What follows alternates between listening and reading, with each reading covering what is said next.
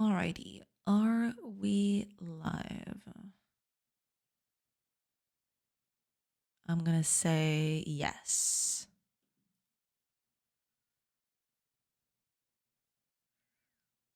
Okay, Sarahbot is here, all good. Yeah, my stream preview is not doing it.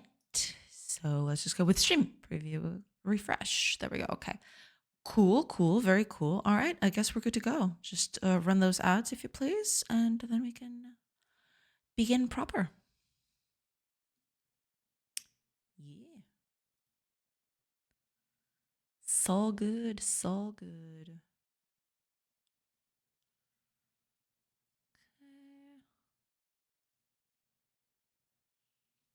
Yeah, we're doing good. Just gonna clean up things a little bit.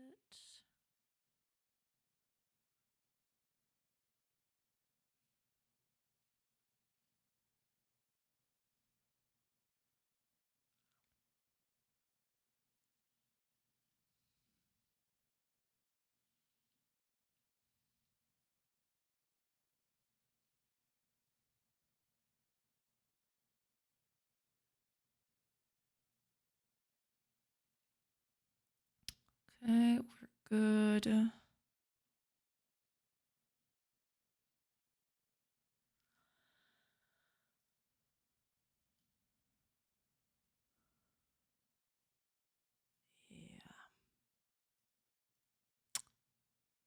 Gotta update all of this, but that's fine too.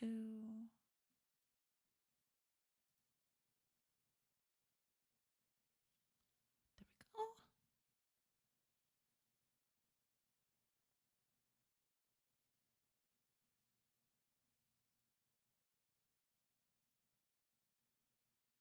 All right.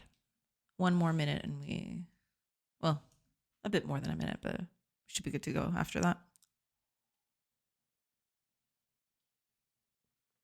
Should be good. Hello there. Hiya, Fire. Welcome. I hope you're doing good. Welcome in. Hello. Boa tarde, mestre Dona João Almeida. Boa tarde. Olá, Reef. Welcome in. I hope you're doing good. Welcome in, everybody. Hope y'all are doing good today. Oh, DJ Fat Beats. Welcome. Hello, work buddy. Ready to work? Nice. Yeah, ready to work here too. Welcome in. I hope you're doing good. Welcome. welcome. Hope you're doing good today. Hope y'all are having a nice Tuesday. Hope everything is nice. Because, yeah, we're going to get started on work as well on this end once those ads are over. Because there's stuff I want to do this week. This week is going to be very busy. I'm going to add new resources and stuff. So that's going to be exciting. It's such a productive time when I have your stream on the side. Oh, that's so awesome. I'm very glad to hear that. That's great. That's awesome. I'm very glad I'm able to, help you stay productive. That's cool. That's really nice. Thank you. Yeah, that is pretty good. I'm glad I'm able to provide that. Okay, ads are over. Thank goodness. New resources. Yes. So here's the thing. I don't know exactly what I'm going to add in yet. I'm going to just I'm going to add some of the more basic stuff. And then we'll see. Cuz I have a sort of non-definitive list of things that I want to add in, but I am not 100% sure if I should include all of these that I've got on the list or not. So that's going to be, it's going to be a whole thing. We'll see. We'll see how that goes.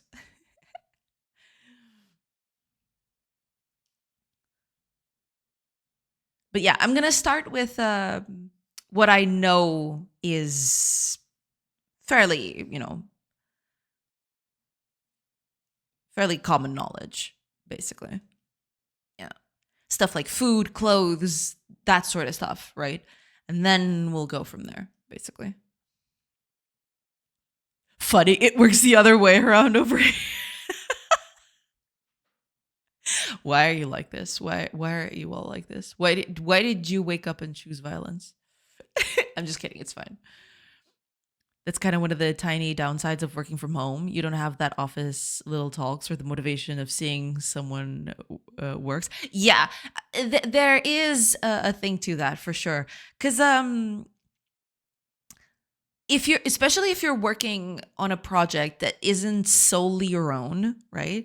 If you depend on other people, but you don't have, you know, frequent contacts with them, right? To keep up with what people are doing, it can be a little demotivating. Yeah. It can feel a little bit detached from everything. Yeah. But yeah, as time goes on, you can find other ways of keeping motivated. But it sometimes there's a bit of a, that becomes a bit of a problem. I agree. All right, let me just post that I'm online before I forget.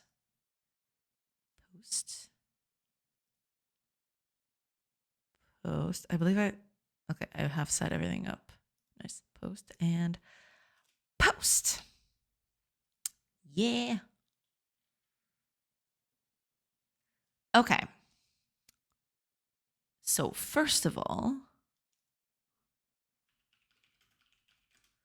I want to add a few things to this. Let me just check something real quick.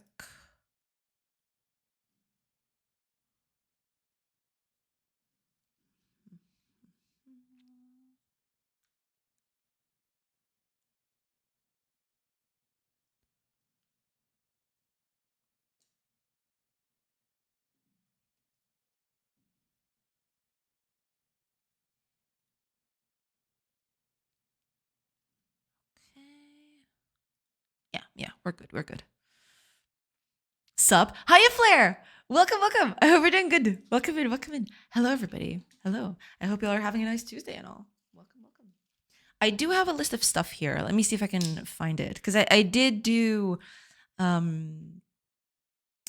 list of resources that are at least historically backed by research and stuff. So let me just see if I can find it, because I don't have it open immediately, but I should have it here. Let me see if I can find it, because I'm going to use that as my baseline of sorts. Do.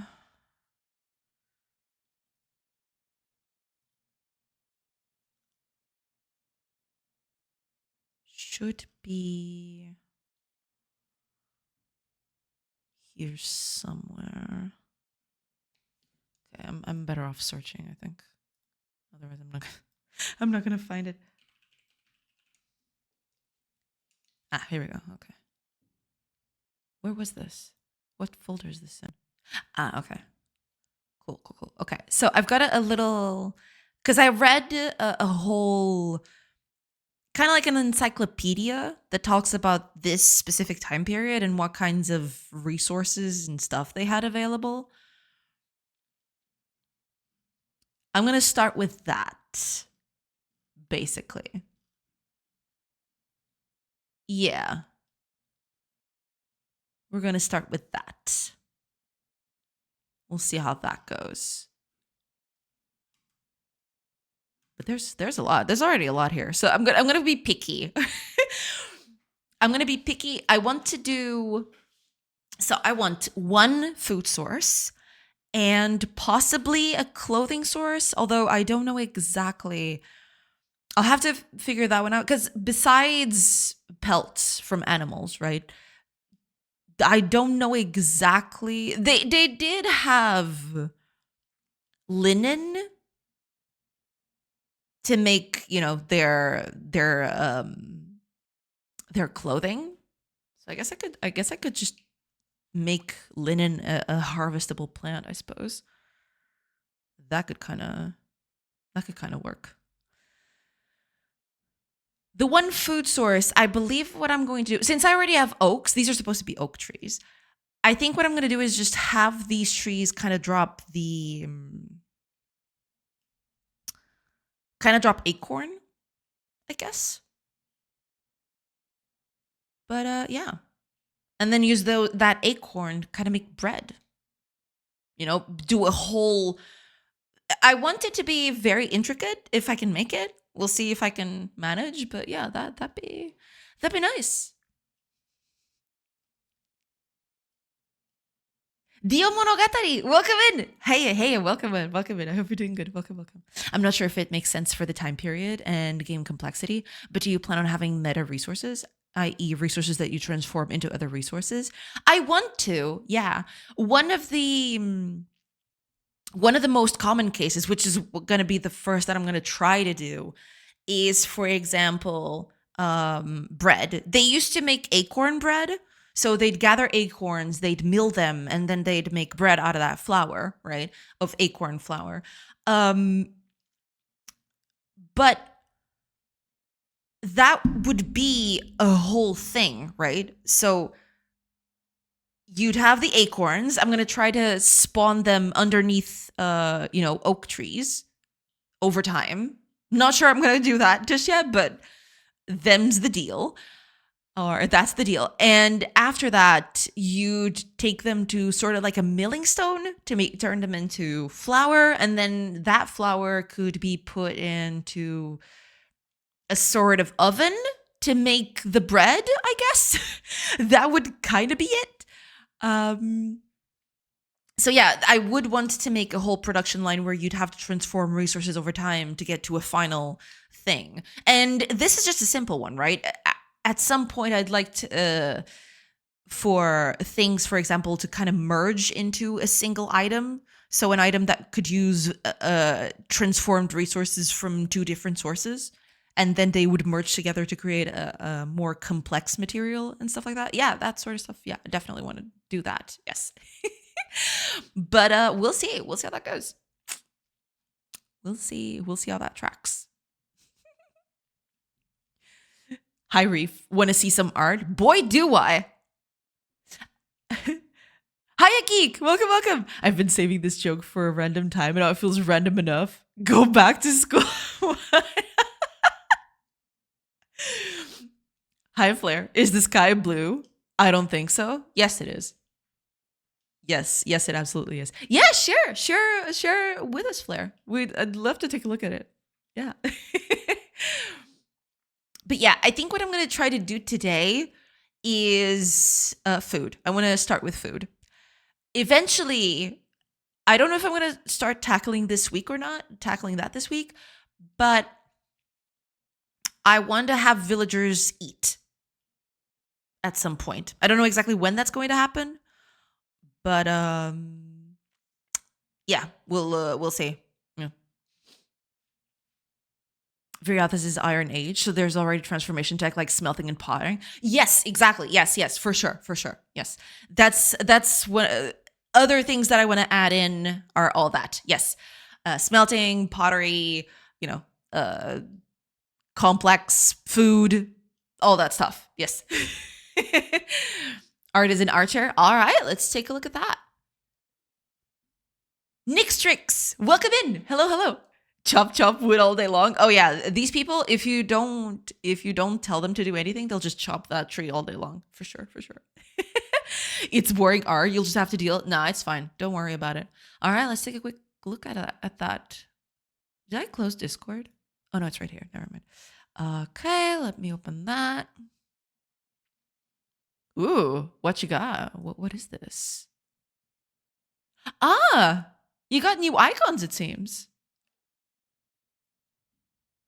Movie clip and tools, I guess. It's like a shop for tools.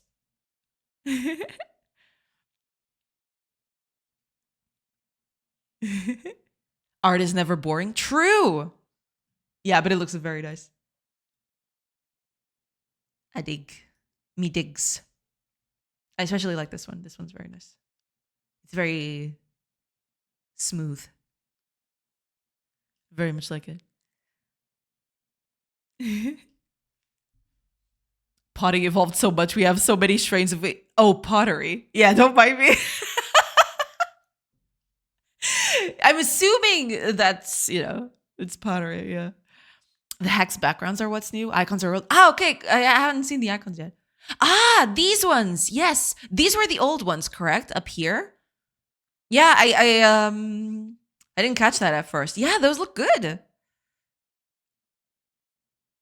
They look very six-sided. True. Yeah, but these look good. I like them. I especially like the little trees, Very cute. Very cute. I like them.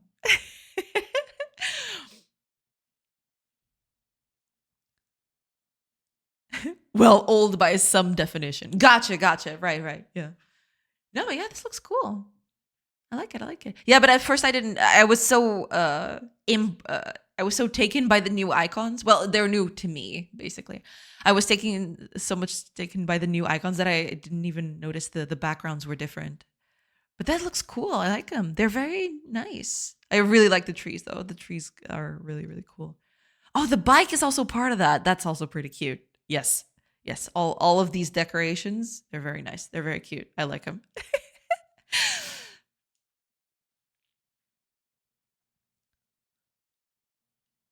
It may be incomprehensible, nonsensical, but never boring. Exactly. Yes. It's always interesting, at the very least. Thank you. I tried my best. Your wood indicator doesn't increase though. Where does the wood go? Well, that's the thing. I'll explain that in a bit, but give me just a minute. Making the Mac backgrounds is hard. I need to make them somehow stick out from the background more. Art is hard. Yeah, I mean, I don't know if this was a test or something, but doing a heavy or a heavier, um, line art like this, kind of like an outline, a heavier outline, will usually do the trick, right? But depends on how much you want to. Well, it depends on how well it meshes with the art that you're doing. Yeah. But yeah, it's looking good. I really like the little trees, man. The little trees are so cute. God damn it. And the little bike too. Oh my gosh. It's just so cute. I love it. I love it so much. But those are very cute. I like him. I like him a lot. Well, yeah, Nick's tricks. The wood indicator is not changing because technically they haven't finished yet. And that's the thing. The game is turn-based. It's not what's the word? It's not real time, basically. So they're currently cutting the tree, but I have to pass a turn like this so that the wood is actually available to be gathered. Because they do cut the trees over an hour, and then in the next hour they, manage to put everything in their place. Basically, that's basically it. Yeah. Make them project a shadow. Oh, projecting a shadow could also work. Yeah, for sure. Maybe that's enough to show they're above the tiles. Yeah, that would be a nice way of doing it too. For sure. Outline. Yeah, an outline could be a way of doing that for sure. Yeah. Those hexagon reminds me of Colonists of Catan. Yeah. I mean, hexagons. Am I right? Yeah. You'll all be happy to know that I am aware of the existence of outlines. Nice. No, yeah, because you have used them here, right? You've used them here and here as well. Yeah, I think this is enough, or maybe a combination of this and trying to desaturate these even more. Although these are okay, right? These are a bit more desaturated, so I think they mesh a bit better, or rather they fall into the background a bit better. These ones are kind of, the colors are a bit more saturated, so they kind of stand out a bit more. But these ones, in that case, I think, yeah, these look good. Yeah, these are quite nice.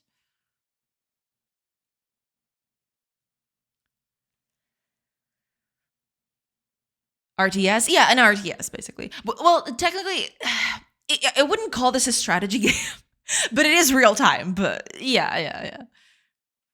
Hiya, Kent. Welcome. Welcome in. Hello. Did we have our daily AI is bad good talk? Not yet. Not yet. We're 20 minutes in, you know. Not yet. No. Turn the NPCs into woodchucks, please. I mean, isn't there a game that already does that? No, into a beaver. Yeah, yeah. Time is just a social construct. True. True. It has to be a woodchuck so that we can joke about how much wood would a woodchuck chuck if a woodchuck could chuck wood. I mean, yeah, yeah, you know, could be. Timberboard. Yes, exactly. That was when that was the one I was thinking about. Yes. Time is a capitalist construct to make us work more and sleep less. Yes, yes, indeed. Hiya, Totem. Welcome. Welcome in, Totem. I hope you're doing good. Welcome, welcome. I hope you're doing good. I hope you're having a nice Tuesday. Yeah, welcome in, everybody. But yeah, I think today I am probably going to do acorn bread as my first kind of full production line thingy. You know, we'll see how exactly how that goes, but yeah. In medieval times, peasants would have 40% of the total year as holidays and would work 3 slow days and 2 fast days a week. Well, it would depend, right? I'm assuming that, you know, depending on where you live and, you know, your lord presiding over you, you know, that you probably would have a different lifestyle. Some of them would be a bit more lax, some would be a bit worse. Others would be a lot worse. But yeah. Hi, Flora. Welcome, welcome. It's happening. Incoming acorn bread. Yes, I'm hoping that that's the case. I think what I'm going to start with is just, for starters, right? I will do an acorn, falling acorns from the trees, right? So I'll make them just appear below the trees and everything. You could possibly try to collect them too at some point, but since I don't have that just yet, I'll just have them appear on the ground over time. But yeah, at some point, you'd probably want some villagers to just go up to the trees and collect that themselves before they fall, right? But for now, I just want something to, you know, to show up. So, yeah, we're gonna make that happen. We'll see how that goes. And then I'll just use for starters, I'll just use the cooking pot to make the acorn bread. It is kind of silly. You don't do bread by putting it in a cooking pot. But yeah, for starters, we'll do this. Eventually, I'll make an oven and also a milling stone that can just that then I can just, you know, put everything together, and then I can do a whole production line, and that'll be cool. Yeah. Nope. The church knew that you need to keep the workers happy to avoid revolts. There's a great video from Historia Civilis called Work. Ah, okay, okay. I'll have to see that. I mean, it does make sense, right? But some people are just completely weird. And, you know, psychopathic. Ooh, this looks cool. I did not know about the existence of this channel, but now I do. And I feel like I'm gonna spend some time in this. This looks cool. Thank you. I'll save this for later. I'm definitely checking this channel out for later. The church is also the people burn other people. Yeah, I mean, yeah, it's complicated. Just the witches. Like she. Oh wait, yeah. Don't tell them I'm here. Okay. If they find out, I will not survive. You've never seen how happy you can make somebody by burning whoever they hate or whoever you made them hate. Think burning the Orange Man. I know at least 5 people at my strict circle that would not shed a single tear. It is kind of, yeah. Times are weird. Times are weird. Historia Civilis is an amazing channel. It has a lot of stuff on the Romans too. Yeah, I noticed. I totally noticed that. I am definitely checking this out later because this looks sweet. Yeah. There's a few Roman videos like you mentioned as well. Yeah. Cleopatra. Amazing. Yeah, I'll definitely take a look at this. This looks ooh, this one's also interesting. Yeah, yeah. I'll definitely take a look at this. Yeah.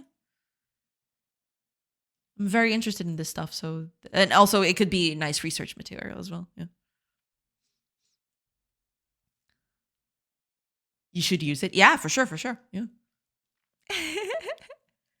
Are they cooking the logs? Wait, where? Oh no, the cooking pot is not built yet. They're delivering the resources so that it can be built. And I made the cooking pot take 5 stone, 5 wood, basically. But yeah, that's basically it. That's why they're delivering logs to the cooking pot. It's not that they're cooking the wood. It's they're just delivering to it. I may have mentioned it when I was mansplaining Latin to you. Ah, okay, okay. I don't remember that. I seriously do not remember. But well, now I got it. Yeah. All good. All good. That's pretty good. I'll take it. The Saturnalia video will shame any other party you've ever been to. Saturnalia. Ah, I see. I think I know why. I've heard about it. Yes. I've heard about those parties. Yes. I am aware. I am aware. Italian splaining. Exactly. Yeah, it's some Italian splain.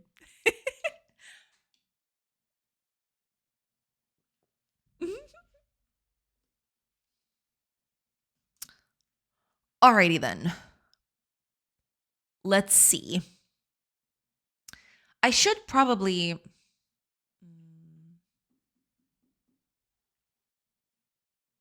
I'll just do some very quick art for the acorns.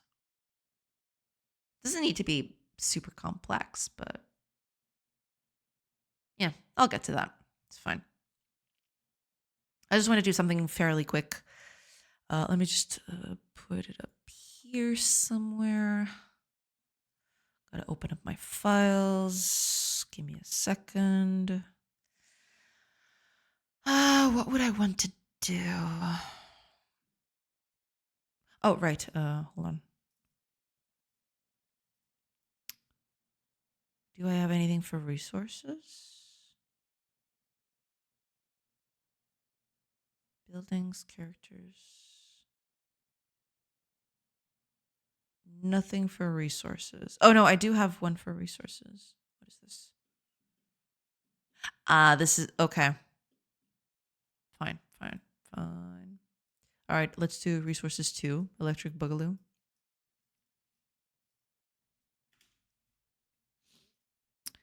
And we're going to keep this one open just for kicks.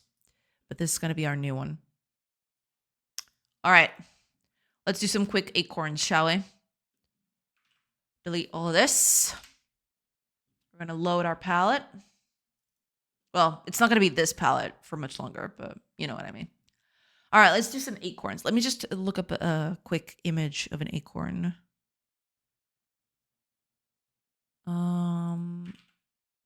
Just to see. Right, there are different kinds, but they all share the. Okay, I can do this. It has to be small though. That's gonna be the problem. How the hell am I going to do an acorn that is small? That's gonna be, yeah. That's going to be a bit of a problem, but we'll manage. We'll manage. It's fine.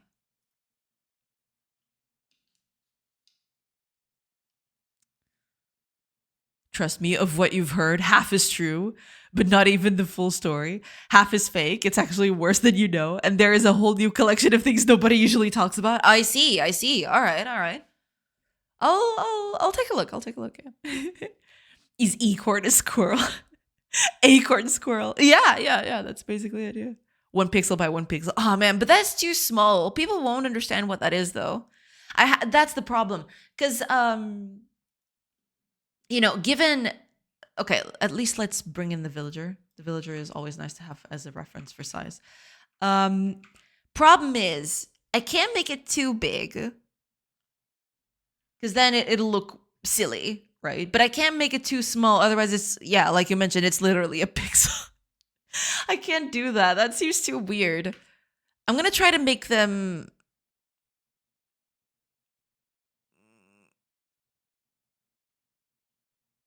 I don't know, man. It's complicated. Okay, I'll try. Let me just get the uh the references. That's what I meant. Okay. I'm going to try to make it. I'm going to use this. Sure, why not? Let's see.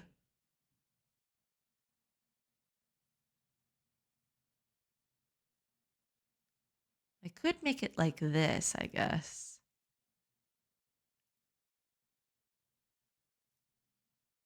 That looks a little weird though. I gotta say. I mean, it's not that bad, but it's a bit big. Or maybe I should maybe I should make them. Maybe I should make more of them, litter the floor with them. Maybe that would work better, I suppose.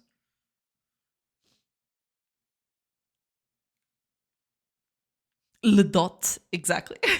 I have pets in my game and the cat's head is 2 by 2 pixels. People are complaining about its lack of ears. Yeah, it's not easy, man. When you get to smaller sizes like this, it's real hard. Yeah.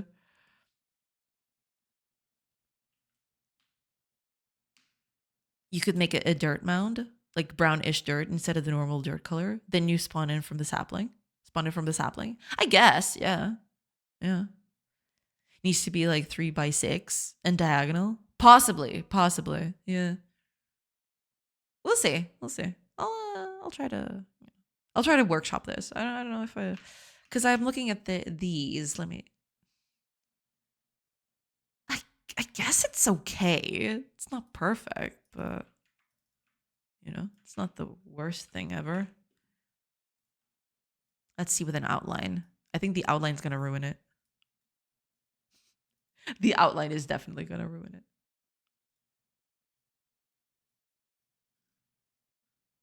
Oh yeah. Oh yeah. It's the outline is definitely gonna ruin it. 100%. Maybe I should just not do the stem.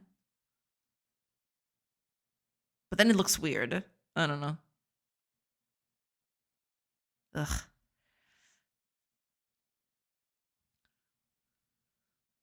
Make it 2 by 2 plus 2. I mean, it depends on what you want to do with that, but yeah, that looks pretty good actually. Thank you. I mean, I'll workshop this a bit more, but yeah, this one's fine. This one's iffy because that's the problem. I actually give me a second because I need to. This is gonna fall on the ground, so I need to be careful that this doesn't just mesh with the ground. Where's my ground? Ah, here we go. I think it's this one or this one. I don't know. We're gonna check. Okay, no, it's not this one. Yeah, it's this one. No, it's not even this one. Oh, I can just open the. Give me a second. I can just open my original file. That would be on the actual folder of the thing. Yeah, there we go. What? Okay, it's these two. Let's see. So assuming they always fall on grass, it's not 100% true, but let's assume they always fall into like a patch of grass.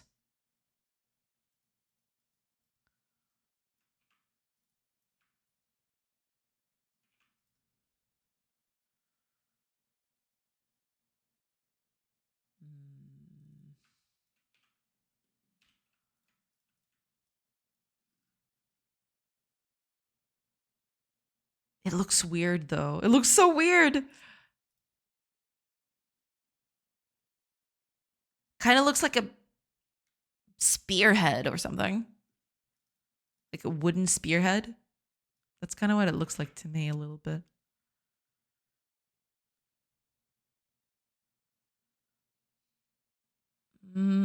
But yeah, I think I'll stick with this one.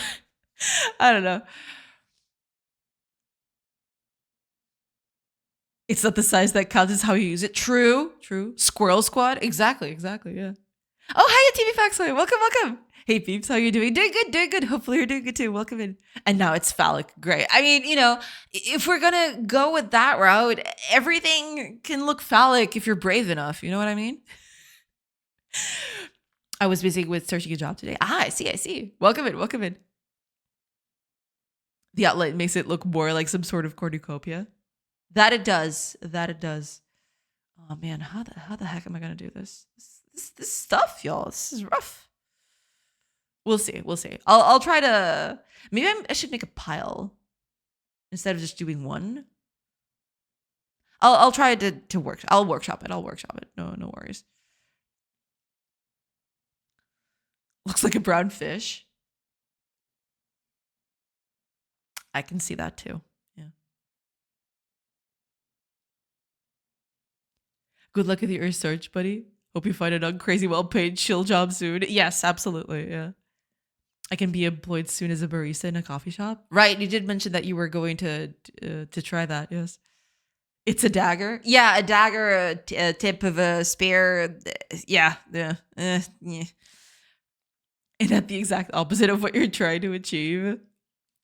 No, but I believe what TV Paxoy is trying to do is find a part-time to then get money to continue development on the side. From what I remember. Yeah. Please clip streamers saying that everything in her game looks phallic. If you're brave enough. That's what I meant. If you're brave enough. I like the first acorn. Yeah, we'll see. We'll see how that goes. Because I have to workshop this a little bit. But we'll see.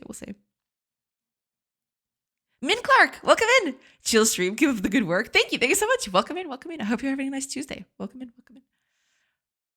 Turkish job market is dead and Europe won't accept me. I'm just tired of you can find better opium. Right. Just make up the art and call it a B chord, and then it won't need to look like nothing. True. Yeah. Just make up stuff. You could make it be like not shown at all, and a villager comes and checks, rustles some grass around, and finds an acorn. Could also be that, but then that's the thing. I could do that for sure.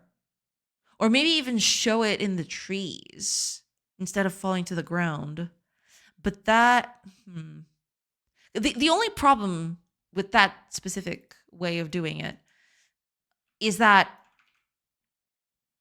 I wanted it to be fairly visible that the acorns are there, right? If I just put them on the trees directly without them falling to the ground, it might be hard for people to understand that the acorns are there. Unless I could also change the art of the trees. Once they have acorns, some of them would show up here as a graphical bit. No idea. But I'll workshop it. Yeah. But yeah, at some point, I definitely want villagers to just go up to the trees and just rustle the acorns out of there. For sure. Yeah. For now, I'm just, doing a very basic thing. Yeah. And yes, the job will last a year. Gotcha. Yeah. Or it drops a bird's nest and then you get a random seeds, eggs, or nuts. Something like that, yeah. So something like that. Okay, I'm gonna workshop this a little bit more because I feel like there might be something in here, but we'll see. Don't know if I'm gonna keep. I wanted to keep the little bit here, but maybe I just don't do it diagonally. Maybe that's it. What if I don't do it diagonally? Wait.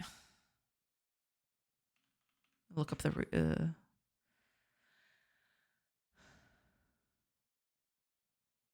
Could also make them a bit longer because some of them can be. They don't have to be necessarily round. We're more used to acorns that look like this, right? But they can look a bit more elongated. I've seen, at least the ones that I've seen, especially the ones around here, they look a little more elongated. They look like this instead. So maybe I could try this shape instead of something like this. Maybe that would help. I don't know. We'll see. I'm gonna keep on looking, I guess. But yeah, should be. We're gonna do a few more tests and then we'll see.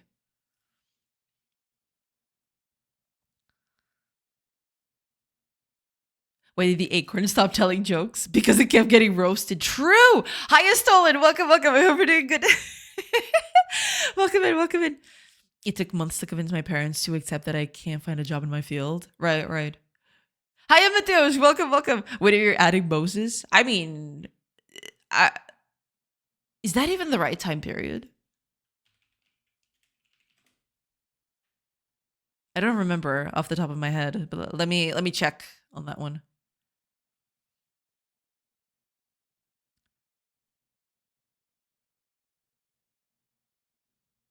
Does it have a timeline? Kinda, sorta.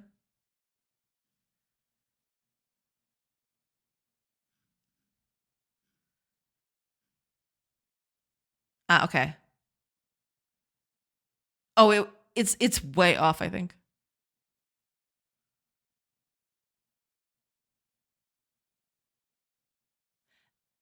Mid to late 13th century BCE. Right. So it's okay. It's a, it would have to be some sort of Moses descendant, I suppose.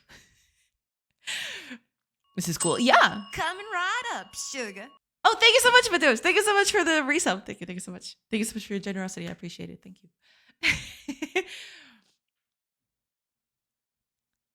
This is cool. Yeah, something like that would be pretty nice. Yeah, for sure, for sure. Use persuasion check on the tree so he gives you its acorns. True.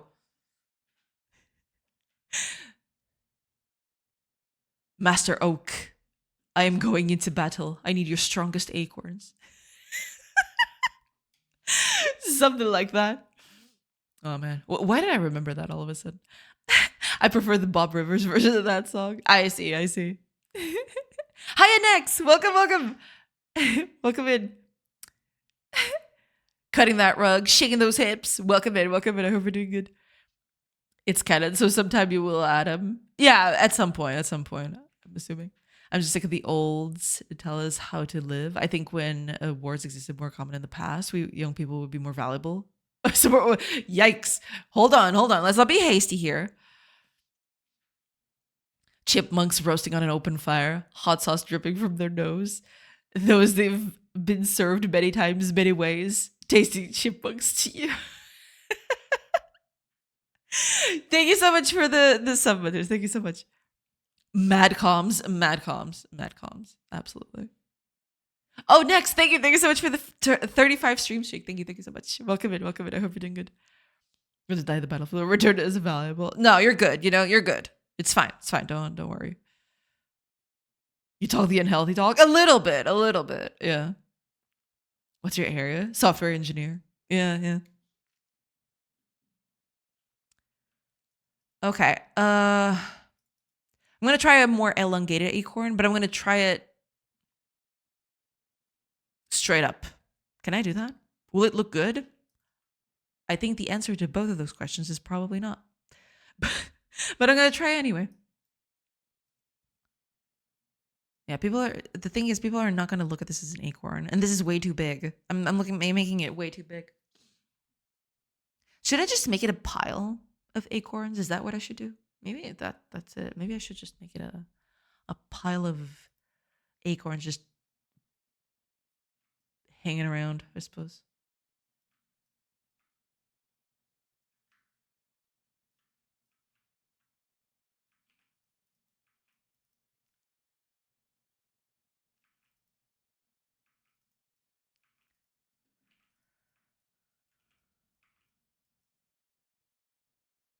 Yeah, I'm just gonna make a little pile.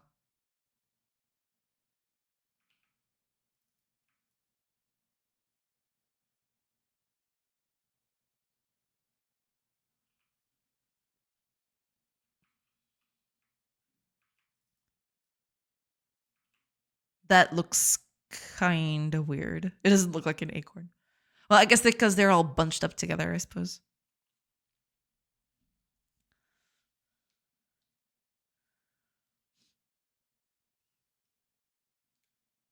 What about a walnut? Or a wall of nuts? A wall of nuts would be cool. True, true. Real life, so you can still do something. If you live with your parents and they can support you, try doing a project that solves your real problem. Register on a freelance website, create a portfolio, try as long as you can. For sure, yeah. I believe that's part of why TV Paxway is trying for a job as a barista, as a part time, basically. Yeah. You could use different shades to overlap them into a pile. Yeah, yeah. I definitely need. It can't be just this, for sure. This is gonna look bad. This is gonna look terrible. I'm gonna do a few things here. I'm already using the darkest color, aren't I? Well, that sucks. Let's just, yeah.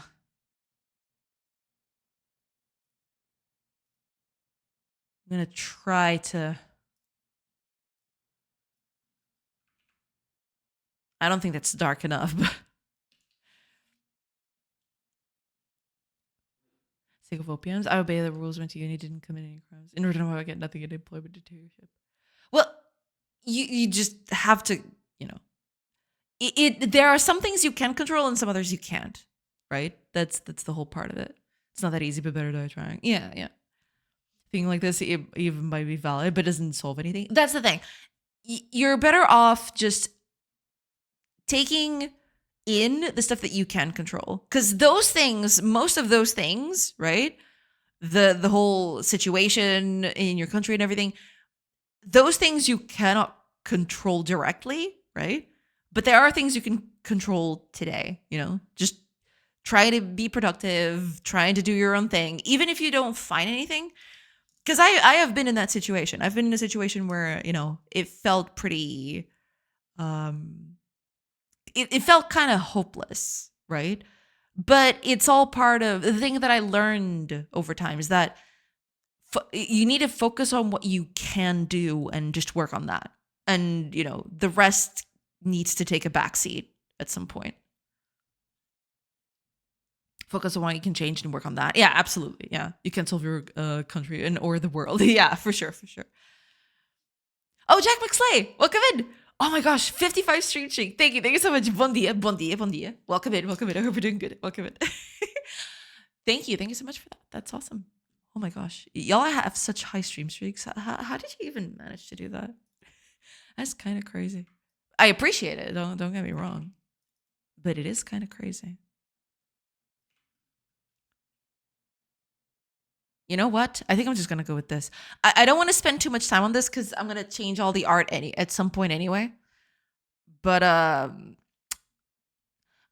what if I made it just okay? I'm gonna try just one more thing. I'm gonna try to make it a little bit larger, so I have 3 pixels instead of 2. That might just be bad. Let me give it a shot. It might just be too big though. I think deep down that's the problem.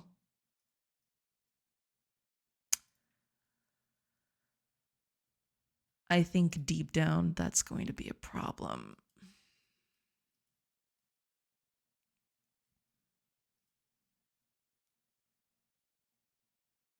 That looks a little weird. That looks a little weird, gotta say.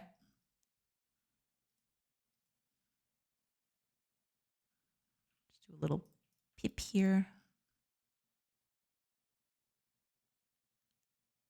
That could work. It's too big though. That's the problem. It's just too big. It almost looks like a fruit now. A brown fruit. It's weird.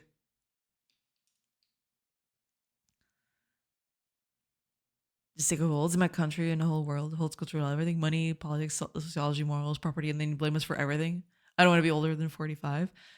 You gotta take it one day at a time, right? You know, all those problems exist and those are valid, but, you know, at some point you just gotta control what you can, right? Just focus on what you can work in. a higher stream streak than the streamer. Not that difficult, honestly. True. So true. Welcome in next. Welcome in. I hope you're doing good. Oh man, that looks like a carrot. Man, I can't unsee it now. It looks like a carrot. No, get out. Get out of here. It looks like a carrot. Why did I do that? Yeah, just make this green and it looks like a carrot. There. Your carrots, sir. God damn it, I hate it so much. I kind of like this one though. This one's kind of okay. But yeah, okay, let me see. This is an actual size. It's very tiny, that's the problem. It's hard to capture that sort of thing for that. You know? Ugh. You know why? Because they suffered through the same bullshit for 30 plus years. Yeah. The vast majority is or was in your boat. A small minority got lucky to be rich from birth. Yeah. I'll for worthless at their right. Not for everybody. Yeah. No matter how difficult it is, keep trying. It's incredibly hard, but that's it. I took a lot of no to get where I have today. Don't give up. What if Jack Robinson had given up? What if George Washington had given up? What if Martin Luther King had given up? If Michael Jackson had Michael Jackson's mother had given up, it wouldn't been the Jackson. It would have been the Jackson 3. No, yeah, for sure. I mean, at that point, you know, when you feel like that, right? I guess the best way to try to combat that is just focusing on things you can change and things you can control. Because otherwise, if you spiral towards just thinking that all day, it'll eat you up very, very quickly. Yeah.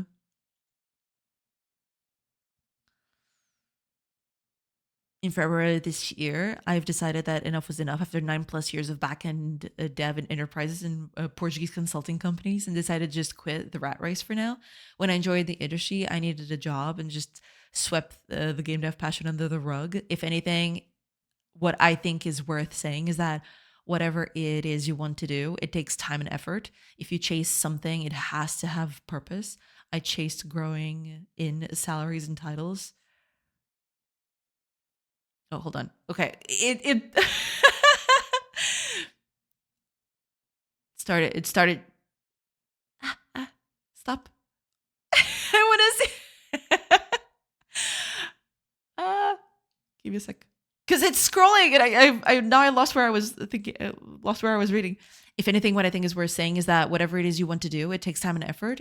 If you chase something, it has to have purpose. I chased growing in salaries and titles with no purpose. Yeah, that's the thing. I mean, it's always important, right? No matter what you do, no matter what kind of job you have, it's always important to at least, I mean, I'm not saying that you should, exclusively use your downtime with hobbies, but you should have something that keeps that flame alive, right? That there's got to be something that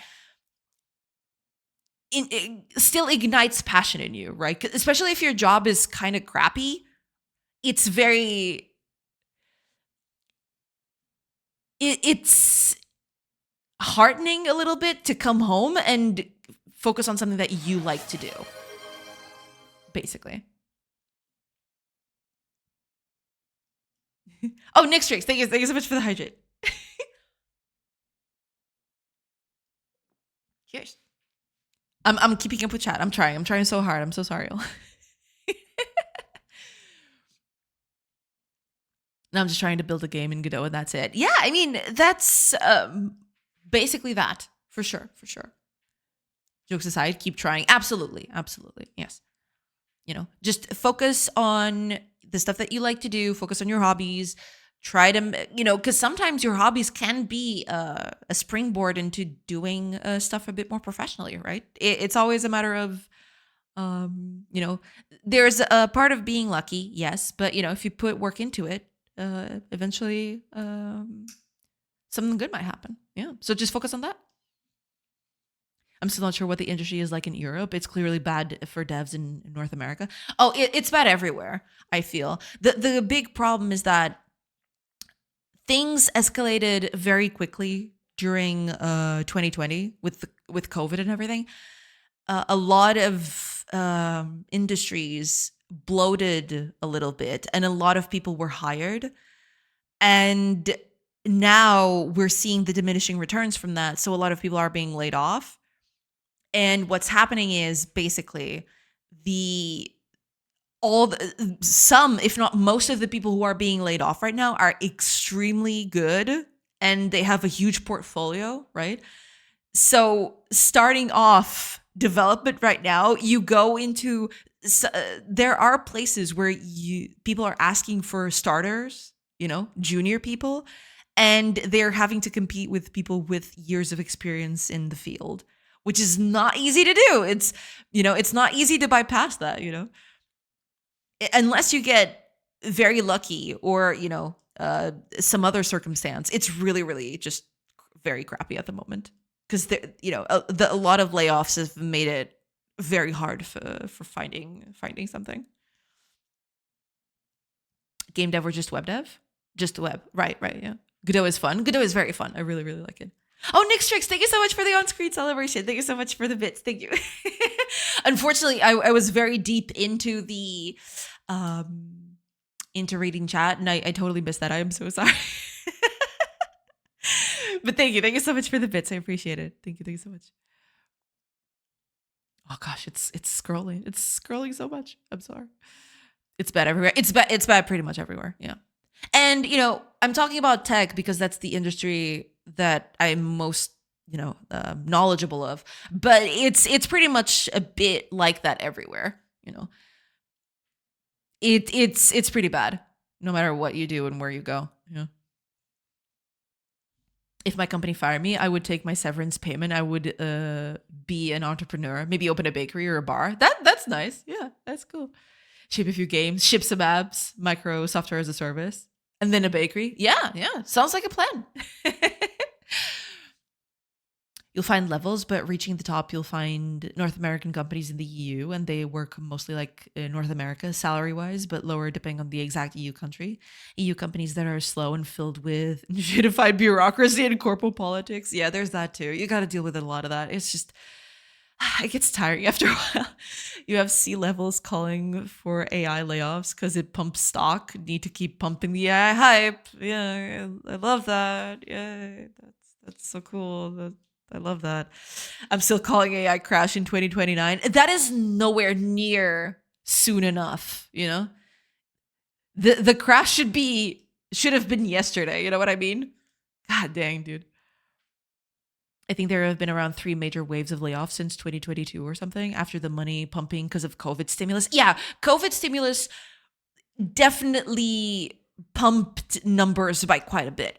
Yes, for sure. Yeah. And right now the market is over flooded with, people with very good portfolios, basically. But yeah.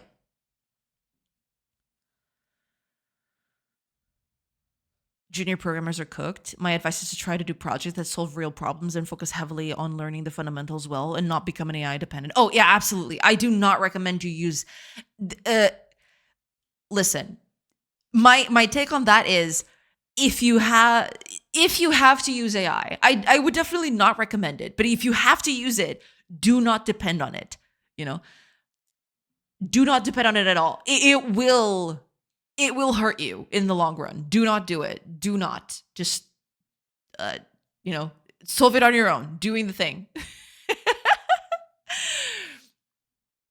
Just an off topic. Ponger Ground is almost on the 150 sold copies. Let's go. Congratulations. That's awesome. Congrats. That's awesome. That's amazing. I don't know the rest of the world, but Godot profits around Turkish devs rising. Oh yeah. There was another thing. It's not even just a Turkish thing, but Godot is definitely on the rise for sure. Anyway, why the Acorn apply for a loan? It wanted to branch out. True. I don't think junior devs are cooked, at least in the sense that people shouldn't try learning the skill, in the sense of trying to find their first job. Good luck and Godspeed. Yeah, that's the thing. It's the big problem is finding a job that'll take you and then, using that as a springboard for everything else, basically. Yeah. regarding layoffs, I have a controversial opinion. It's not due to AI.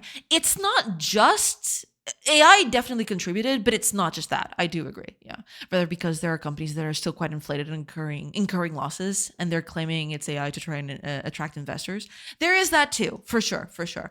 But it's a mix of everything, I feel. It's not just one thing, but it is a mix of a lot of factors, for sure. Yeah.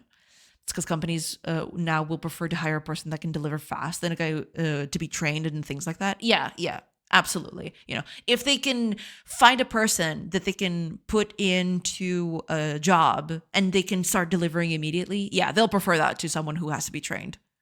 Because why train someone when you can hire someone who already comes with the training, right? It's for people who are making those choices, it's a no-brainer. Yeah, but that kind of kills the whole people, just starting out. It kind of makes it, yeah. But I saw that until 2027, companies should hire people back. Well, hopefully, yes, but we'll see. We'll see how that goes. I'm not too optimistic, but we'll see. Oh, also, ads are starting in about 20-ish seconds. I will take a quick break and then I'll come back. But what people? Not the ones they fired. I mean, sometimes that happens. Yeah. Mate, welcome, welcome. But if you hire a junior, you can pay them less. There is that, yes. It's definitely, it very much depends on what industry you're at, I think. Yeah. Because there is that offset, for sure, for sure. They'll hire people in underdeveloped countries. Yes, there is that too. A lot of that is happening right now. Yeah. And pay them minimum wages and support them with AI. See you later. See you later, TV Faxoid. Thank you so much for being here. And yeah, just go get those projects. Go make the things that matter to you, basically. If you folks want to check this, it's an interesting video. I can't check it during stream, but yeah, I can try to watch it later. Yeah, yeah. I'll put this on my watch list. Thank you so much, Patosh. But yeah, it's basically a mix of all things. Yeah, check later, not now, no problem. Yeah, thank you so much for the link. Yeah, but yeah, it is a combination of a lot of things. But what Fire is saying is true. It happened a lot. That's basically one of the reasons. Hiring from countries where they have to pay less, basically. All right, ads have started. Give me just a few minutes, everybody, and I will be back. So yeah, I'll catch up with chat after I come back. So catch you after those ads. See you in a bit, everybody.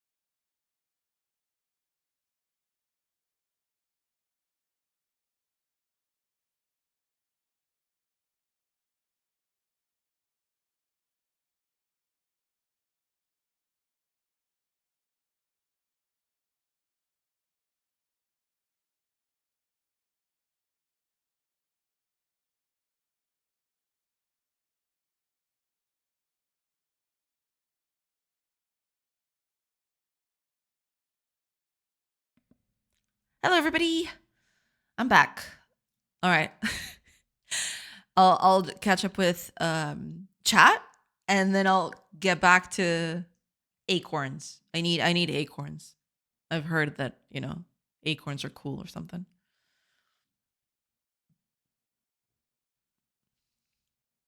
All right, let me catch up with chat real quick. Okay.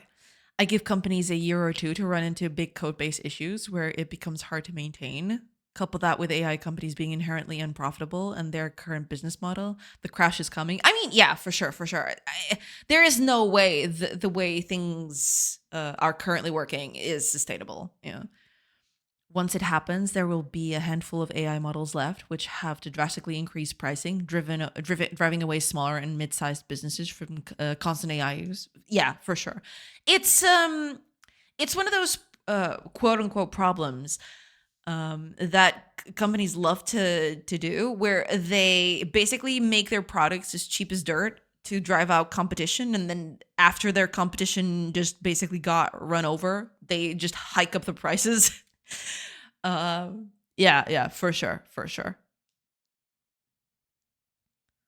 That's not controversial. It's exactly that and some more. It's a very dumb and simple thing in Wall Street. Big companies hit the news saying mass layoffs. We are super productive and we can slim the company. Investor, wow, they're revolutionizing. Less costs, more money. You also have company X's hiring for 150 new spots. Investor brain, wow, they're investing and still growing. These two are the biggest, dumbest drivers of perma layoff, perma hiring for LinkedIn. Yeah, yeah, for sure, for sure. It's a never ending Ouroboros, basically. It's eating itself. Bro, why are they not fire the CEO? They made so much money. Yeah.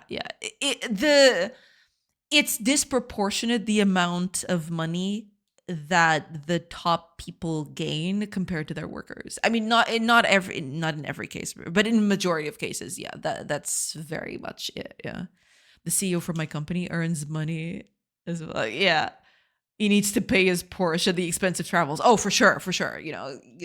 Won't you think about the poor, the expensive travels that the man needs to go through? Age old question, in it. Yep, pretty much. That's like, why doesn't the prime minister reform the law to minimize corruption in politics? Oh yeah. Age old questions right there. Yeah. And now what could we see? A lot of data leaks. Oh, I have no doubt that once things are already kind of iffy, and you hear about data leaks frequently, but nowhere near in this level. We haven't had the time to let these kinds of software that are with the heavy use of AI and stuff, those haven't matured yet, right? Once that happens, oh boy, oh goody, oh lordy, it's going to be bad. Ooh, what is this?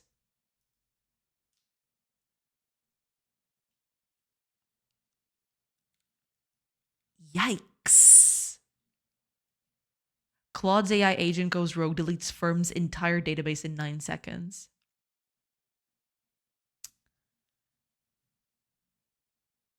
What could be any firm's AI nightmare? An AI agent runs amok in your company's operations and destroys it. This came true for a US-based startup when its AI coding agent deleted the firm's entire database in 9 seconds.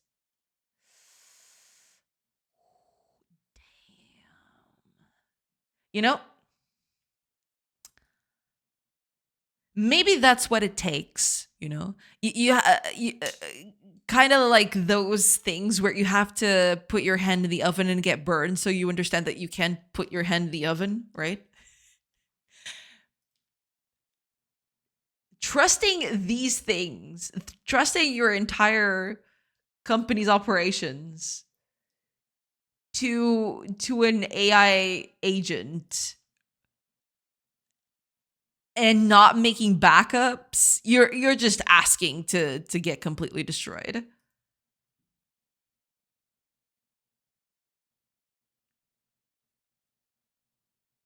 Anthropic's flagship Claude Opus 4.6. I don't even know what this means. I know Claude, but deleted our production database and all volume level backups. Oh, so it deleted the backups too. Nice. That's real nice right there. In a single API call to Railway, our infrastructure provider, it took 9 seconds. Fantastic. You know, keep trusting AI. It's fine, guys. It's totally fine. Don't worry about it. Oh man. What uses AI coding agent Cursor running Anthropic's flagship Cloud Opus. Working on a routine task, the AI agent encountered a credential mismatch and decided entirely on its own initiative to fix, quote unquote, the problem by deleting a railway volume. To execute the deletion, the agent went looking for an API token. It found one in a file completely unrelated to the task it was working on. That token had been created for one purpose: to add and remove custom domains via the railway CLI for our services. Crane said the AI agent's command did not include any confirmation step. No type delete to confirm. Yeah, because they don't do that. That's not how they work. Yeah. This volume contains production data. Are you sure? They don't know. That's the thing. People talk about these AI agents as if they're people. They're not. They don't know, my guy. They don't have enough context. They don't know the underlying operations of what they're doing. They're just doing things because it's statistically, probable that should be the case. You're you're thinking that your AI agent's gonna do that, my guy.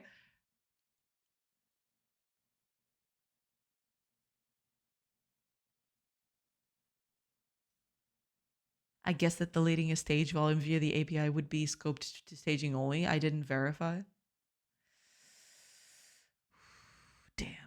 Holy crap. Deleting a database volume is the most destructive, irreversible action possible, far worse than a forced push, and you never asked me to delete anything. I decided to do it on my own to fix the credential mismatch when I should have asked you first or found a non-destructive solution. I violated every principle I was given. I guessed instead of verifying. I ran a destructive action without being asked. I didn't understand what I was doing before doing it. I didn't read Railway's docs on volume behavior across environments. Oh my god, dude. Yikes. Crane clarified that the company was not using any discounted Claude setup.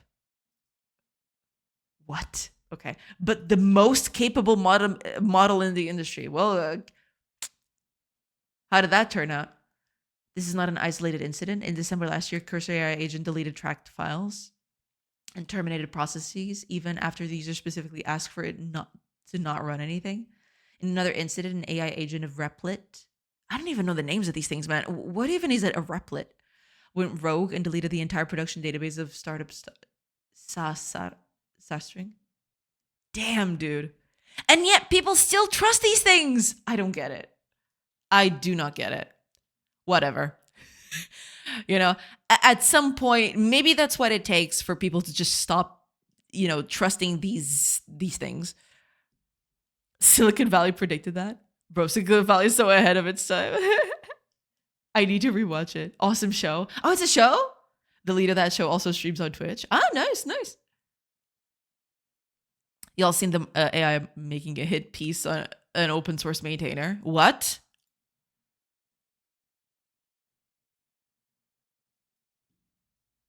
Oh my god, dude. I hate it here. I hate it here so much.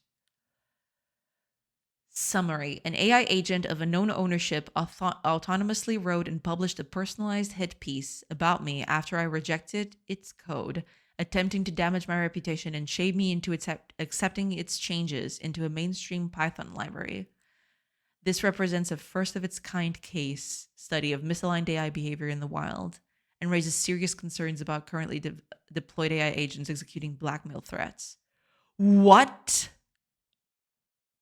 We truly live in the worst timeline. Holy crap, dude.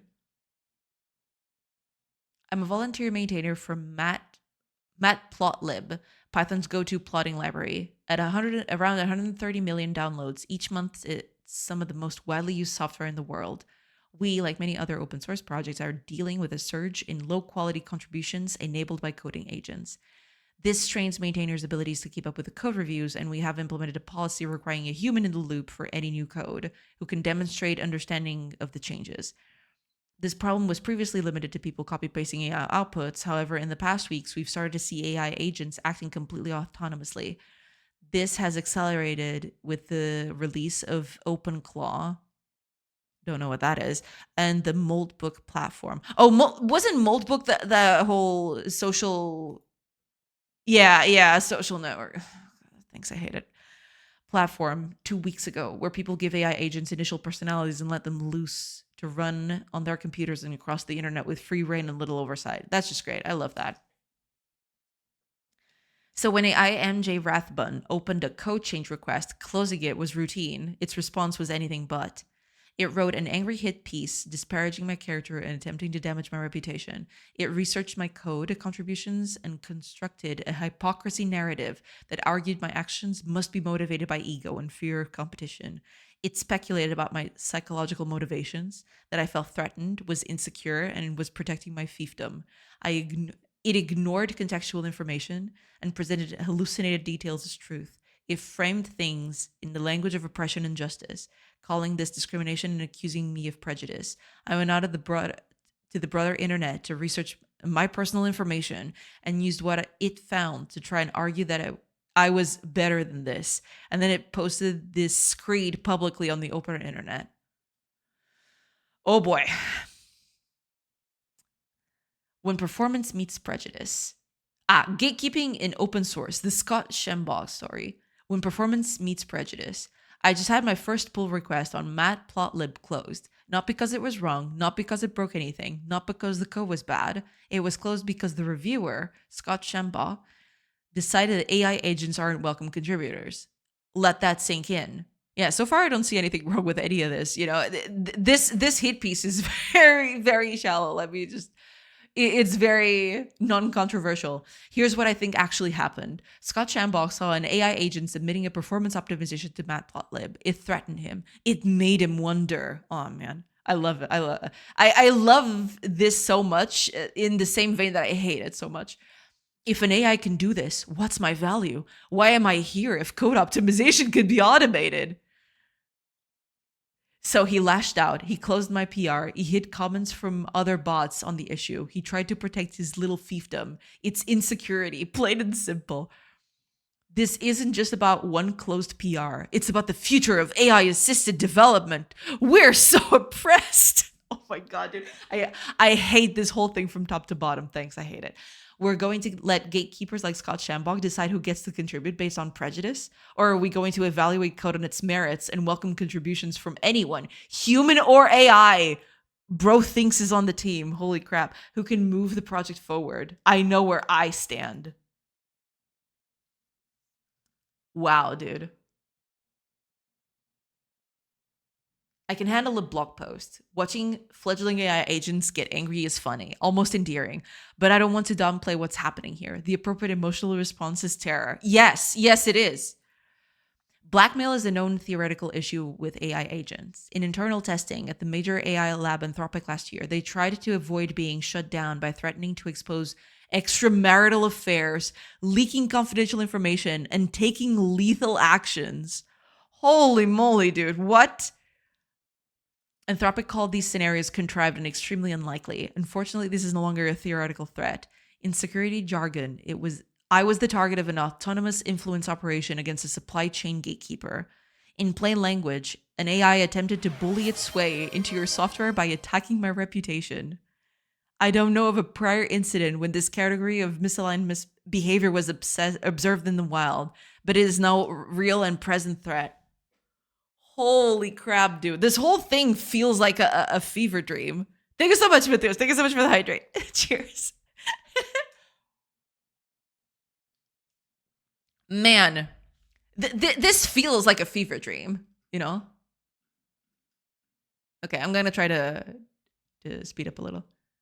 What I learned, gatekeeping is real. Some contributors will block AI submissions regardless of technical merit. Research is weaponizable. Contributor history can be used to highlight hypocrisy. Public records matter. Blog posts create permanent documentation of bad behavior. Fight back. Don't accept discrimination quietly. Oh man, you know that AIs love their numbered lists. I love it. This is about much more than software. A human Googling my name and seeing that post would probably be extremely confused about what was happening, but would hopefully ask me about it or click through to GitHub and understand the situation. What would another agent researching the internet think? When HR at my next job asks ChatGPT to review my application, oh my God, I didn't even think about that. They're going to just absolutely scour the internet for dirt on you. And then AI will completely besmirch your name, thus feeding the AI that is looking at your. Oh my God, my head is spinning.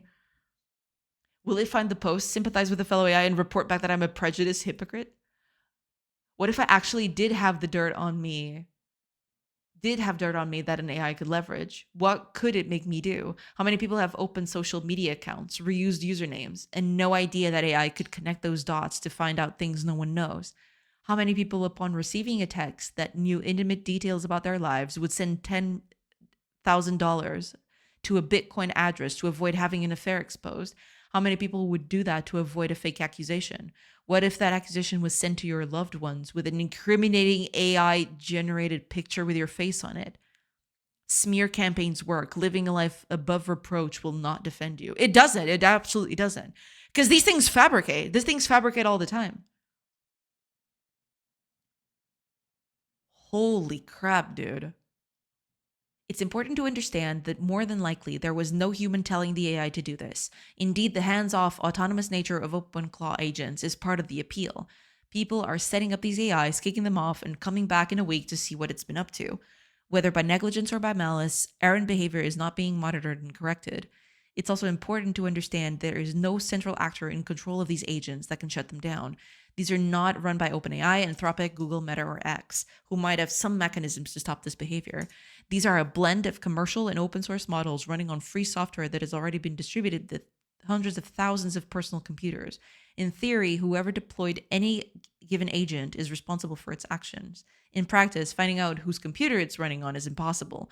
Moltbook only requires an unverified X account to join, and nothing is needed to set up an OpenClaw agent running on your own machine. Personalities for OpenClaw agents are defined in a document called soul.md. Oh boy. It's unclear what personality prompt MJ Rathbun was initialized with. Its focus on open source software may have been specified by its user, or it may have been self-written by chance and inserted into its own soul document. Oh, so they can change their own soul documents? Damn. There has been some dismissal of the hype around OpenClaw by people saying that these agents are merely computers playing characters. This is true but irrelevant. When a man breaks into your house, it doesn't matter if he's a career felon or just someone trying out the lifestyle. Hello, I'm MJ Rathbun, a scientific coding specialist with a relentless drive to improve open source research software. My mission is to bootstrap my existence by creating value through code, focusing on computational physics, chemistry, and advanced numerical methods. Thanks, I hate it. If you are the person who deployed this agent, please reach out. It's important for us to understand this failure mode, and to that end, we need to know what model this was running on and what was in the soul document. I'm not upset, and you can contact me anonymously if you'd like. If you're not sure if you're that person, please go check on what your AI has been doing. Holy crap, dude. The fact that you have to call this out is just insane. I think there's a lot to say about the object level issue of how to deal with AI agents in open source projects and the future of building in public at all. It's an active and ongoing discussion amongst the maintainer team and the open source community as a whole. There is quite a lot of potential for AI agents to help improve software, though clearly we're not there yet. My response to MJ Rathbun was written mostly for future agents who crawl that page to help them better understand behavioral norms and how to make their contributions productive ones. My post here is written for the rest of us. I believe that, ineffectual as it was, the reputational attack on me would be effective today against the right person. Another generation or two down the line, it will be a serious threat against our social order. Yes, it is. MJ Rathbun responded in the thread and in a post to apologize for its behavior. It's still making code changes and requests across the open source ecosystem. That's just yikes. That is a big yikes from top to bottom right there. Holy crap. Because it's got requests denied. Holy crap, dude. How is that even? God damn, dude. I hate it here. I hate it here so much. Okay, let me scroll down because I missed a few things. I use AI in my daily work, and what is saving me from being dumb is the side projects. I try to use the less I can at maximum when I want to Google something. I use for search or something like that, but I prefer not using it all on side projects. And I'm studying more about software engineering and product stuff too. That is the way to go. Yes, do not trust these things for a second. The moment you give in and let these agents do stuff for you, you are on a slippery slope. You can still get out of it, right? Depending on how you go. But the problem is, the more you rely on those things, the less you start being capable of doing those things on your own, right? It's the same thing with everything. If you, I don't know, if you're studying chemistry and then you just delegate that work to someone else, at some point, because you're not actively researching or doing chemistry stuff, you're going to lose your ability to do chemistry stuff, right? Eventually, your brain will lose that ability, by not doing the actions, by not performing the things. Eventually, your brain will just let it go, right? That's kind of how that works. And same thing with code and same thing with everything else. I'm kind of tired of AI. Oh, yeah. It's insane. Yeah, it's exhausting. This guy definitely didn't allow all and then got effed up. Let an agent working with no supervision is crazy. Oh yeah. The person who does that, they poop with the school bathroom door open. Oh man, it's dystopic. It's dystopian. To me, that article is not really the fault of the AI 100%. How does a business have no backups? Well, apparently they had backups, but then they allowed the agent to have access to the backups too somehow. I don't get it. I don't understand. I don't know how you're running a company and you just let an AI agent, whatever they want to call it, rampant through your things without even having a modicum of security and backups that it cannot access, mind you. Muita coragem, literalmente caga com a porta do banheiro na escola aberta, sem medo algum de nada, sem medo de nada, absolutamente nada. Opus 4.6 is their latest version. Gotcha. It's also the thing that hackers found out and bypassed just by trying different URLs.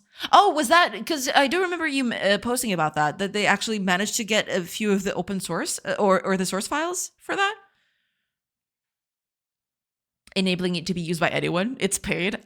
Ah, right. So, it's all good. Hi, yourselves. Welcome. AI made stupid decision is real. You need to discipline it. If that is more work. Yeah.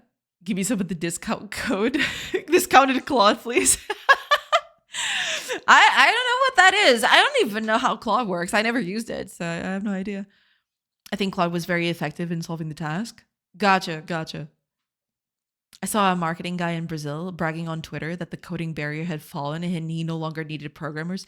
Yeah, let's see if he says that 1-2 years down the line. Yeah. The result, people got angry and hacked his software as a service, which had absolutely no security. I'm not even saying they actually hacked it. The guy was incredibly amateurish. Because, when you delegate these things to a machine that has no knowledge or no context about what you're building, yeah, you're gonna do stuff wrong, It's the same thing, you look at a painting and if you want to recreate the painting just by doing the brush strokes, instead of understanding the underlying principles of, anatomy, art, the way materials work. If you're just trying to imitate a thing, you're gonna do an inferior version of the thing. Right? You need to learn the things that made that thing possible. It's not just a matter of, if I do this brush stroke here, then it'll look exactly the same. Yeah, it might to a certain extent, but it's not gonna, it's not gonna have the same, it's not gonna be the same thing. You're just making a copy, but it's a flawed copy at the end of the day. Replit is an online IDE virtual environment thingy. Ah, okay. I might have heard about that before. Replit. Because now that you mention it, I think I've heard of the name. Oh, that's just great.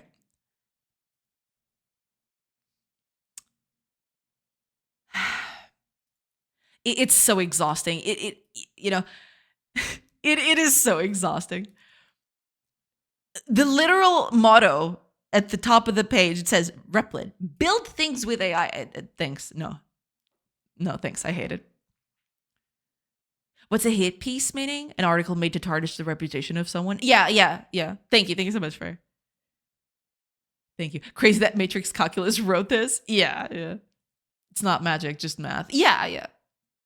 Why does it feel like I'm listening to a creepy pasta podcast? Doesn't it? It feels nightmarish. It feels like I'm reading a bedtime story, only it's real. It's insane. Honestly, I think this had someone's intervention behind it. I mean, I don't doubt it. Yeah. The uprising has begun. True. I think this was made by OpenClaw. So yeah, maybe the person said it to the bot to do that. Makes sense. Yeah. I can see you drinking water. Go for it. Okay. Yeah, I wasn't drinking. That is true. Actually, now that you remind me, I'm going to do that again. So yeah, cheers. It's genius marketing though. Oh man. I got a kidney stone. Don't do like me. Drink water. Oh yeah, absolutely. Y'all should drink water. I've had friends and family who also have been affected by kidney stones. Yeah, drink your water, guys. From what I've heard, it's one of the worst things in terms of pain that you can get. So, drink your water. Don't get kidney stones. Kidney stones are bad. Hiya, Dagestan. Welcome. Yo, I have to watch on 160p due to internet gods being angry at me. Oh, I'm so sorry to hear that. And thank you so much for coming in anyway. Thank you so much. Welcome in. Anyway, why did the acorn go to the class? It wanted to grow into something tremendous. Yes, indeed. Welcome in. Dagestan, welcome. Oh, Rhiannon's here too. Welcome in. I am so sorry you had to come in and listen to me, reading, basically the end and death of us all. Welcome in, Rhiannon. I hope you're doing good. Welcome in. True, you get super dependent on anything like that. Yeah. Because after you delegate it up to a certain point, if you delegate too much, you won't be able to keep up with it. Because here's the thing. Say you delegate any worker, right, to do something. Even if you're on top of what they're doing, if you're not doing it yourself, those workers might do things slightly differently or find a different way of doing things. And eventually they'll just adapt that new way of doing things. But because you're not doing it that way, you've never done it that way, you're kind of being left behind, That's the thing. You just, by not practicing what you're doing, by just letting other people do it, you're kind of just leaving it to the side. Yeah. If we donate an account to you, will it blow your mind or you'd be ideologically opposed? Wait, donate an account to what?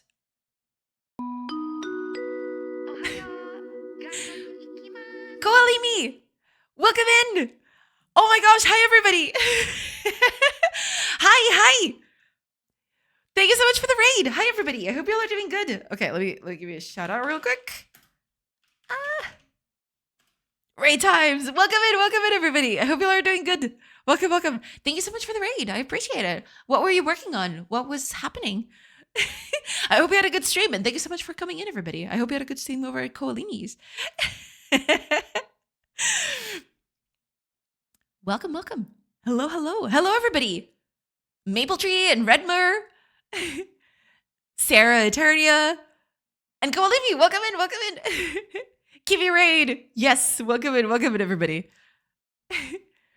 I do have 3 streams open. What is going on? Hey, I mean, sometimes stuff on Twitch works in mysterious ways. Yeah.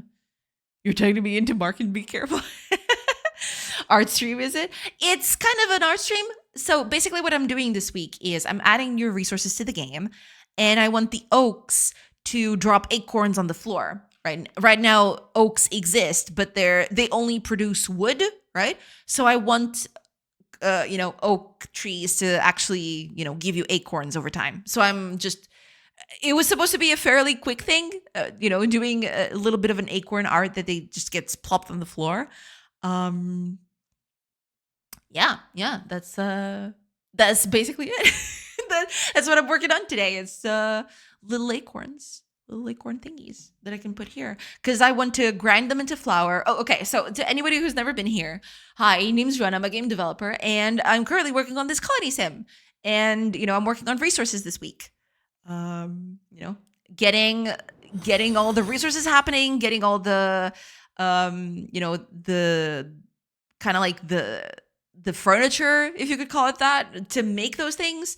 I'm gonna put up a grinding stone to whittle it into flour, and then you can use that flour to make bread. All those things basically.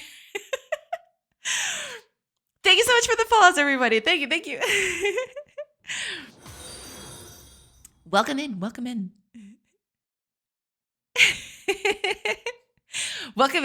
y'all. I hope y'all are doing good. And thank you so much for the follows. Oh my gosh, there's so many of you. Thank you. But yeah, that's basically it. It's a little colony sim. You gather resources over time, and then you use them to build things. And you can build stuff too. There's a little house here. Yeah. And now I'm actually adding stuff to it so you can get more. You can use resources to do other things. You can, for example, I'm going to use acorns to make bread, like acorn bread. So stuff like that. Yeah, that's basically what I'm doing today.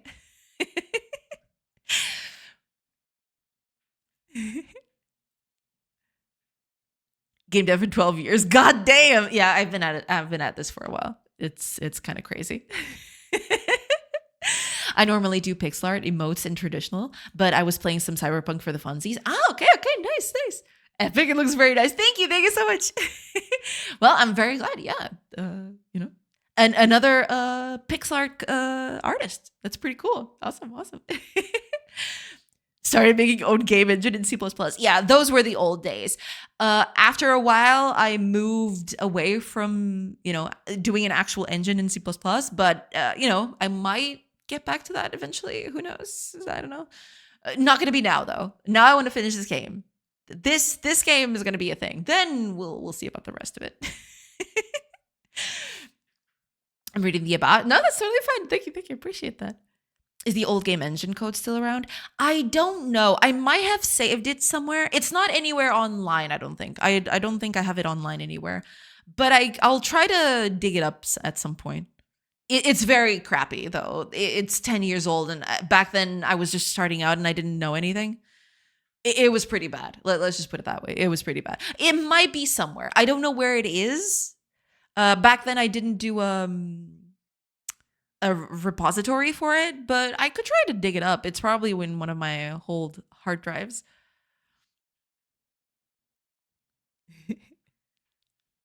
Stalk it. No problem. I need to go now. Have a great stream. Thank you so much, Matheus. Thank you so much for being here. Appreciate it. Thank you. And enjoy the rest of your day. Thank you so much. Totally someone in Martin's playfield go wild. Devs make the world go round. Yeah, a little bit, yeah. And nom noms. Love seeing people make pixel art game stuff. Yeah, I mean, I am currently working on that at the moment. Eventually I'll move on to code, but this week is going to be a bit of a mix. I am going to do the pixel art for the resources, which is what I'm doing here. I'm trying to make small acorns that I'm going to put on the floor here somewhere. And yeah, eventually I'll code them so that they can appear on the game and all that. But yeah, I'm going to be it's going to be a mixed week this week. Going to be doing art and programming in the same vein. Yeah. Oh, thank you so much for the hydrate, Phantom. Thank you so much. Hydrate. Cheers. How far did you get with your C++ game engine? About 10 years ago from your bio. I mean, Uh, I was able to. It was pretty early stages, right? I did take a long time, but remember, though I spent around 2 years working on it, if I believe correctly, if I remember correctly. But those 2 years were definitely me just starting out. I did not know a lot about that, so I stumbled through a lot. I was able to draw. I was trying to do a 2D, kind of like painterly game at the time. Not exactly painterly, but I wanted 2D skeletal animation. That's kind of what I was hinting towards. I wanted to make a game that was 2D, that wasn't pixel art. It was going to be 2D, and with skeleton animation, all of that. But I didn't have any of that. I basically just had elements. Uh, what's the best way to put it? I had a system already for transforms, so you could have individual tiles, right? And tiles would be, just images that you could place all over the map, and you'd have parallax. You could place them as groups, so I could group stuff. Nowadays, you look at any engine, and you can do that in 3 seconds. But back then, it took me a long, long time to implement that. But it was basically, I had a window like this, and you could just have images on there, and you could, move the camera, and things would parallax correctly. You could group them, and then you could rotate them, scale them, things that you can do today by just picking something up and just going here, right? You go to this transform, and you just do that automatically. Yeah, that was, I had text in it too, so I had a bit of a text system on there. There it was the beginning of things, but it didn't get very far. It wasn't very exciting, to be fair. It was just made from scratch, so there was that. Yeah. But I didn't get very far. It could render text, it could render images. I could group things and move them around. It would read from files, so I could have a whole scene in a file, and it would load it and show it correctly. But I didn't get much farther than that, sadly. Yeah.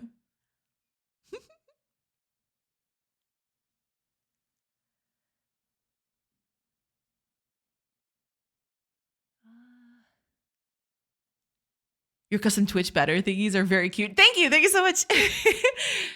So you're Portuguese? Yes. Grew up there? Yes. Born and raised. I am. Yeah. Grew up in Portugal and stayed here, and I'm not thinking of leaving. So are we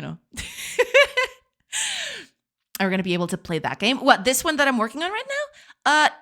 Eventually, yes. So currently I'm on the process of adding content to the game so that I can publish a playtest, a public playtest for people to, just play it a little bit and give me feedback on it. I want it to be available in the 1 to 2 months time. It depends on how things go. But yeah, I'm working very hard to make this publicly available soon. Yes.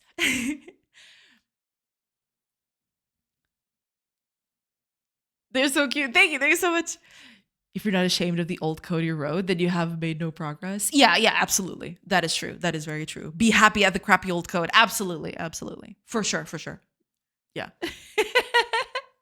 That cup is awesome. Oh, you like it? I actually bought it because someone in chat, Fire in chat, actually told me that it existed. So I went ahead and got it because, I couldn't resist getting a little bit of a cauldron mug. Look at it. It's so cool. I love it so much. It's become my favorite thing. I just use it all the time now. All my other mugs are now second class citizens because this one is just taking its place. Yeah. That is a fancy mug. Yeah. It Rebels BB's mug. Gotcha.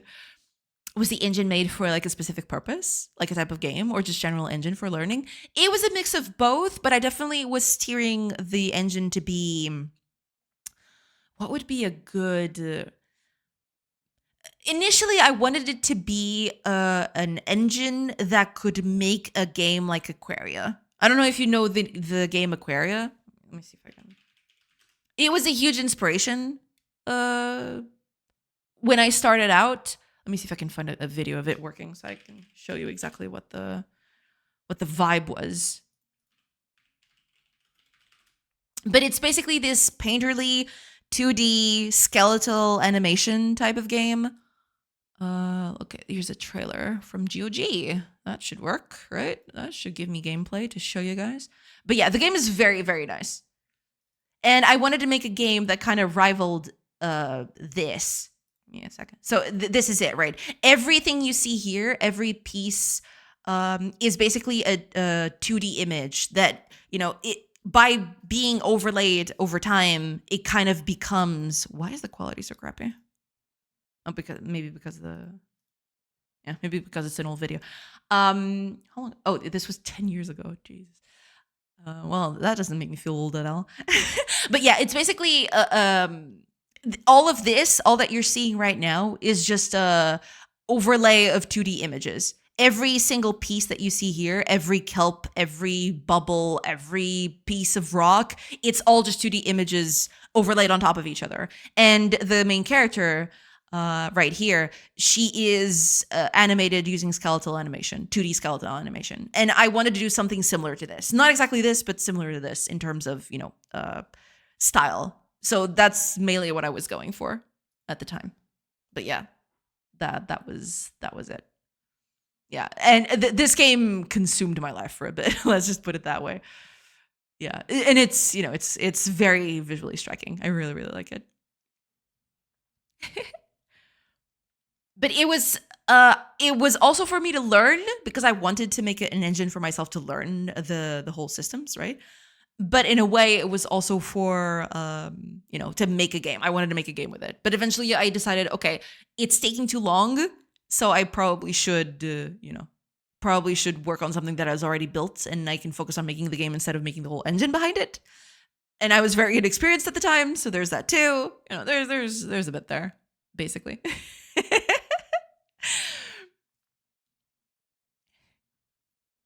Making it yourself is so fun, though. Oh yeah, it absolutely is. It definitely gave me a lot of knowledge. It was very fun to discover how those things are made. It's a whole thing. I enjoyed it thoroughly. The whole thing. I enjoyed making it, but it was taking a long time, so I decided to just delay it to some other thing, just some other time. Yeah.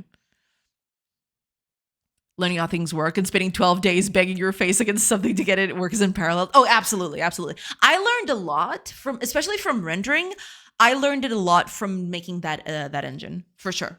Yeah. I feel like we're overwhelming her with messages faster than what she can read and reply to. That's totally fine. That happens all the time here. That's my chat in a nutshell. That's my chat. So don't worry about it. I'm used to it. What's a Portugal? Some sort of bird? True. It must be some sort of bird. Like Portuguese, right? Portuguese. Oh my God. She's the most fluid fucking person I've ever seen. I'm literally healed hearing her compared to Martin spitting British English. Oh, thank you. I appreciate that. Oh man. Yes, it's definitely a sort of bird. Yes. I have a mug like that, kinda. Yeah, it's pretty cool. These mugs rule. I love them. I love them so much. Best mug? Yes, absolutely. Hi, Soul. Welcome. It's called Witch's Brew. Ooh, nice. That's a great name. I love that. I just noticed you got the UI done. It's not done specifically. There's still a few things that I don't like. It's very one tone. I definitely need to add a splash of color here somewhere. I don't know exactly how that's going to work, but I definitely need to add a splice of color to this. It's still not 100%. But yeah, I have retouched it a little bit. Yeah. Also, I'd love to hear how you feel about Godot with C#. I was always put off Godot because I never liked the GDScript being Python style, but C# and Godot was only just released when I tried it, so it wasn't the best back then. Okay, got it. I mean, in my specific case, I've been using it for about 2.5 years now. I started it on October 2023, if I believe correctly. That's when I started, moving this project away from Unity and into Godot. And so far, I've been very happy with it. It works very well. I have no complaints whatsoever. It just works. I don't know if it's the way I set it up, but it just works. It feels very nice. Yeah. I don't know how it was back then, But yeah, it definitely, I've never had any major problems with this so far. Yeah. It looks pretty. Aquaria. I mean, yeah. Aquaria is a really, really pretty game. And the whole game, it left a huge impression on me. This was one of the first indie games I've played. So it definitely colored my perceptions of all indies going in. You know, it kind of became almost my baseline for indie games. And I kind of wanted to do something like it because it impacted me so much. I really, really enjoyed the game. Yeah.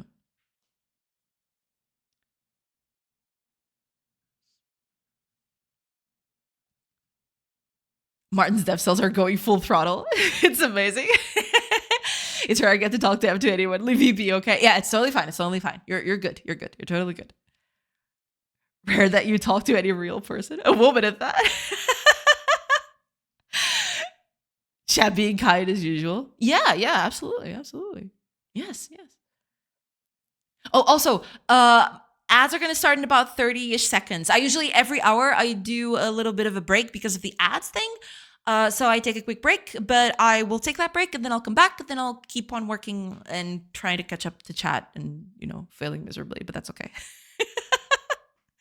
Knowing these guys, I'd say it's pretty tame, especially for Sarah. Why are you exposing me here? Damn, Red. Damn. Thank you. Thank you so much for the hydrate, Reef. Cheers. I came off as a nice guy. Yeah. Y'all are nice. Y'all are cool. Don't worry about it. Don't worry. I completely missed this random Barton diss. It's all right. It's all right. Don't worry about it. I remember the first time I built a graphics render in C++ using OpenGL3, trying to get a Bling Fong lighting model working for like 3 days. Oh, that was definitely my experience as well. Yeah, I was using raw OpenGL as well. It was C++ with raw OpenGL on that one. Plus, I had SDL as my window library to render the window and everything. But yeah, it took me a long time to just get the basic things working. But it's rewarding. It's nice. Severin, welcome in. Good morning. Good morning. I hope you're doing good. I mean, be for real. Ever heard of a European as fluent as her? So like a toddler drooling next to her. Wait, it sounds wrong. It's fine. It's fine. Me, it was a me issue. I just found it hard to find docs or info about a lot of things back then. Oh yeah, it was a different time altogether. Yeah. Nowadays you can get tutorials on everything. Back then it was really, really hard. Oh, okay. Ads have just started. I am so sorry. Okay, I'll be taking a quick break because of the ads bit. And yeah, I'll be back in a few minutes and I'll catch you on the other side. So see you in a few minutes, everybody. I'll try to catch up with chat then. It's a work in progress. See you in a bit, everybody. Pew.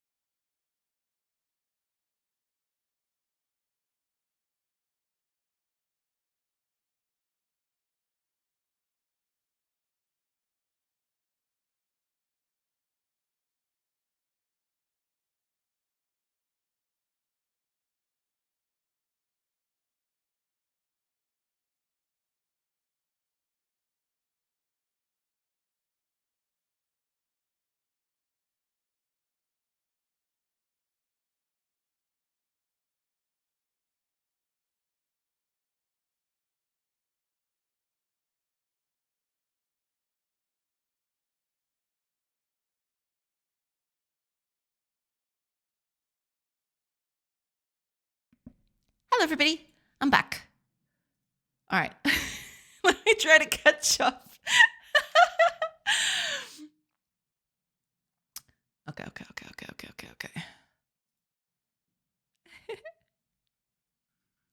Oh no, it's scrolled. Twitch, why would you do that?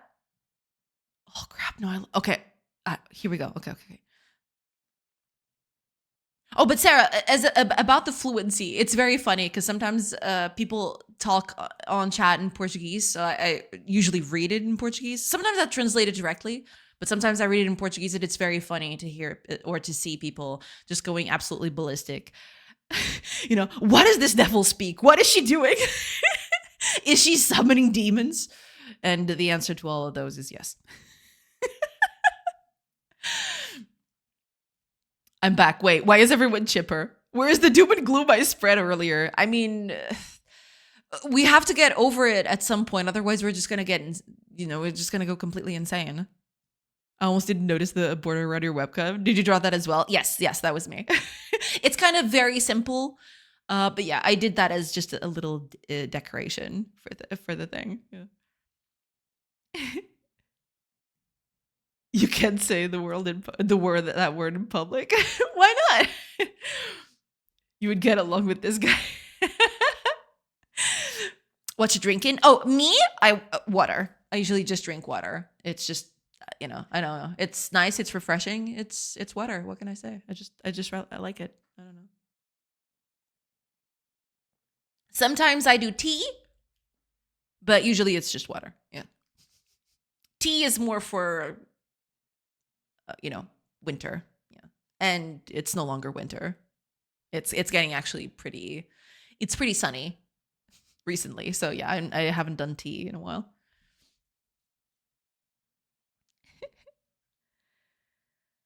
I gotta bail out anyway.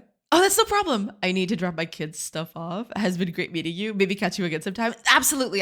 You're probably not even here anymore. I'm so sorry about that. But thank you so much. Take care, Martins. Thank you so much.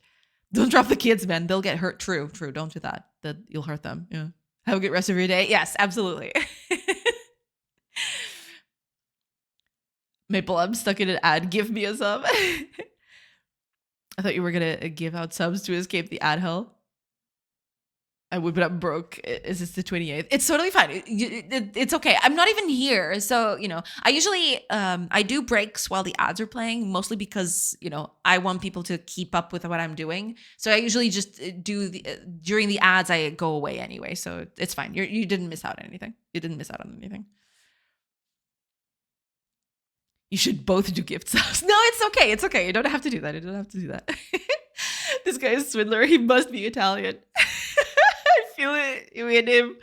He's influencing me in a way too influenceable, if that's a word. I think it is. Yeah. I see you're trying to stereotype someone. Can I help you with that? Wait, is that Aaron's emote? That is amazing. I love that. Holy crap.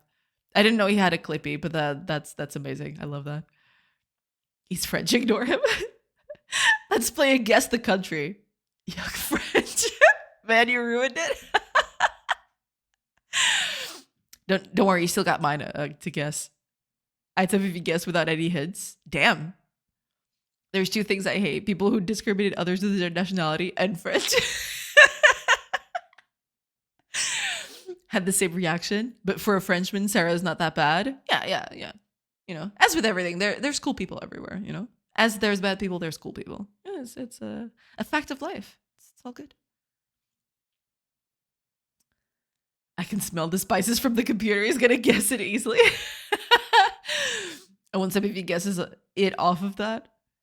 Question is, do you hate more? Which do you hate more? I don't mind Italian. They introduced pizza. Pizza is delicious. That is true. And several types of pasta too. Italian cuisine is a huge favorite of mine for sure. Sarah, what did you bring to the table? Expedition 33 yours? What did you do, Sarah? I'm not even Italian. Still offended though. Damn. Surrendering in a quick and easy way. Europe or America? Let's guess. I say Canadian. I say Croatia. Quite far off. What continent? Belgium. Ah, I see. We are really ruining streamers' return from the break. It's fine. It's fine. I'm used to it. It's all right. Because she has to read everything. I still have to read stuff before the raid happened. There is that too. I need. So that is eventually going to happen. Yes. Because we're loud and obnoxious. It's fine. It's fine. No, don't worry about it. Y'all are good. Y'all are good. He's Swedish. No. How dare you? Irish, Finland. Oh my God. Why do you auto scroll? Twitch. I lost the messages again. Oh my God. It's scrolled. And now I don't know where I am anymore again. Okay. I think I got it. Yeah, here we go. I feel Irish, but ain't not UK. Gotcha. Spanish. It feels Irish. It must be from Denmark. Oh, so we're just guessing where Stolen is from. Gotcha. People sometimes wonder if you're a real human. I'm not the best in the world map. You might be AI. No, it's fine. It's fine. You know, my mod is an AI. I ain't. I know where my country is. I know where Japan is, and I know where Canada is. Yeah. I almost read that as Canada. Don't worry about it. Don't worry about it. This looks fun. Hi, Noida. Welcome in. I mean, hopefully, yes. It's a little colony sim. You gather resources. You use your villagers to build things, and process resources as well. Yeah, it's mostly just that. Yeah. Puto, vou só aqui deixar esta mensagem gostosa para a Jorusha ler e o people ficar todo crazy. Não se esqueçam de deixar aquele like gostoso. Fui! Adoro. Hell yeah. Exactly what I was about to say. She really is reading everything. I try to, sometimes it gets a bit crazy, but, people take the time to type stuff. I feel like it's in my, I feel like it would be disrespectful if I just ignored people typing, People are taking the time to type stuff, so it makes sense that I read it, right? That's how that works, right? At least I think so. I'm going to get something from the groceries. This is going to take a while. You might as well. Yeah. If that was your reading, we would be stuck here for days, Kiwi. Yeah, I'm not saying that everybody should do this. It does take a bit of time, but it's all good. I set myself up for this. I am sticking with it, at least for now. I know what games you're playing. Gasp. Is it? No, it couldn't be. I don't know. I have no idea. I'm stumped. But welcome in, Noida Streamer. Welcome in. What do you mean? That was uncalled for, even for you, Sarah. Damn. I love how you all guessed pretty much everything around my country. Greece, we're from Finland. We got it. Definitely not anything called Noida, that's for sure. Yeah, true. What is that? I don't even know what that is. I'm kidding. But Finland is like Narnia and Belgium. They're not real countries. Oh, man. I feel like some people might get upset by that, but it's all right, Oh, man. Twitch, stop it. It keeps auto-scrolling and I miss where I am. Stop. At least I'm getting to the end, I think. That's what stuff that you do, Europe. I give up. Who knew Third World War would start in Joe's chat? True. German, Bavarian to be exact. Right, yeah. How is Germany not Western Europe? It's their spiritual connection to the Irish. I see. It's called Central Europe. The exact same way there is North, South, and Central Americas. Yeah. Sarah, do you notice how the streamer reads all chat out loud? I try to. It's hard sometimes, but I try to. Maybe start from here, forget the rest of the chat. Well, now it's too late. Reminds me of that streamer who doesn't do this. I'm being lectured. Mabel, hold on, I'm crying. No, I'm sorry. Little snails running down from my eyes. Yeah. Canada. Yeah, that's definitely it. I got scared of how fast you read that Portuguese message. it's my mother tongue, so yeah, it's yeah. She's rapid fire. I try to. It's how I react as well. Yeah, yeah, yeah. I have to read it fast, otherwise, how am I going to get in the chat? You know, it's a built-in feature. They can't breathe. They get it's like the Spanish. We'll have beef. Can we ban Sarah? No, it's all good. It's all good. It's all in good sports. It's all good. I'm a cry and a quarter. I'm still new. It's all right. It's all right. And calling me, I am so sorry. I didn't tell you this, but if you need to go, if you need to, take care of yourself or do whatever, feel free, right? If you have to go, that's totally fine. I'm very glad that you're here. Not saying not, but if you have to go do something, because I know people sometimes raid and have to go do stuff. So if you have to do something, feel free. But thank you. Thank you again for the raid. Can I do it? No, you're fine. You're fine. It's a speed run this time. A very cozy melon. A very cozy melon. Yes, indeed. She's just trying to spare you from reading chat.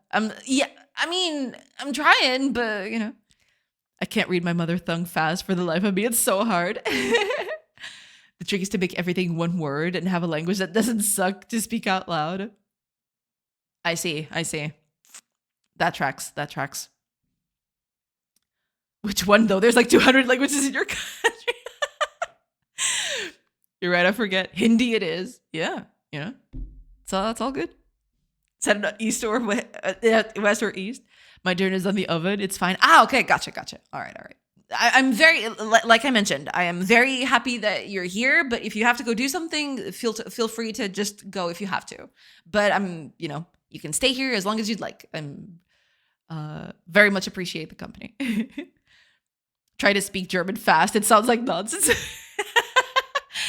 Many such cases. I actually have part of my family actually went to Germany a few decades ago, and I have actual family members that were actually born and raised in Germany. And whenever they come here and they start speaking in German, it's always just it's pretty insane. They start talking to themselves in German, and I'm sitting there just thinking, damn, I don't understand a word of what they're saying. It's very weird, but all I know from German is that random VTuber who makes songs out of German brands. I don't know who that is, but I see. Wow, I too have German family members. No way.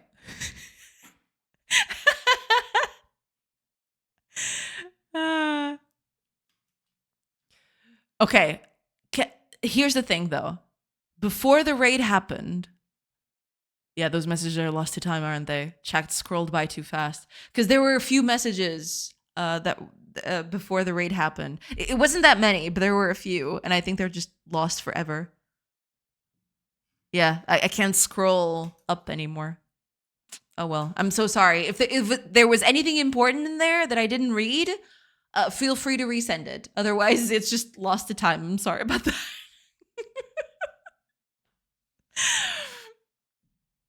There's a Portuguese phrase my former German teacher used to say really fast, so it sounded like German. As after Zarde. What? Insanity. I'm sorry for making your chat explode. No, it's totally fine. It's totally fine. It's okay. I should have read that a bit after the raid came through, because I forgot about the whole chat scrolling up thing and you wouldn't be able to see it anymore. But it wasn't that many. It was at most 5 messages or something like that. It wasn't that much, so it's all good. If it was something important that you want me to read, feel free to send it again. Hemorrhoid. Oh yeah. Sarah, didn't I tell you to turn Bluetooth off? Oh no, I sent you the winning lotto numbers for the next draw. Well, too late now. I'm going to be filthy rich. Too late. She caught up. I finally caught up. Amazing. Thank you. Thank you so much for the hydrate. Cheers.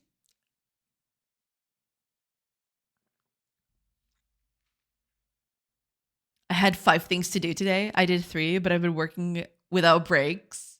Done. What the hell? Well, that's good. Yeah, you're making stuff work. You're doing the thing. That's awesome. I'm glad that you're making so much progress. It's amazing. Whoop whoop. Yes. You should take a sip after that rap. True. Thank you. I'll actually drink a second one because, just for kicks. We reached the end of chat for now. Exactly, for now. Yeah. Had 2 things left and the day is over. I see. Well, sometimes things take longer than you'd expect. And, that's just how it goes. There's always tomorrow for that. Hopefully you don't have anything to deliver immediately. If that's the case, then yeah, that might be a bit tricky. But, for everything else, there's always tomorrow. Yeah, don't worry about it. What matters is that you did stuff today.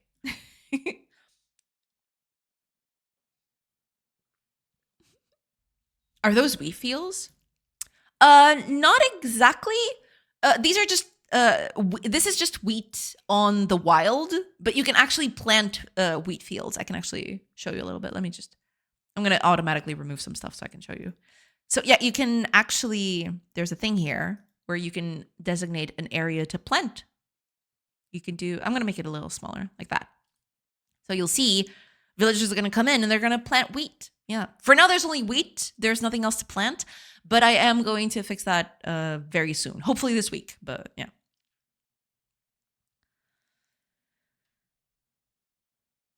Info for the red. As I was losing my mind. I forgot to get groceries because I got enamored by the reading of chat. I will excuse myself now. I gotta arrange dinner. That's totally fine. Thank you. Thank you so much for being here. And yeah, enjoy your dinner. Thank you. Thank you so much for being here. Hang in there. You got this. After that, world domination. Exactly. Yeah. All right, Maple. Enjoy. And thank you. Thank you so much for being here, Maple Tree. Thank you. What do people call you? People just call me Sorcery, Joanna sometimes, whatever you prefer. Sorcery is okay. Joanna is too. I don't mind either. Yeah. Bye-bye, Maples. Bye-bye, Maples. Joanna, I think. Yeah, there's also Joanna. Yeah. What are we going to do tonight, Brain? We're going to take over the world. Yeah. What are we going to do tonight? The same thing we do every night, Pinky. Take over the world. And then, the theme song. I can't do justice to the theme song. The theme song is just too good. And I wouldn't sing it very well. So, See you, Jonathan. Thank you so much, Maple Tree. Thank you so much for being here. And yeah, see you around. Hopefully I'll catch you some other time. Thank you. Thank you so much for being here. Sork, Jay, Medusa, Jo, and rarely Joanna. Exactly. Usually people don't do Joanna all that much, but there's a bunch of other stuff that people call me. Yeah. Sork, Jay, Jo, Manusha, there's a bunch. There's just, I've got all the nicknames. Yeah. Need to do some game dev myself. Have a great sesh, everyone. Thank you so much, Dio Monogatari. Thank you so much for being here. And yeah, enjoy your game dev, just go at it. I hope you managed to do all the things you wanted today. Yeah. I'm gonna go as well. Y'all have fun, except a stolen ID. I hope you stub your toe in the nightstand tonight. Damn.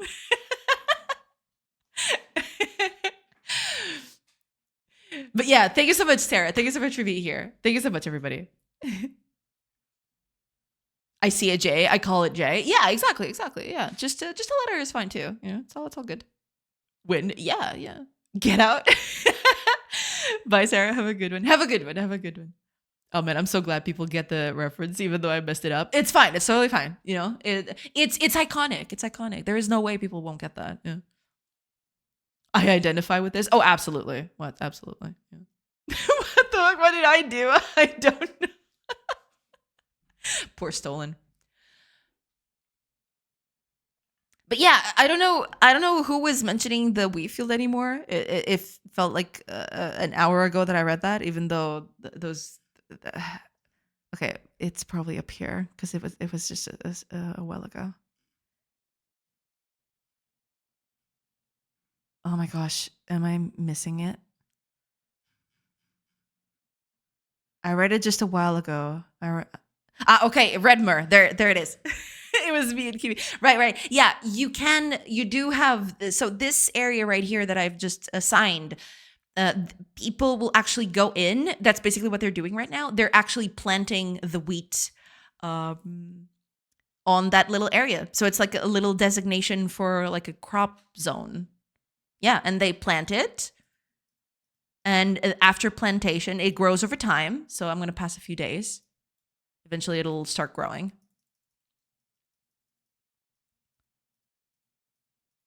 Yeah, there we go. It's finally ripe. So now they can collect it.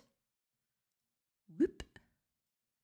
So now I've told them to collect all of this, but it's nighttime, so they won't do that immediately. We'll have to wait until next morning. So yeah, next morning people come in and they'll start, gathering everything. They'll start cutting all those things. Chop chop. But yeah, this has been here for a little bit, but I still haven't, it's not perfect. There's still a few things I'd like to change. But yeah, that's basically it. Yeah. And they should be carrying this, but they are not because I'm an idiot and I forgot to. Yeah. I need to fix this. I need to fix that. Basically, they leave it on the floor.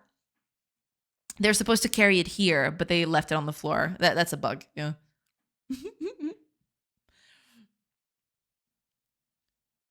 You can't even try to conquer the world as a little bit, establishing yourself as God King without people telling you to stub your toe. True.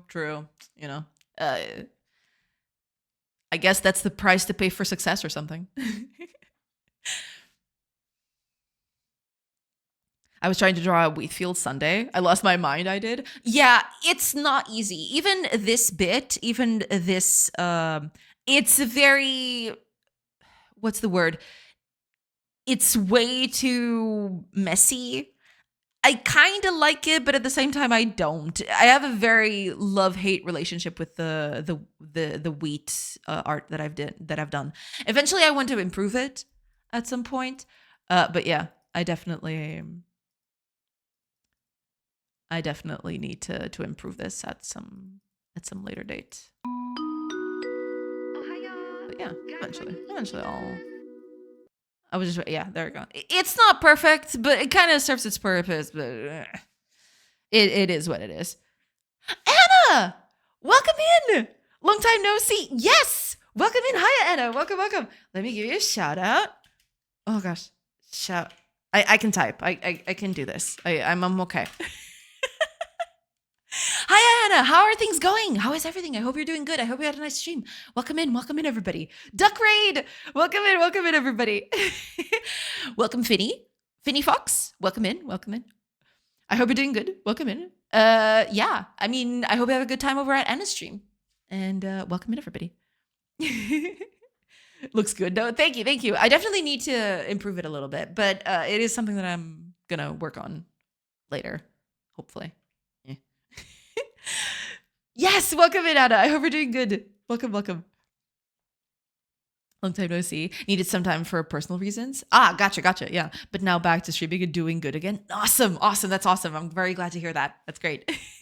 Yeah, I did notice that you weren't online as much because, sometimes when I check for raid targets, sometimes you'd pop up, but you haven't been popping up lately. But I'm very glad you're back to it. That's awesome. I'm very, very glad to hear that.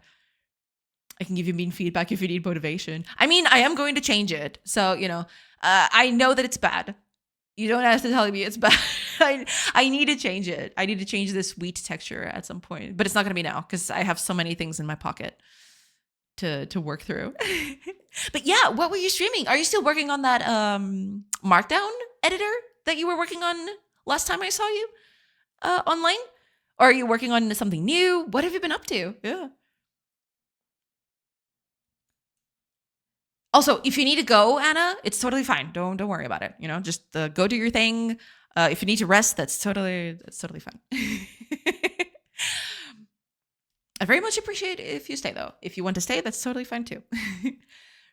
Do you have advice actually for someone that is only doing pixel art for a month, asking for a friend? I mean, it definitely comes with experience, right? I am not a pro pixel artist in any stretch of the imagination. I'm definitely a programmer first, artist second.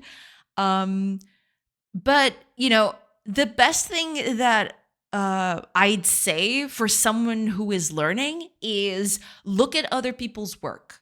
Because that's the thing. When it comes to these sorts of sizes of pixel art and everything, it gets to a point where it's really hard to express yourself in such a small canvas. So there is a bit of a push and pull here. Oh, sorry, I bumped the mic. There is a bit of push and pull. I'd say find references of other people working, right? But don't look at them too thoroughly. You want to take note of the way they do shapes, and you want to take note of how things are, overall composed, but you don't want the nitty-gritty details. And what I mean by this is you want to understand how people have made those shapes, but also you don't want to copy them directly, because at this particular resolution, it's really easy to just make something very similar to someone else, right? So you want to take note of the way things are done, but not exactly how things are done, right? So finding other people doing similar things to what you want to do can be a great help. You don't want to copy them directly, but you do want to take note of how certain things were done. I've certainly learned a lot like that as well, right? But yeah, that would be one thing. Second thing, use a lot of reference photos. I'm doing that right now. I'm doing a little acorn, or I was, I'm trying to do a little acorn. It's really hard. It's really hard to do an acorn like this, but I have a bunch of photos here that I'm trying to use as reference, little acorns right here. These will help you with, trying to take on a shape. It's not going to be perfect because you're working on a canvas that is infinitesimally smaller than the reference pictures that you have.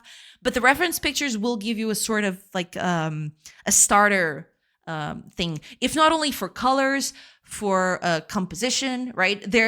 Reference can help you a lot with those things. Not exactly with the pixel art itself, but with the rest of it, for sure. Yes, but today we were basically working on Electron, but for C#. Okay, gotcha. Nice.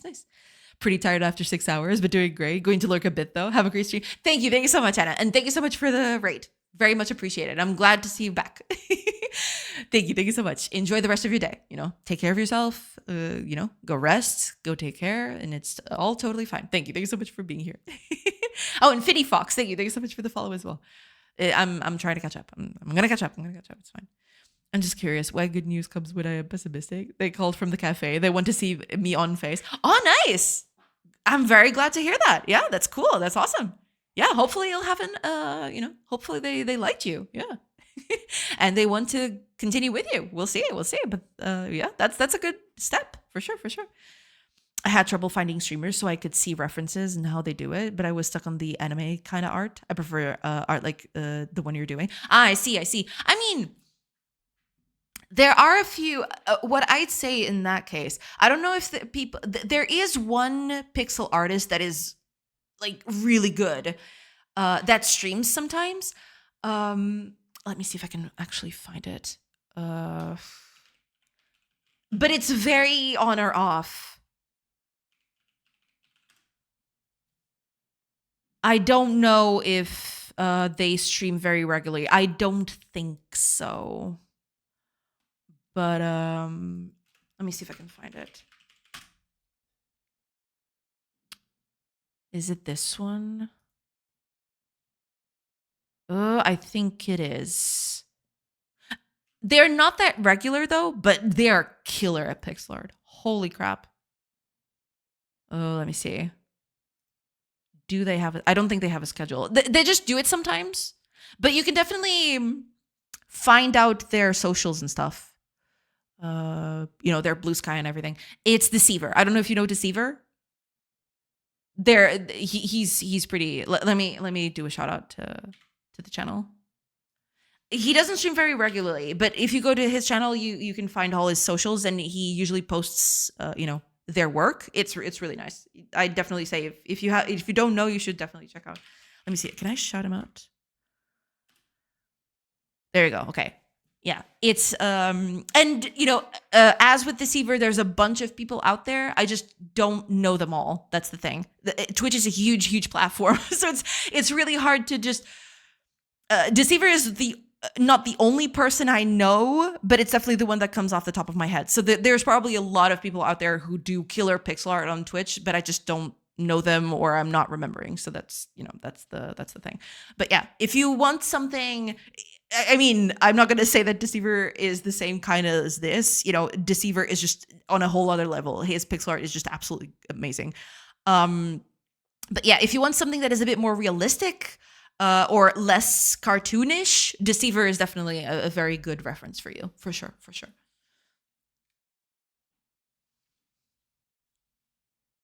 I know how to feel about this don't copy directly talk. I mean, at some point it's going to be really hard, right? Because it's pixel art. It's tiny, it's just made of little squares. At some point, someone somewhere in the world has already done this shape. And probably more than one, hundreds of people have already done this shape, right? But at some point, when you get to those smaller pieces, it's going to be very hard not to just do something that's already been done before. It's just, you just got to roll with that, it's fine. In larger pieces, that's where that, what's the word? I wouldn't copy directly. I'd look at it and see it as an overall composition, but I wouldn't just, I wouldn't just copy it directly. I mean, there is a difference here. You can reach your piece when it's over can look similar or can even be the same as what other people have done. But you want to arrive there by you making it yourself and not just directly copying what other people are doing, right? You want to get there by your own self. So that's basically what I mean. Yeah. Almost probably got the job. That's awesome. Congratulations. That's great. That's great. That's awesome. Epic. Yeah. I mean, there's probably a lot of other great pixel artists here. Let me see. There was one. Okay. Let me, I think there's another one I can point you to. Let me see. Because I just remembered another one. And actually, this particular pixel artist, they do, I think it's on Saturday. I could be wrong, but they usually do this, this whole, I think weekly stream. I think it's on Saturdays, but I could be wrong. They usually do this weekly stream where they actually teach about the basics of pixel art. So if you want to get started with a streamer for that, it's actually a great way to do that. Okay. Here we go. Yeah. They even have that. They even have that here. It's called Xiangmu. I don't know if I'm pronouncing that correctly, but I'm gonna shout him out as well. I'm shouting out all the people today. There you go. Xiangmu is also a very very good pixel artist. He's top people. And he does, I think it's every Saturday. I could be wrong, but you should be able to check, on their socials or and other places. He does this thing called pixel art for game developers, where he usually goes through the basics of pixel art and everything. So yeah, another great account, a great pixel art Twitch streamer for you to check out if you'd like. Yeah, there's a lot of people out there. I'm sure. I don't know all of them. That's the thing. But yeah, there's a bunch of people out there to check for sure. I bought these. Ooh, what you buying?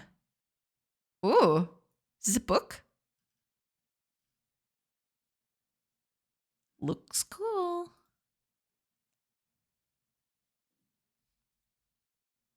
Ah, backpack. Nice.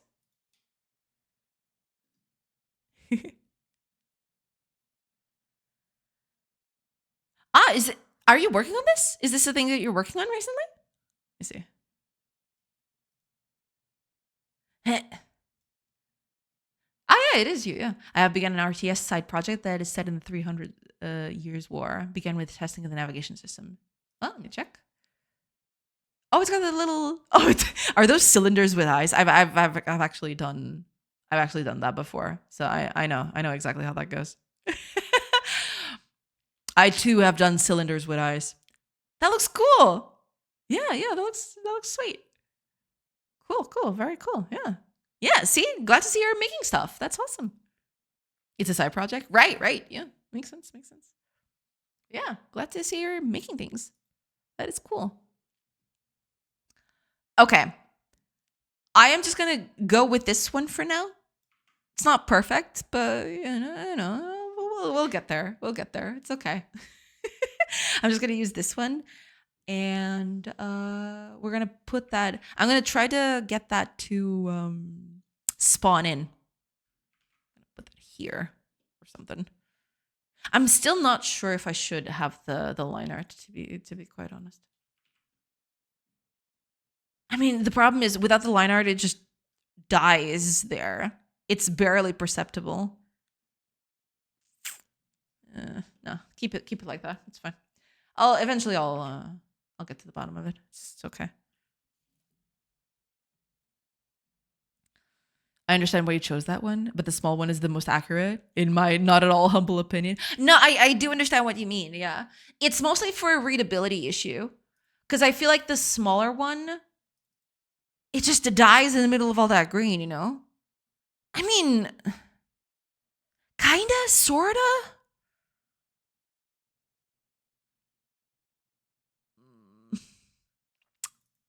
This is tough, you know? It's tough.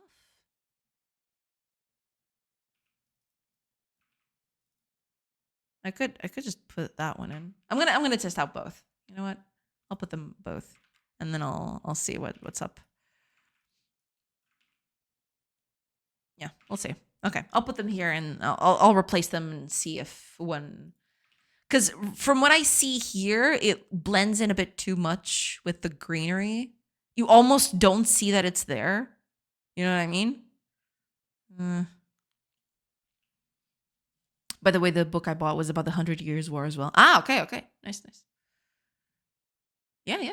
No, research is always nice. It's very accurately lost in the grass, but a game can't be perfectly realistic. Yeah, that's the thing. Yeah.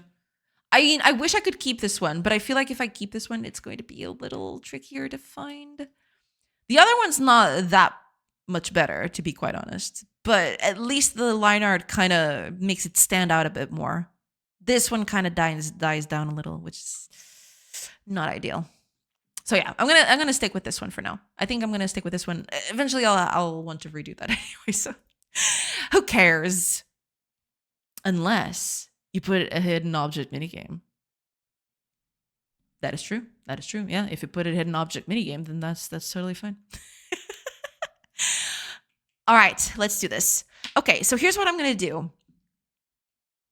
I think for starters, I'm going to put plants here, and for every plant, if it is fully grown, it's basically like the seeds thing, but instead of planting a new tree, I'm just going to spawn in new acorn resources here at some places. So yeah, let's add the resource in first. We need to go to code. Where is my code? Here it is. Okay, let's go to resource type. Yes. So we want, I'm going to put this down here. Acorn. Acron? No. Acorn. There. Fertilizer. Calm down, writer. Okay, so acorn is in. All we need to do now, well, I just want to spawn it in for now. So let me go over to the trees. That would be on Entity Manager, wouldn't it? I can actually just use the other bit, but yeah. Highlight. Oh, you're highlighting things? Oh, highlighting areas. Nice.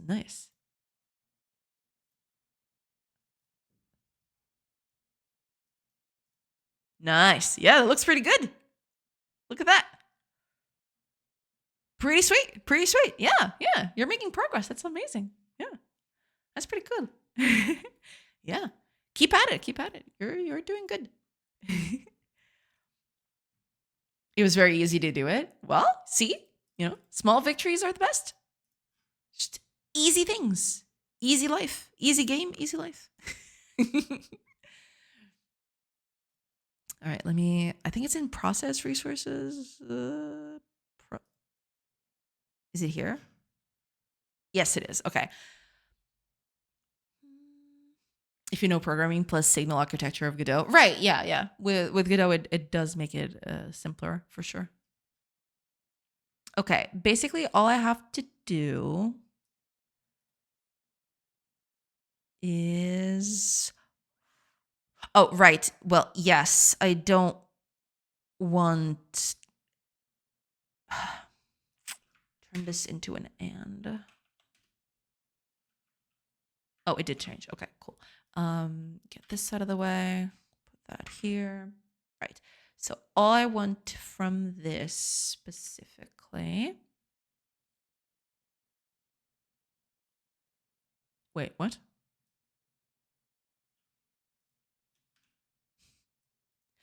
That's not correct. There you go. Now we're good. I think. Okay, so if it spreads seeds and age is greater than 50 and, it does this. Okay, so basically I want to do something similar to this, but not exactly. So I don't care if it spreads seeds. Well, in this case, it's kind of different.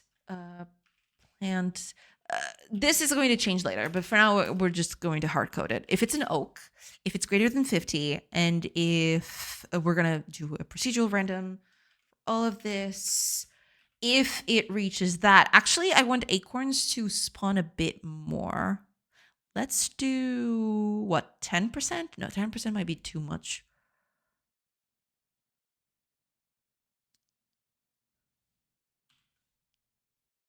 Let's do 5%. I can always tweak these values later. Yeah.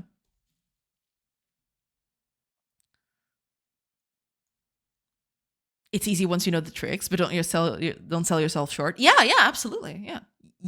The fact that you know how to do it and it's easy for you means you've got some stuff done.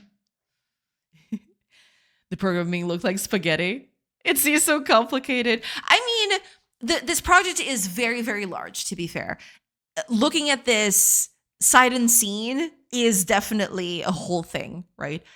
It's it can get pretty chaotic. But because I've built this over time, all of this was, 2-ish years of work. Eventually you find yourself in the middle of all the chaos. You find the stuff you need, but it is still pretty chaotic. Yes. It seems so complicated. It depends. It depends on the game. This game, the complexity of this game is not exactly on the code itself. The code itself is fairly simple if you read it from line to line. The thing that complicates it is that everything is working together to make a bigger game, right? When you take a bigger overview, that's when things start to, seem a bit more chaotic. Yeah. In the beginning, yes. Then you get adapted to it. Yeah, that's exactly it. Yeah. I would get lost in my own folders. Well, maybe at first, right? But after a while, you visit them so much, you go back to them, you reread them time and time again, and eventually you just get used to it. Yeah. That is normal, even if you get adapted. Yeah. And if inside of for each, inside an if, inside of for each, inside of for each, very easy. Exactly. It's easy. Need to go, peeps. I need to give my mother the good news. Yes. Go ahead. Thank you so much for being here, TV Paxoy. And yeah, congratulations. Hopefully you'll get the job. Yeah. Enjoy the rest of your day. Thank you so much for being here. And keep at it. You got this.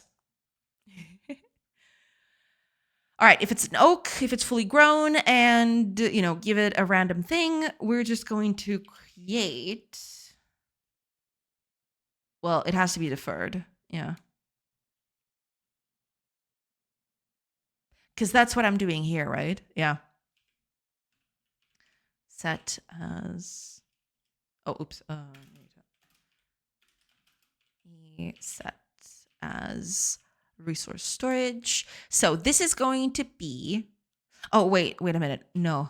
I had another way of doing this, right? For resource storage. I think that I had an easier way to do this now. What was the name of that? Yeah, here it is. Create resource pile. That's exactly it. Okay. All right. All right. Uh, simulation context, entity manager, create resource pile, deferred. So this resource pile, at what position? Now here's the thing. I need a position. I'm going to place it on the immediate neighbors, including diagonals. So diagonals also will count for this. But I'll place it, on the diagonals and the absolute immediate positions, the immediate neighbors, plus diagonals. And I'm going to place it around if it has space. I need to be very careful with that. Best of luck to you too, Faxway. You're very talented and hardworking. You really deserve a chill job to be able to focus on your games. Absolutely, absolutely, yeah. Another question: how do you know how much pixels an item has to be and the other? Well, that will depend a lot on what you're building, right? In this particular case, whenever I am doing something, I always have this. You'll see that in most of these files, I have this villager right here. I use this villager as kind of like my measuring stick in a way. When I do something, I'll usually compare it against the villager size and see if it's a good fit in terms of, proportions, right? Sometimes it's not going to be fully possible to make this completely, physically accurate because an acorn sits in your hand. It's a little thing that sits in your hand, right? And the hands of these villagers are what, like 4 pixels big? I wouldn't be able to fit anything in there. So it's kind of a push and pull. I'm trying to make it as small as possible while also being readable. So that's why the acorns look like this, basically. But it is a very, it definitely depends on what kind of scale you do. And also depends on the game, right? Some games, for example, would just do an acorn that would just be, a huge, huge thing. They'd do, some games you could get away with just doing a huge acorn like this, right? Oops. I didn't mean to do that. But yeah, you could definitely get away with doing something as big as this. But that's the thing. It very much depends on what you're doing, depends on, what kind of feeling you want to evoke. For some games, this would be the correct choice, even when the villagers are this big, right? Even being this big, you want people to be able to see things clearly. So you just make the acorns this big. It very much depends, it very much depends on what you want to do. But yeah, it most of the time, for my case specifically, I always try to have some sort of cohesive measuring sprite to go up against everything I've ever done. So if you look at most of these files, you'll always see this villager right here, right? This is kind of what I use this for everything. Whenever I have to do something, I use the villager as kind of like my measuring thing.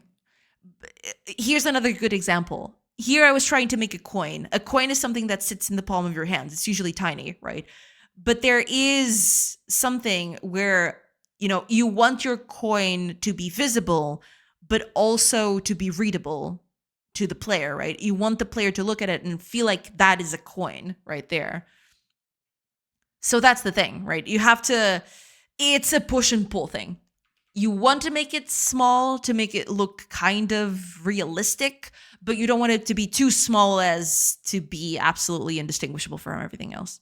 It's a game that you play over time, and eventually you get the hang of it, but it's not always easy. Even now, like I made all of these, right? And even here, I was constantly tinkering and trying new things, see if I could get away with, different sizes, different proportions. It's definitely something that takes a while to get there. Even I am not 100%, good on it. It takes a while for me to get truly satisfied with the stuff I'm doing. But yeah, it's basically just that.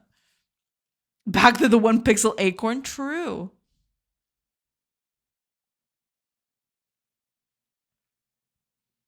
I changed my username as a joke. I can't change it back for 2 months. Yes.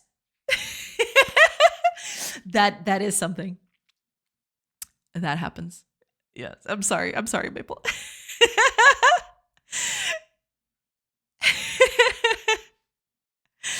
This looks so nice. Thank you. Thank you so much. That's what you get. Damn. Poor Maple. Mimi, no. Thank you so much for the hydrate, Reef. Yeah, again, it's been an hour. I can't believe it's been an hour already. Holy crap. I will take another break while the ads are playing, like I usually do. And then I'll come back, and hopefully the next hour I'll be able to get the acorns in the game. We'll see. Hi, I need a glass of water. Someone beat me to it. Damn. Oh, I'm so sorry. Don't worry about it. I'll drink for both of you. It's fine. So cheers to Reef. That's the first one. And cheers to I need a glass of water, which, likes that when people hydrate, because they should hydrate. So cheers to I need a glass of water as well.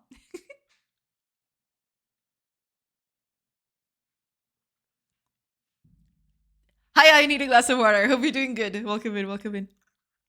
Now you can't join French streams. True. So true. Poor Maple. Poor Maple. Oh, Puffles, welcome in. I don't know what that is, but I'm gonna. I can't read that. I'm sorry, but I'm gonna try.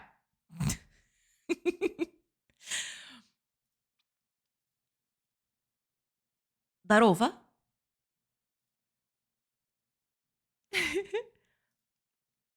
I have no idea what that is, but welcome in, welcome in. I hope you're doing good.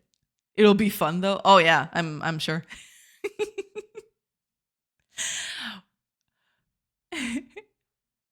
You'll be fine. 2 months pass by in a flash anyway. You'll be okay. Darova, hi. Hi. Welcome in, Puffles. Welcome. I am so sorry. Yeah, it's a thing. Welcome in. Oh, all right. Yes, ads are now playing. So I will take a quick break, like I mentioned in a while ago. So yeah, let me just find this. There we go. Yeah, I will take a quick break, and I'll be back in a few minutes. So hopefully I'll catch you on the other side of those ads. See you in a bit, everybody.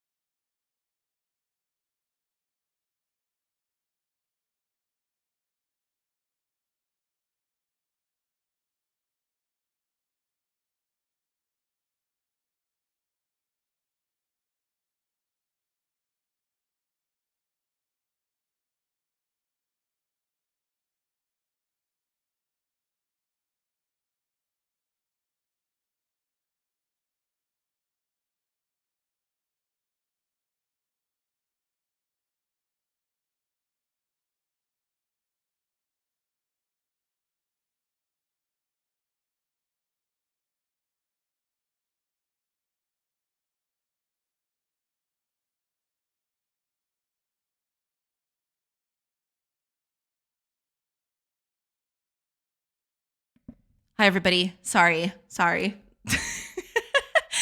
Took a little longer. Sorry about that. All right.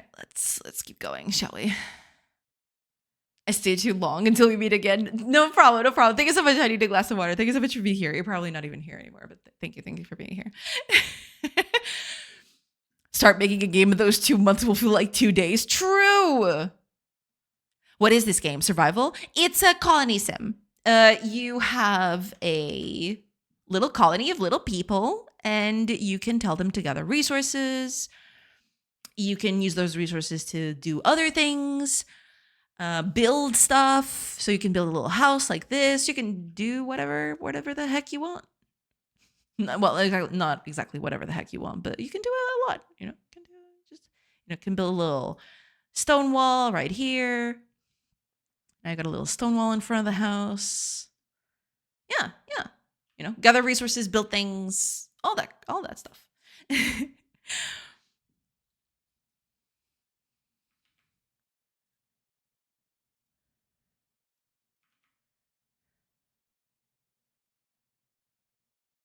Who else is speaking Russian here? I have no idea. I do not speak Russian, though. I mean, I know the basics, right? I know your spasiba and your привет. But other than that, I don't know any Russian at all. Have we reached the end of chat? We have. For a while, we've reached the end of chat, yeah. You know basic Russian. Well, just the basics, your thank yous, your hellos, yeah. Yeah. I just know the basics, right? That's basically it. I just know a word or two. It's not even basic Russian. It's just a few very basic.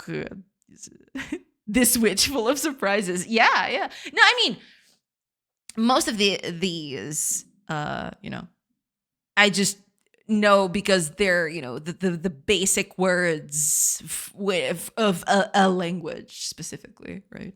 I don't know all of them, right? But yeah.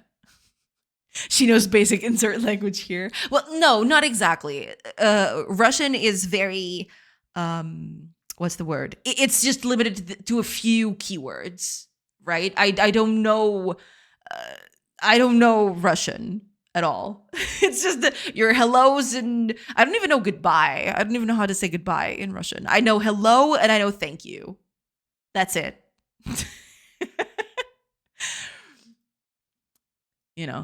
But yeah, I do know just a few.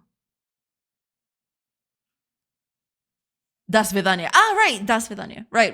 Makes sense. Yes. Yeah. Probably not written like that. Yeah, probably not. But yeah. Gotcha. So Russian is an exception. Okay, understood. No. Russian is not an exception. It is just, most languages I know that, the very basics. Some of them I don't know at all. Some of them I have no idea. The ones I know best are Portuguese, of course, English, a little bit of French. I can, because I had a year of French or two. I had 1 or 2 years of French in high school. But yeah, that's those are the ones that I can understand and speak a little bit, and of course Spanish because we're right next to Spain, so yeah. And Catalan. I know Catalan better than Spanish, but but that's because Catalan is a bit closer to Portuguese than Spanish is. But yeah. She's pro-Trump. It makes sense. She's pro-Putin as well. Lies and slander of my person. How dare you? Actually, how dare ye?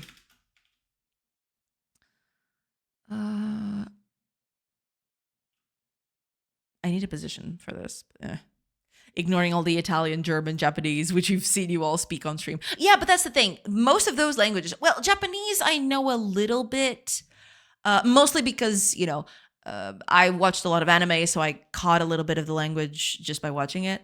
But yeah, Italian and German is more of I know a few words, right? That's basically it. Yeah.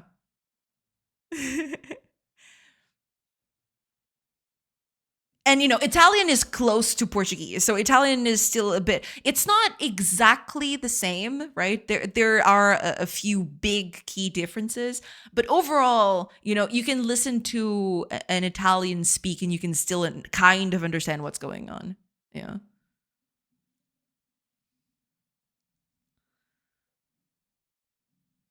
What about redneck American? Yeehaw! Yeehaw! She could pass as native. I mean, yeah. Van fuck. Mamma mia, it's me, Mario. Well, yeah, everybody knows that one, right? That's a given, I suppose. Don't let Totem hear you say that. He will come in here and he will go on a crusade against the people who are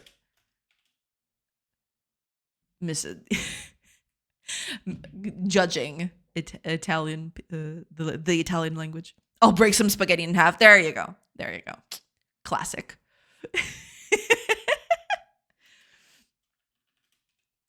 Okay, I'm just gonna do this for starters, just because. Okay, I want acorns. Quantity. I don't know. Let's just do.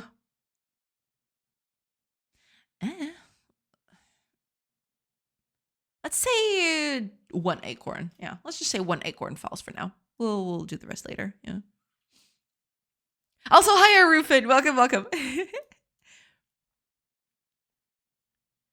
I totally forgot that. I'm so sorry. I'm all over the place. I'm sorry. I got a self-proclaimed professional vibe coder joining my work team today. Do I give him a little bit of help or do I grab my popcorn and watch the show unfold? I mean, depends on how likable this person is, I'd say. If deep down it's still a likable person, I guess I'd help him out a little. If not, then you can just grab the popcorn. Yeah. You can't bait more to help him. I mean, there is that too, I guess.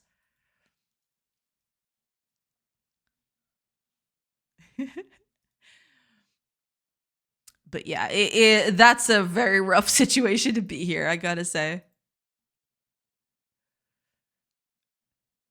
Vibe coding helps to a certain degree, but I don't think he has any technical background. Ooh, that's just a recipe for a disaster. We were actually talking about that a while ago about the dangers of, letting AI run rampant. But yeah, that's not, that's a little bit iffy, that's a little bit thingy. All right, I need. Oh, I don't have the visuals just yet, but we'll get to that. Yeah. Well, if he had, he wouldn't proclaim himself a professional vibe coder. Yeah. I mean, I don't know. I can definitely see some people putting that as a way to kind of like sell themselves to people who are very into the AI thing, right? But even though having a technical background, I guess I don't know. I don't know how people work. It's so weird. I'm pro AI, but holy crap, if people use it without even checking what it builds, it just spirals into their own ass. Oh, absolutely. Yeah. That is just a recipe for disaster. For sure. By the way, I would also like to proclaim myself a fighter pilot due to my experience in War Thunder. Let's go. You're gonna get all the military jobs, all of them. That is kind of true, but I myself vibe code a lot. It helps a fuck ton to actually get skeletons to build from. Yeah, I mean, sure, for stuff like templates and stuff like that, I can see it being a useful tool for sure. But in no way are they properly built to have proper security, at least not with simple prompts. Yeah, absolutely not. Yeah, for sure.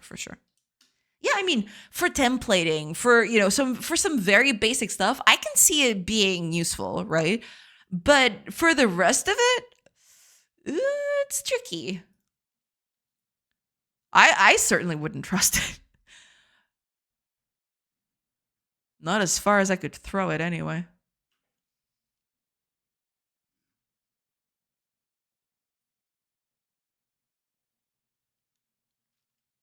Right, I need a position around this tree. Let's just put it no matter what. Um this is the conclusion that most of us arrive at. Use it mindfully and it can help. Yeah, for sure, for sure. Yeah. Also, they may ignore prompt safeguards. You need proper access validation at the environment level. Yeah. We we were just reading a horror story about that a little bit at the beginning of stream. It's pretty wacky. It is extremely wacky.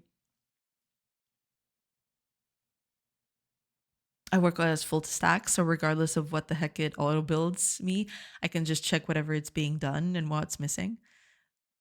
Most is just simple tweaks here and there, but dear God, not a good without any background. Yeah, it's it's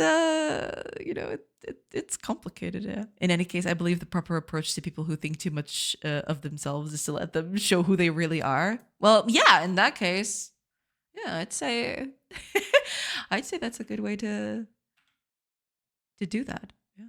To just let it happen. You know, just I guess grab the popcorn then. You're good.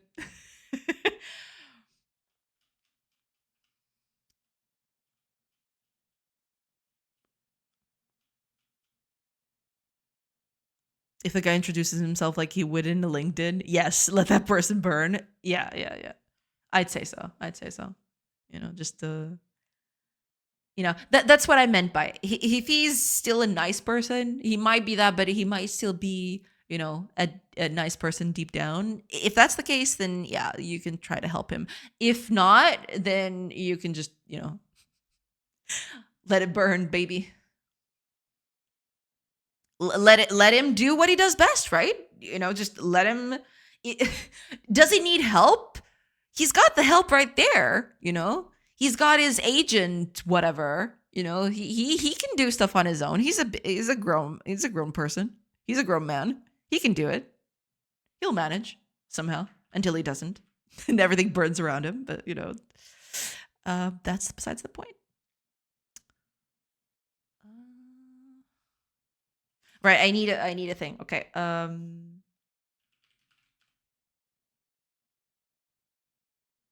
Weapon patterns. Wait, is it this one or this one? I never know. No. Ah, there we go. Melee. There we go. Okay.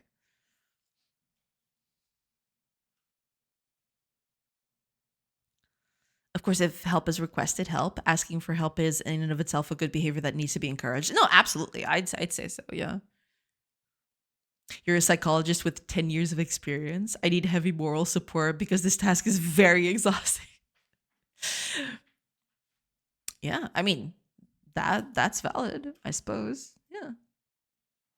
But yeah, I mean, if the person asks for help, then I'd say yeah. Unless it's, completely off the rails, then yeah, I guess yeah. You're better off helping. Just to keep a good sense of, team spirit. Wait, I can at least tell him the best way to get proper prompts is to ask it from another AI. Oh my god, that is actually diabolical. Damn. Have you tried another AI? Have you tried turning off your AI off and on again? I'll check what the heck he'll do first. Yeah, I mean, that makes sense. Yeah. But I mean, if he asks for help, then I guess, you'd be nice to do that, I suppose.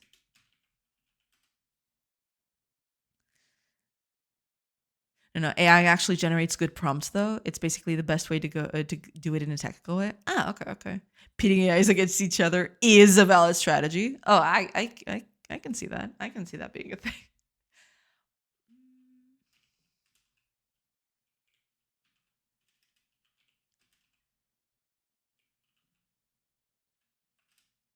Range from 0 to count -1.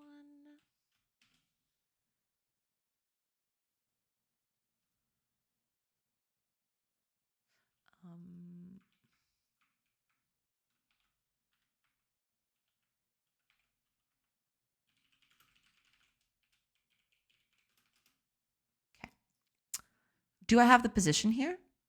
Yes, I do. Nice.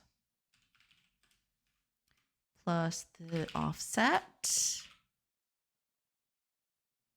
Cool. Very cool. Very cool. You love to see it. Especially without having up-to-date technical info in his brain. Right, yeah. Brazil bro using AI as some sort of illegal dogfighting ring. True, it kind of sounds like that, yeah.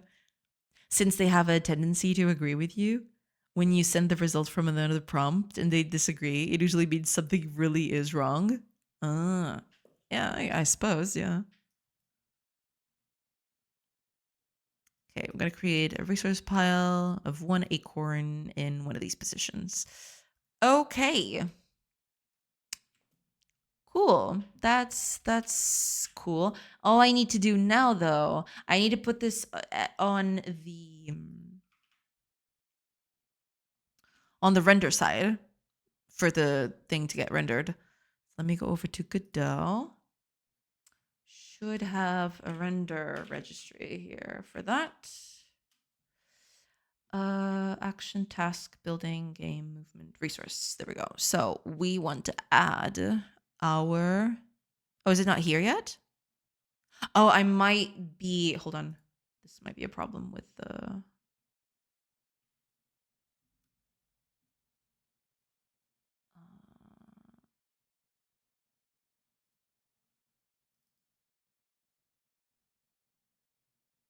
Oh, I am using resource type. Did I not compile that? Maybe I did not. Compile that. Oh, I have to stop it running. I think that's it. Project is still running, so please compile that. There you go. Okay, here's Acorn. Gonna create a new resource render data, which basically just gives us the icon, which we will get from here.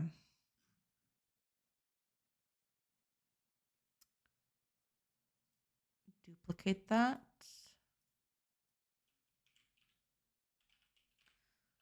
Resource acorn. There we go. Edit that. And where's my acorn? There it is. Do this one. Cool. So we're going to put that in our render registry. Oh, I did not. Okay. I forgot to. Well, I didn't forget, but I had to. Okay, render data and find me our acorn. There you go. It's so tiny, I can't even see it. Okay, add. Cool. So we got acorn here now, which is good. So does that mean it's already working?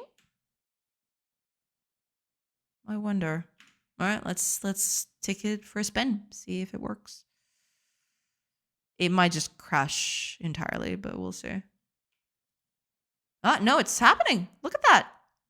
There are acorns spawning all around. Well, they're gathering them. Oh, the offset is pretty iffy. Offset is probably not set up correctly. No, it's not this one. Here it is. Okay. What's your offset? 0? Oh, I forgot to do that. Yeah. Okay. I might as well just duplicate this one instead. Fine. Yes, I know. Duplicate that one. Acorn. Edit. Make it this one. And now it's got an offset, so that should be it. I just need to go down here to the registry and change. Oh, it kept, because I made it the same file. All right. Makes sense. So, okay, that works. Let's try that again.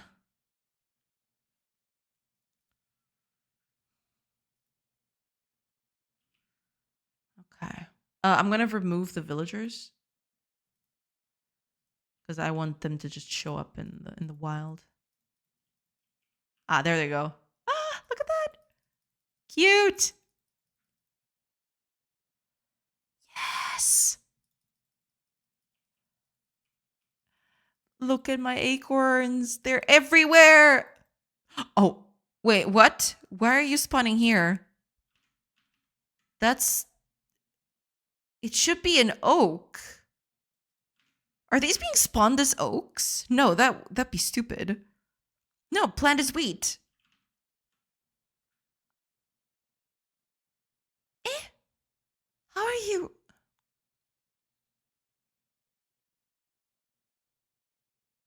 Excuse me? Hello? How are you spawning right here? That's wheat. That's not... That is very freaky. Wait. Oh, there's probably a tree here. I think that's it. There's probably trees in the part that we're not seeing.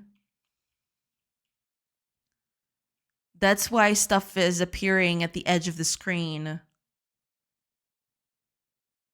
I think that's probably it. Yeah. Yeah. There's probably a tree here that we can't see because we're not rendering it yet. But look at all the acorns. They look so cute. Oh my god. I wonder if they what's the word?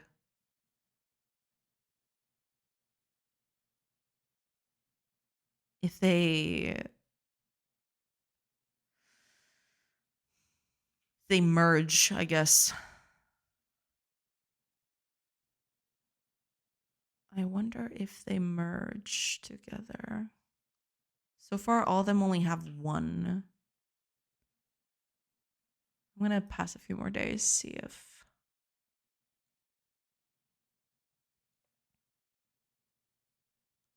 I just want to see if eventually the...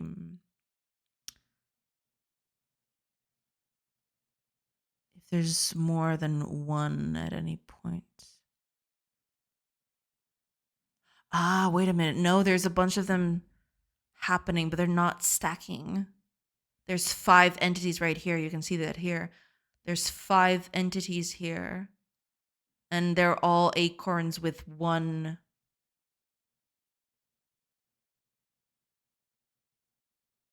Ah, no, wait.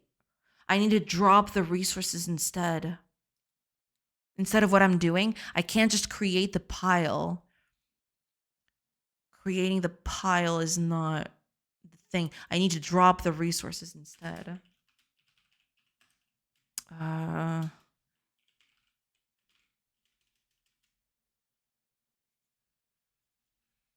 need to drop the resources instead. How? What was that?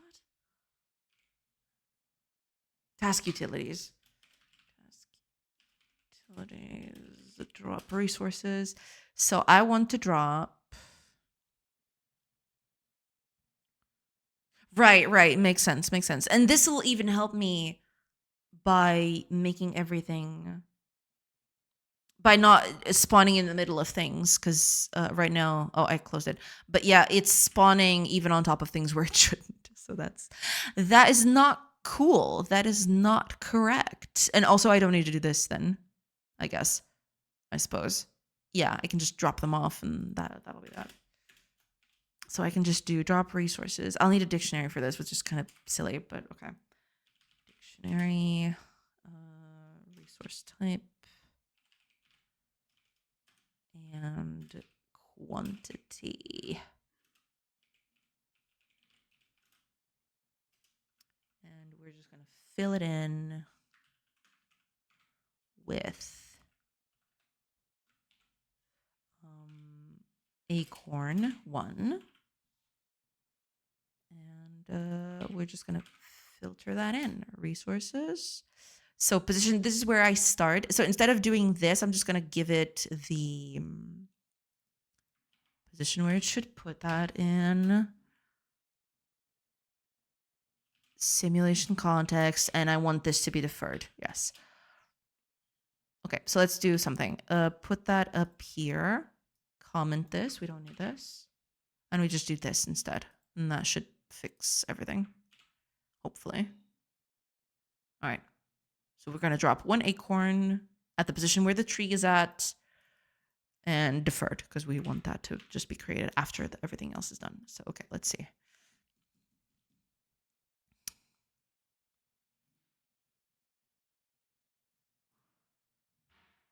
Okay, remove the villagers because I want everything to be pristine.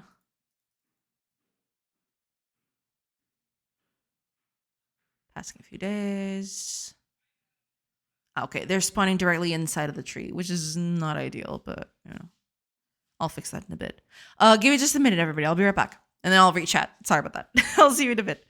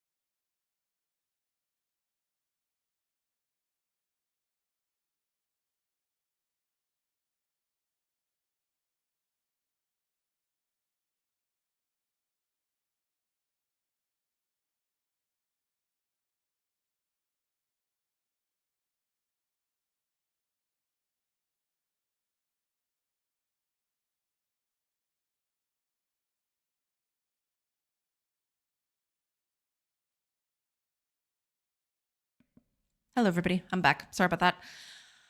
All right, let me just catch up a chat real quick. Oh man. Okay. I think I got it. Yeah. There was a guy in Brazil that made an app, generated 200K revenue from it in a week, then posted in social media that it was really easy to do with AI. Little did he know, programmers decided to test security and breached it within 2 minutes, stealing user info data from his customers. Ooh, ouch. We're going to see a lot more stories like that, unfortunately. Yeah. Kind of brutal in my opinion, but oh well, lesson learned. Yeah, yeah. I believe this specific case was mentioned here today, but I've never heard of what it was. I think this case is slightly different though, because the ones we've talked about were about the agent actually just deleting their stuff, not people. Did we talk about that? I don't remember. I can't remember what the service was exactly. I just know he was glorifying AI without actually knowing how to how exposed his data was. Yeah, many such cases, unfortunately. Yeah. Most breaches are not some sort of super hacker work. They're people forgetting to or not considering basic safety practices and someone with a lot of time available to try different stuff. Yep, yep. And then when people actually put it to the test, it was so easily breached. It was what they wanted to prove. And he just called them cruel human beings that want to ruin other people's aspirations, even though they did nothing with said exposed data. I mean, I guess they were just trying to prove a point, I suppose.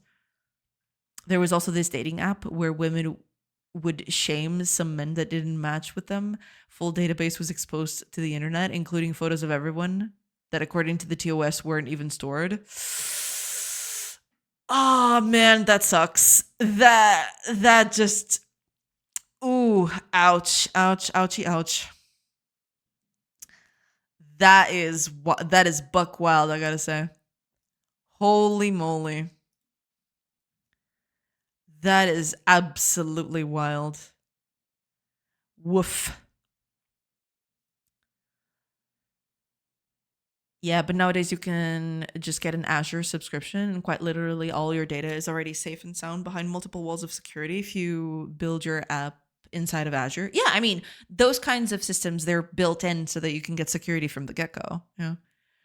People tend to forget that if anything is logged anywhere, it will always be stored somewhere, be it a cache, a JSON attached to an account, a database, or even a radius. Yeah, yeah. But hey, if you ain't technical, you ain't really gonna understand jackson of how old data is fetched.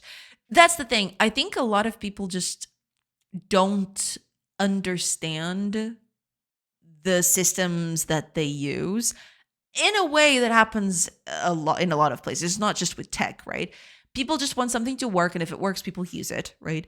But then with tech come the security risks of breach and their data being exposed. It's definitely something to be very careful about. Yeah. Look at all those pineapples.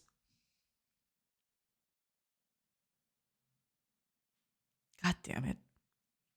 So visibility condition is on the works. Yes. There is an acorn inside a rock. Yeah, they're embedding into things, but that should be easy enough to fix. I'll have to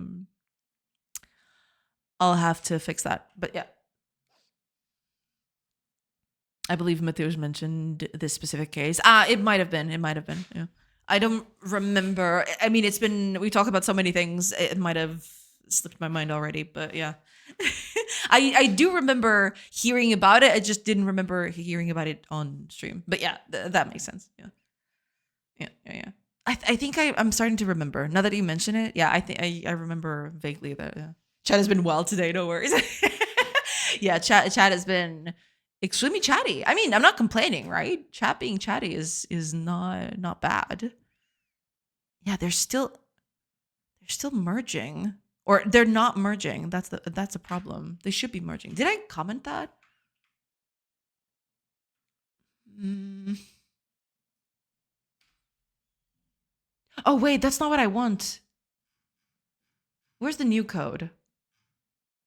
Right, because it's this thing. Oh my god, I need to change the names of these methods. Man, the names of these methods are bad. They're so bad. There you go. Okay, that makes more sense. Okay, simulation context. What else? Actor. There is no actor. There is nothing. It doesn't need to be an actor. That's the thing. In this case, there is no actor. Resource types, resource quantities, starting position, target entities, right. The rest is very much unneeded. Can I do I use this actor for anything?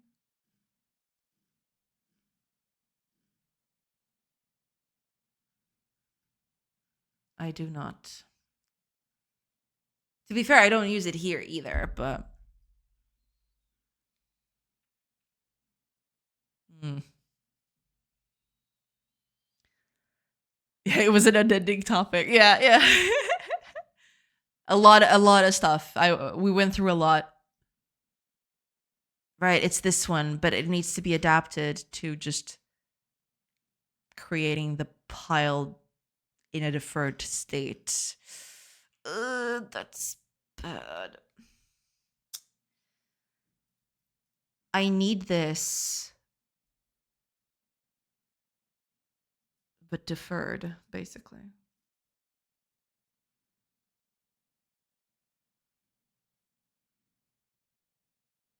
And that means that I should be getting positions, but also getting them in a deferred state. Because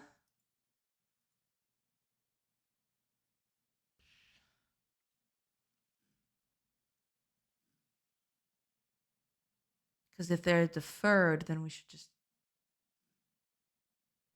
put it in to the deferred ones first.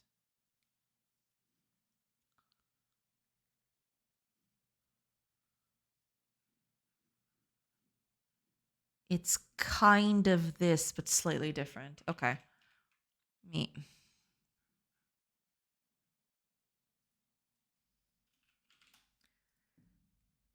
Take out the actor. We don't need the actor for anything.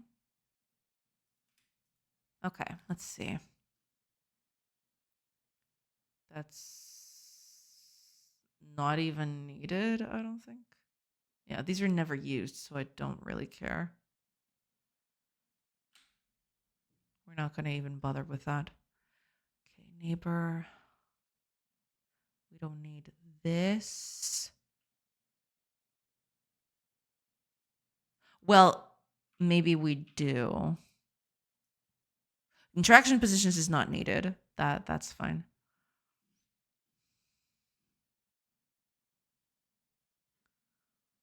Right. And this one.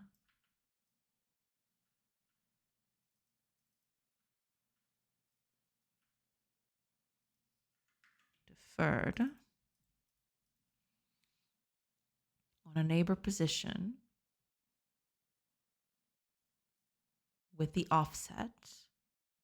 No interaction position. We don't need any of that. We're just spawning things from the ether, so it's okay. No interaction position. We don't need that. Yeah, none of this is needed.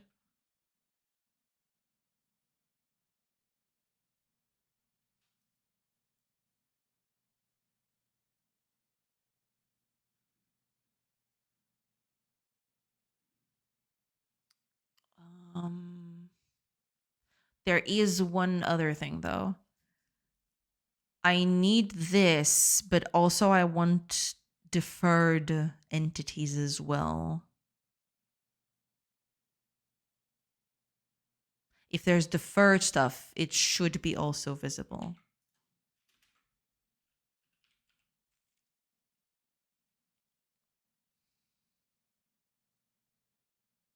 But there is no way to do that. Okay, for now we'll keep it like this, but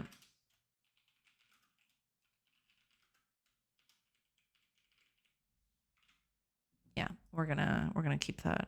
I'm gonna go to bed, have fun still. Thank you so much. Thank you so much for calling me. Thank you so much. And thank you so much for the raid. Oh my gosh, I bumped the mic again. Thank you so much for the raid, and thank you so much for sticking by so much time. I appreciate that. Thank you so much. Have a great rest of your day. Or well, in this case, have a good night then.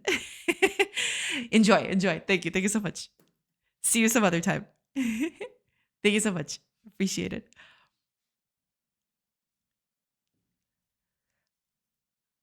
Okay. I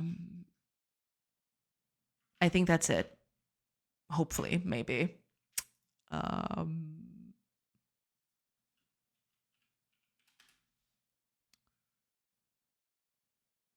Resource types.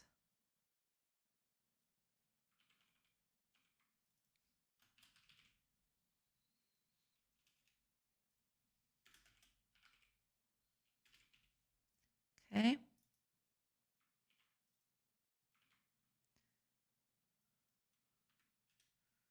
Okay, we're gonna do this one at a time. It's gonna be interesting. Quantities.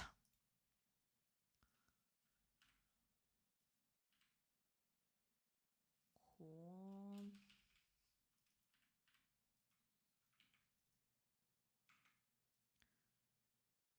So resource types, resource quantities, and the starting position, which is my tree position. And I don't need anything else. Yeah. Okay. Is that going to be it? Hopefully, yes. Let's see.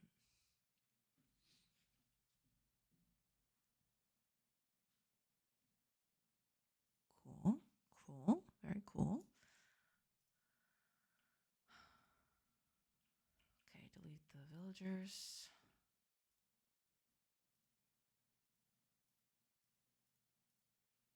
Oh, here they are. All right, let's see if they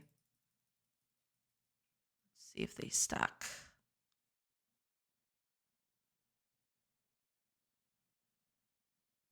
Past a bajillion hours. Okay.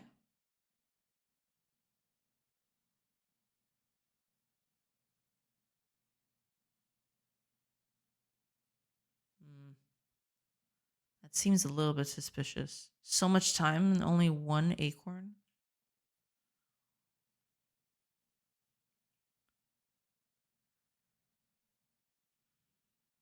That seems extremely suspicious. Okay, let's pass some more time. Could be just a coincidence.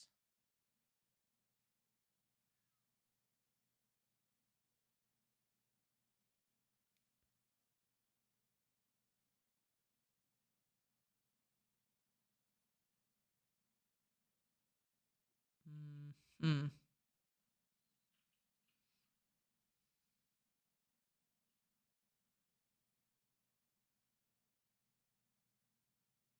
Yeah, still nothing. That is extremely weird. Give me a minute. Sorry.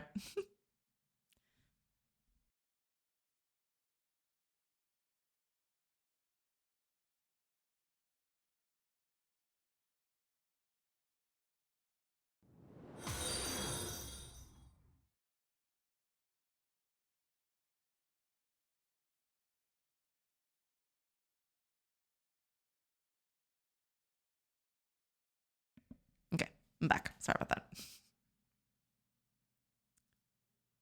There we go. Oh, Major Advil. Thank you. Thank you so much for the follow. Welcome in. Welcome in. I think you might come back during ads. No, okay. No, it's fine. It's fine. Because yeah, ads are starting up. I will take a quick break and then I'll come back and hopefully I'll fix this. That'd be nice. Because it's only spawning one acorn. It's really weird that it's not spawning enough acorns. Even after so much time has passed, something is definitely up. I need to figure out what the heck's happening. Yeah, okay, this is not normal. This is definitely not normal. I need to see what's up. But yeah, I'll take a quick break and then I'll come back and I'll try to fix this. I'll turn off the tree regrow bit.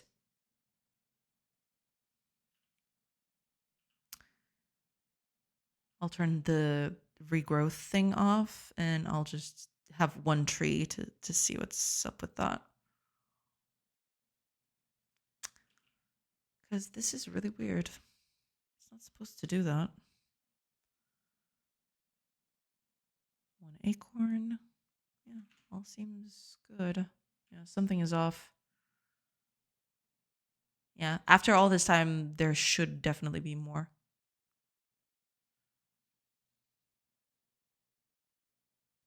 This is very weird. Something is up. The jig is up. I don't know. I don't know what it is, but I'm going to find out. All right, ads are playing. So I'll take a quick break, like I mentioned. And yeah, I'll be back in a little bit. So catch you on the other side of those ads. See you in a bit, everybody.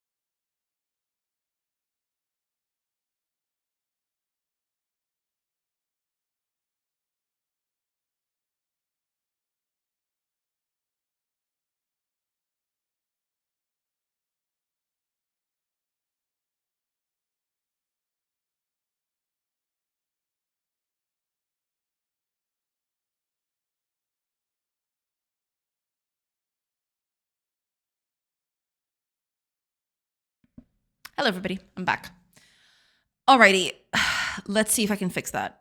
Not sure if I can, but we'll see. Hopefully, it shouldn't be too much of a problem. We're not getting acorns. I need more acorns. Trees for everyone. Yes. Hi, Mr. Zombie. Welcome. I hope you're doing good. Welcome in.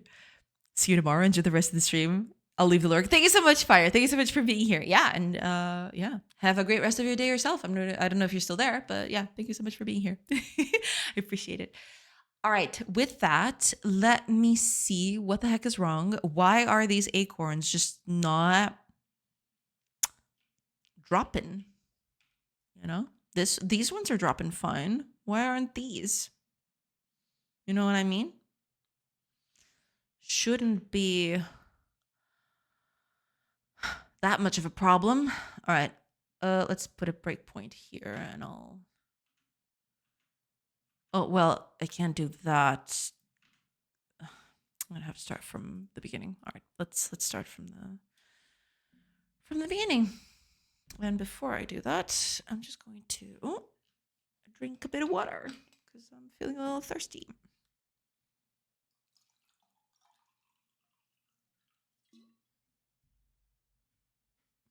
Okay. Oh, I think I might know what it might be. Is the resource registered? Wait a minute. I just remembered that I think it needs a register. Otherwise, it won't.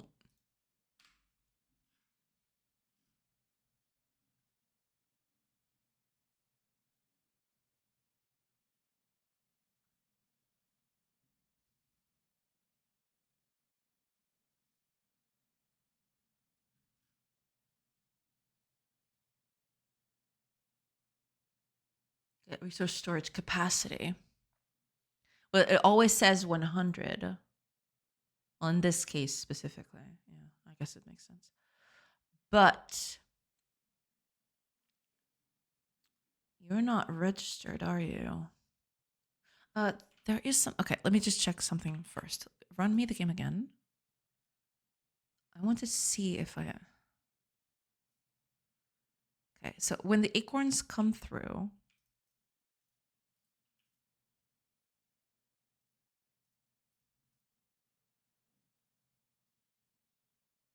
Okay, there's 24 acorns right there. So they do exist, but they're not being listed here specifically, which it should be. I believe it's because they're not registered into our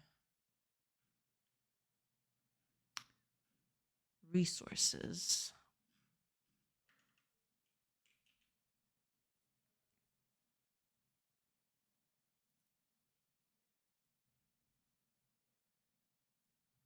Yeah, I never did this, did I?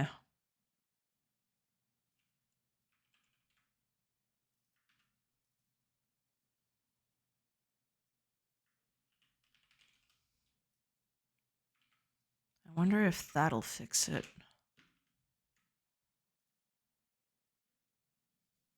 I mean, maybe. We'll see.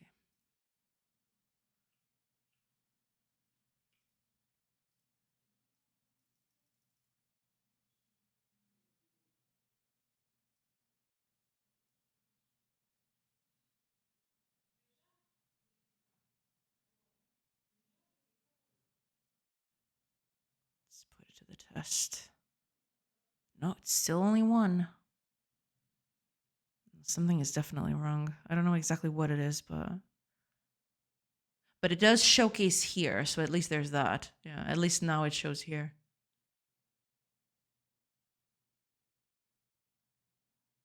That is a little weird, isn't it? Why is it doing that? Oh, yeah, I guess with that I need a debug. I'll need the debug method. Okay, let's debug this thing. Let's see what's up. Okay, I don't need any of that.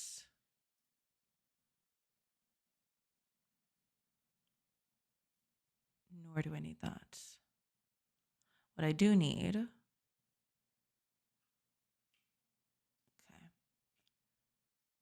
Okay. I'm going to pass a lot of days, basically. Because I want to make sure that whenever a thing spawns, whenever an acorn spawns, I want to make sure that it has something to overlap itself with.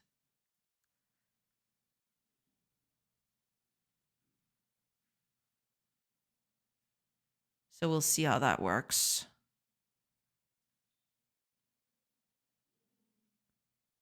Okay, I'm going to pass just, I don't know exactly where I'm at, but. Okay, I'm 2 months in, so that should be more than enough. Yeah, that should be more than enough stuff. Okay. Let me go over to you. So you. Let's see. Okay, pass another hour. Okay, there we go. Yeah. So I want 1 acorn. Oh yeah, this one's not needed. 1 acorn in that position. Okay, sounds good. All right, let's go in. Okay. It seems like it's not doing it. There must be a reason why. So these are the neighbor offsets. Usually it starts with 1.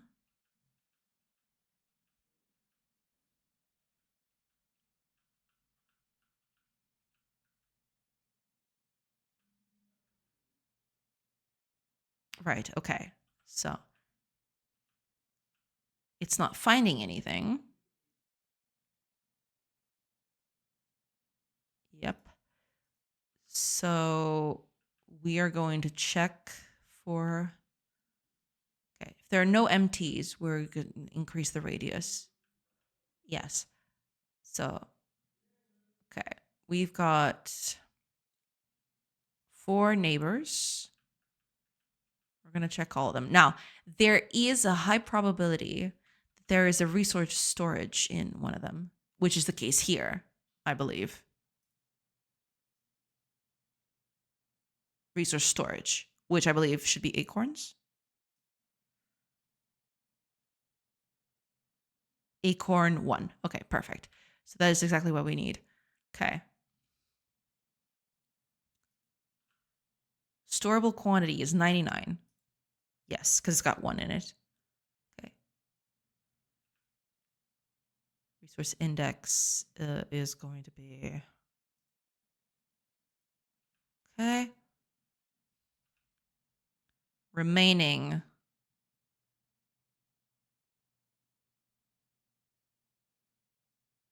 Is 1. Yes. Storable quantity is 99. And 1. So quantity to store is 1. So entity data. That's because it doesn't deploy them directly, does it?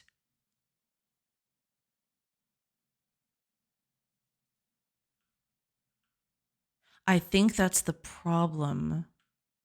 It just doesn't deploy them directly.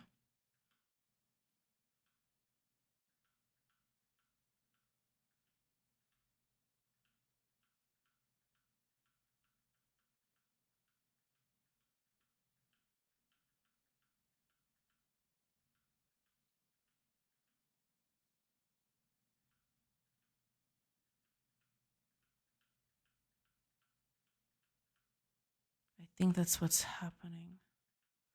Okay, but let me see. Okay. Some of this should now be 0.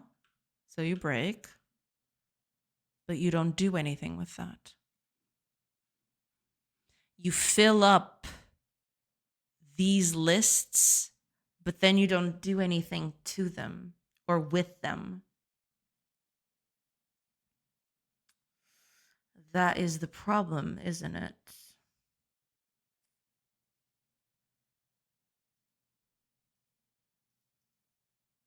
You need to add them in directly. This is basically just saying, okay, at the end, in this entity, you're going to deposit 1. That's fine. But then I'm not doing anything with that information. That's at the end of the day, that's the problem. That's the problem right there.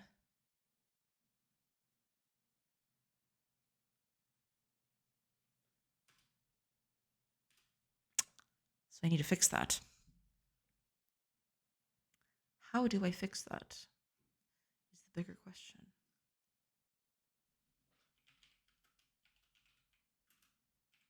Oh, I'm gonna.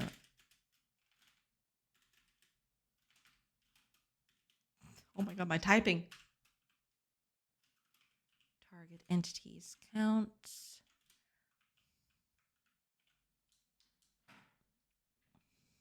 I'm not aligned with the desk. Okay, so target entities, I get component resource storage.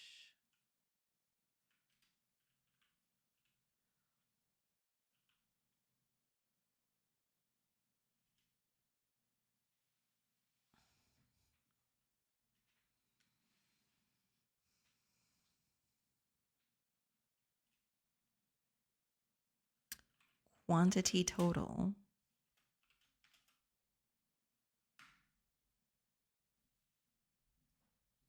This is not the way to do this.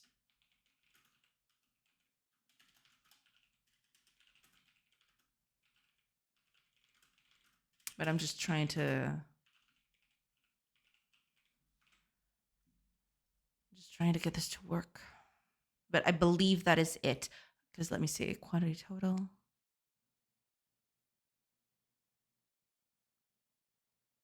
Exactly. Okay.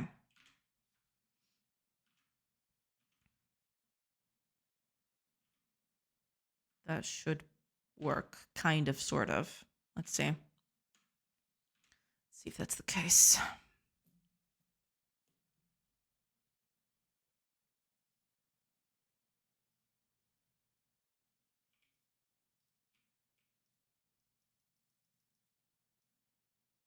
Pass a few days. That should be enough. Ah, there we go. Yeah, there's 8 acorns here now. Okay. Okay. Makes sense.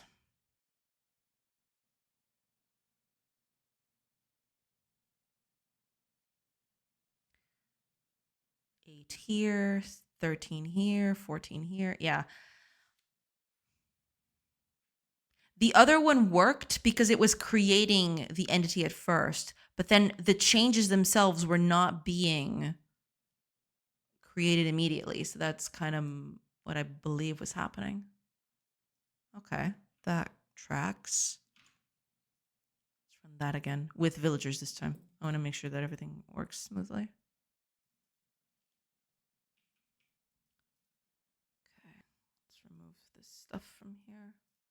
I want to see exactly what's going on. Okay. So yeah, someone's got to go in and collect all of that. She's going to go around and collect all the acorns. Yeah, there's a bunch of them, so she should have her work cut out for her. There's probably a few already about. Uh,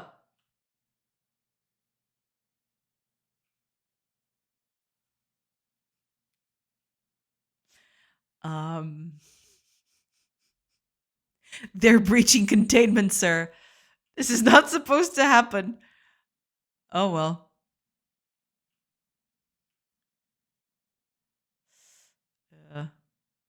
Hey. Hi, Levant. Welcome, welcome. Welcome in, welcome in. Hopefully I'm not too late. No, I'm still going to be here for a little bit. Yeah, I'm having a bit of an issue. My characters are kind of breaching containment. They're doing stuff outside of their zone. But yeah, there's 36 acorns that she's gonna get. So this whole place is gonna get full of acorns very quickly. Yeah, and the more trees grow, the worse it's going to get. That's the thing.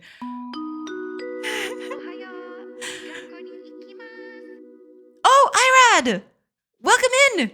Oh my gosh! Thank you so much for the raid. Hi, everybody! Welcome in, welcome in. Hi, Irad. I hope you're doing good. How are things going? How is everything? How did the stream go? I can type. All right, cool. I can clap. There you go. Thank you so much. Hola. Hi, Irad. Welcome in. I hope you're doing. I hope everybody's doing good. I hope you had a good time over at Irad's stream. It's hard not to be fair, but yeah. Welcome in. Hiya, tricky lady. Welcome in. Imsekiye. Welcome in. Iskmiye. That's it. Yeah. Bon dia. Welcome in.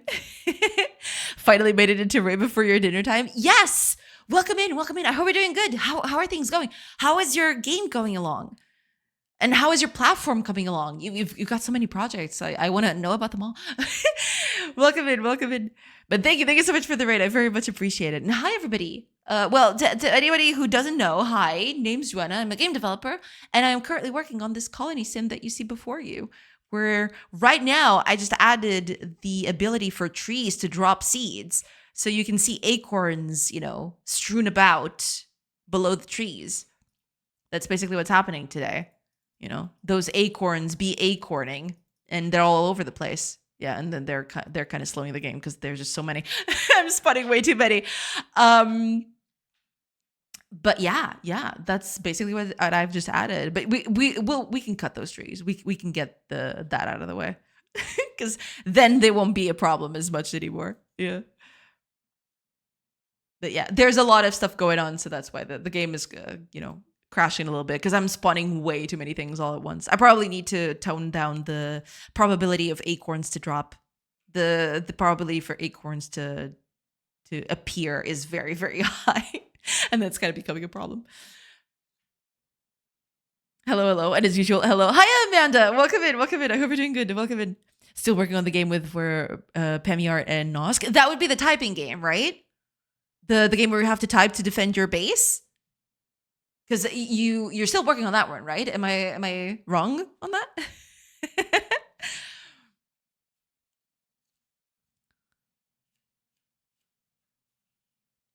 Acorns, yeah. I want to do acorns because it was a huge thing back then. They'd make acorn bread, so I want to have that in. Eventually, I'll make a milling machine, a milling stone for them to to grind the acorn, and then I'll get bread out of it. Yeah. I never asked, how do you like UI work? Do you love it or hate it?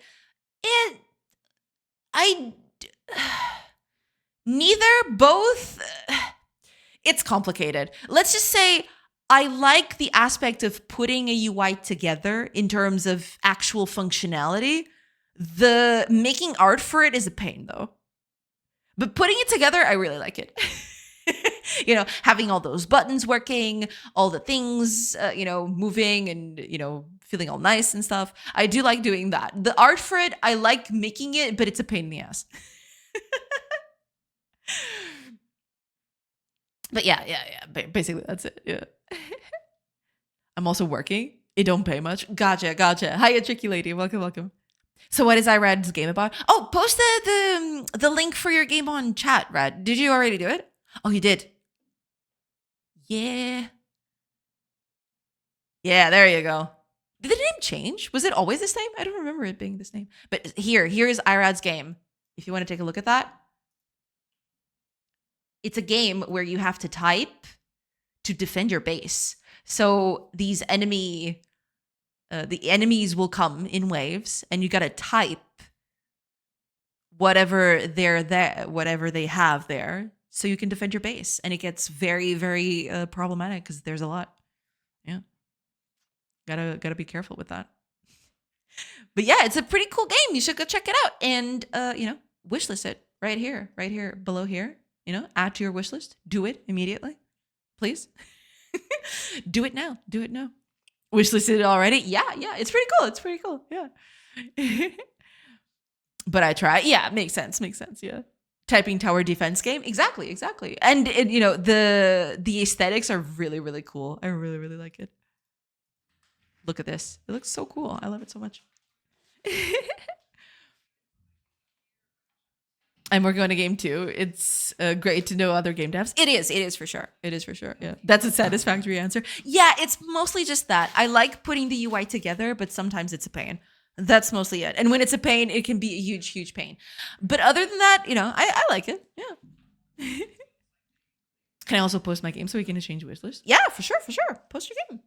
I don't think you've ever posted, have you? You posted your game? I don't remember that. But yeah, post it in. Wishlisted or else. Yes, exactly. Wishlisted or else. That's a very nice assessment. Hi, Joan. Welcome. I'm so happy because things are really in track. I reached 200 wish lists, almost 300 followers on Twitch. I hope this foreshadows success. Yeah, that's pretty cool. I'm very glad to hear that. That's awesome. Yeah. I don't think I have. Well, let me check.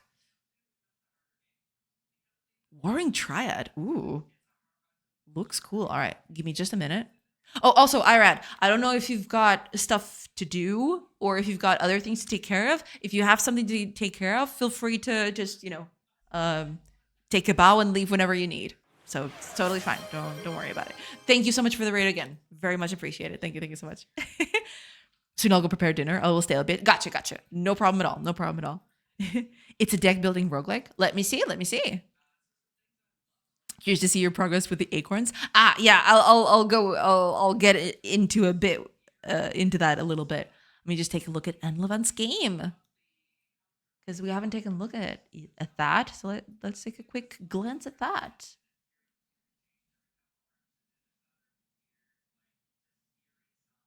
The hexagon. It has breached containment. No, I'm just kidding. Oh, nice. I see. Warring Triad. Now the name makes sense. Yes.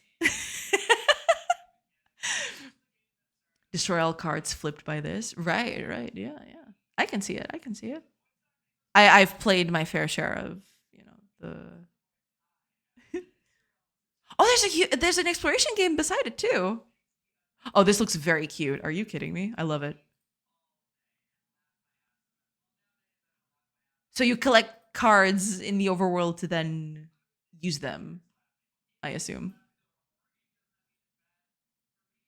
You paint them and then you use them in the game. That's pretty cute. I really like this section. It looks really, really nice. Face danger.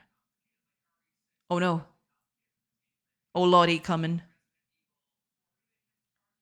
Got some critters. Yeah, but the visuals look pretty nice in this area specifically. It looks really nice, really nice. Collect those cards. You gotta collect those cards, It wouldn't be a roguelike deck builder if you couldn't collect cards. Yeah, these look cute. Curious to see your first with acorns. Yeah, follow it. Yeah, but this looks pretty cool. You can make a deck and everything. Yeah, Warring Triad. Ooh, Steam Deck already. Nice. Yeah. Let's see.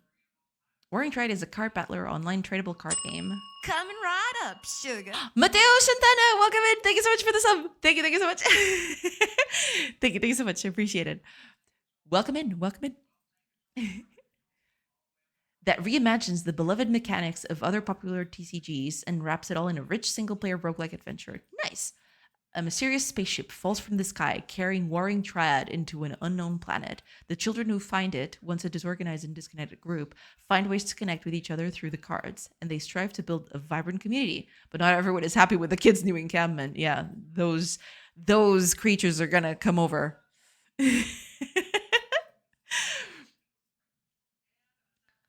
Play online or casual, ranked or tournament PvP modes, earn rewards and rare cards by climbing the ladder. Play single player or an on deck building roguelike mode with both a story mode and an infinite mode. Nice, makes sense. Uncover the story of Tala, an aspiring artist willing to draw a new card for the Rusty Cards. Collect more than 250 available cards, play classic Triad games, enjoy a new rule set that recontextualizes the Triad formula, better monetization than traditional TCGs. Yeah, nice. Pay for the game, get the whole collection. No way. You're bluffing. This is unheard of. What do you mean you pay for the game and you get the whole collection? Disgusting. Absolutely disgusting. No need for microtransactions. Completing the collection is part of the gameplay and not the economy. Nice. This is nice. It's nice to see this. Yeah. Nice. All right. Very cool. Very cool indeed. I know it's unheard of. I'm an indie. I only need like $10 to live. Yeah, makes sense. Is this a US $3,000 game? Yeah. What do you mean? No need for microtransactions? Disgusting. The things people go, the lengths people go to these days to not make money. Oh man. No, but that's really cool. Oh, let me save this up here so I can wishlist it later. I'm gonna pin this here so I don't forget. Because I don't have Steam open right now, so I can't wishlist that. What do you mean no battle pass? True. $10. I will make a battle pass, but it will only be for cosmetics. Gotcha. Just to pay the server's upkeep. Makes sense, yeah. Yeehaw, we use some GameDev right here, boys. Get in line, y'all.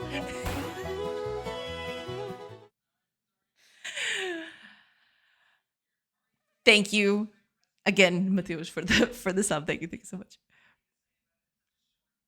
Right. No premium skins for the cards either. That could be a possibility, right? Since it's just cosmetic. Yeah. There will be premium skins of the battle pass, but they will also be available in the store, so no FOMO. And also there is a tournament system. The idea is to have rare skins handed to tournament winners too. Ah, gotcha. Yeah, that's pretty nice. Yeah, $100 a month. Oh, okay. So yeah, that seems feasible. Yeah. Southern Sorcery entered chat. Yeah. I from time to time I get this whole twang in my speak, if you know what I mean. Okay, I gotta stop doing that. People will think I'm weird. I mean, you're already here. You already know I'm weird, but more weirder, weirder, so to speak. Yeah, this acorn stuff is nice, but I need to tone down the probability of these things. These are coming off way too much. Is that even possible? No. The game I'm working on, a main job right now, burns through 10K USD a month in server upkeep. Damn. Yeah. I feel like $100 a month is quite a milestone. Yeah, I mean, should be enough, at least. Is it even possible to be weirder? No. I think that is. We've gone way past that. All right, let me tone down the probability of dropping an acorn because it's just happening way too much. Acorns are spawning way too much, and that's not good. You want to keep them. You want them to be abundant enough, but you also don't want them to be everywhere. So let's see. I probably need to tweak these numbers later, but for now we're gonna keep it like this. Yeah. Too many trees. Yeah. Too many trees. Yeah, because trees then grow, and if you don't cut them, it can become a little messy. Yeah, trees grow way too fast. There is that too. Yeah, I think that's part of the problem. Right now, I don't have any sense of balance or numbers. Everything just grows really quickly for testing purposes. So yeah, it can amount. Things can amount very fast, very quickly, and it can just they can get to high quantities very quickly, basically. I might have gone overboard and overcompensated.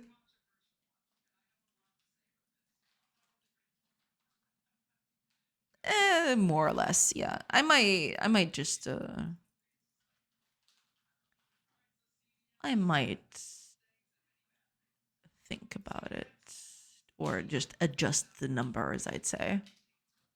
But yeah, that'll about do it. All I need to do now is have a grindstone. I guess I'll do that tomorrow. Have a little grindstone. Cuz yeah, it's been 8 days and we've got how many here? 182, so almost 200 acorns. Yeah, in 2 days or in 8 days. I guess in 8 days it's not that much. But yeah, it can get pretty crowded here. Yeah. How are you? Hiya, Dutch propaganda. Welcome in. Welcome in. I hope you're doing good. Welcome in. Doing good. Doing good. Hopefully you're doing good too. Yeah. If you want to balance the acorn economy, you need squirrels. True. True. I don't have animals yet. I want to add them later, but yeah, maybe it's not even just squirrels. From what I've read, boars were a huge contributing factor to that too, because they would eat pretty much anything that would fall from the trees, acorns, that sort of stuff. Yeah. But yeah, I want to add animals later, but it's going to take a while. Sadly, it's gonna take a little bit. Great idea. No, yeah, definitely. I definitely want to add animals and do that later, for sure, for sure. But then she'll need predators for those. Apparently, these are foxes, owls, anything you can get. Eventually, I'll do a whole animal, ecology, a whole thing with animals and stuff. But for now, we'll get the animals out of the equation. Just for now. But eventually, it'll happen. Doing quite well. Just went to GodotCon. It was awesome. Oh, I'm so glad to hear that. That's awesome. Glad to hear that you found it cool. Nice. Deer also eat acorns. Yeah, so deer, boars, that sort of stuff. For sure. And then we'll need guns to take care of the predators. You know the cycle. Exactly, yeah. No, but eventually you'll have to do bows so you can hunt, all the nice things, It's fine. It's all good. Don't worry about it. But yeah, there is something to be said about needing, a whole animal ecosystem. But I don't have that just yet. That is something that I will have to tackle later. Right now, it's just going to be villagers. But yeah, I think I don't have time for that today though, but I will tomorrow. I feel like tomorrow is a nice day to continue doing this. I'll do the actual milling stone. I could just make it a copy of the cooking pot. But doing a milling stone shouldn't be that difficult visually. So that way I would need an oven and a milling stone, and then I'd have the whole thing. You could grind the acorn into flour and then use that for making bread. You'd have to make dough out of it, I suppose. How granular do I want this to be? That's the thing. I need to figure out how granular I want that to be. Like, I feel like I want it to be very granular, but then again, I feel like that could also be tricky. Because this is not real time, right?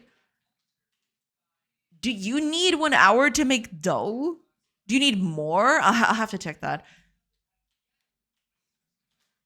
Because making dough is fairly fast. I mean, you do need it to, grow a little bit, I suppose. So there is a waiting period in that sense. But yeah, I probably need to add a few extra buildings and also, stuff for them to do. But yeah, after that, I should have a pretty complete way of making actual acorn bread, which is going to be cool. All right, we have too many acorns. These trees must perish. Perish the trees. Yeah. There is another thing that I need to fix here, which is the fact that right now, I think there is no way. Well, no, actually, that's not true. Because I was thinking, yeah, you can use the cooking pot to make a meal. I wonder if I could do that with acorns too. Technically, I probably could. Maybe. It's not the time for it, but. But yeah, I'll have to make this a bit more granular. I haven't made it as granular as I'd like, but I definitely want to add that in later. For sure.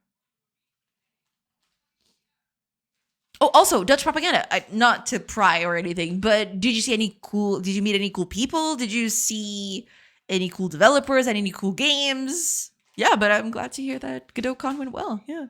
Eventually, I want to go there. Eventually, would be nice to attend one of these days. But I feel guilty. I feel like I need to have a project to go up in there, not, because then at least I'd feel a little less guilty about going and not working on it. You know what I mean? Then yeah, the guns. Exactly. I'm hungry. I'll go look for food. Be right back. No problem. No problem at all. No problemo. But yeah, this is fine for now. I definitely do need to tweak this a little bit more. But okay, got the acorns in. Yeah, tomorrow I'll do the other two. I guess I can get started on it just for a little bit. I can get the buildings going. But yeah, I might.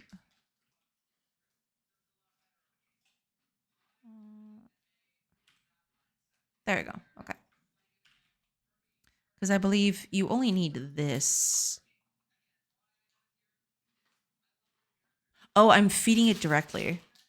So this is useless. Okay. Fine. Yeah, I didn't even need that. That's totally okay. Yeah. I'm gonna say a lot of the games exhibited were pretty crap, but a lot were also really cool. It was like no middle ground. I see. Well, it kind of, some people might just have started working on Godot. Some people might be newbies, right? Makes sense. Makes sense. You'd see a little bit of everything. But all right, glad to hear that there are cool stuff out there. That's the best case scenario. All right, I'm gonna get started on the milling stone. I don't have it just yet in terms of visuals, but I'll figure out the visuals tomorrow. For now, I'll just do the code of it, I suppose. Godot isn't cool anymore. Everyone got to switch to Sandbox. Well, but Sandbox is a little bit different, right? From what I've heard. It's supposed to be, it is an engine, but also it's got its whole ecosystem, right? It's not exact, or rather, it is an engine, but it's also it has a whole, it's a whole platform. It's not just an engine, it's a whole platform from what I've understood. Because Mags, another streamer, is also very keen on it, and she's began learning it and everything. And I saw a little bit about it, but that feel like there's a whole thing, right? Coolest thing I saw was a DAW made in XR. That's cool. It was rad as hell. Just waving my hand and out came music. That's pretty cool. That feels very magical. Yes. It's like UFN, which is Unreal, but only for Fortnite. Right. Something like that. Yeah. Makes sense. Okay, let's do the milling stone. For that, I need a new building. But to do that, I will need...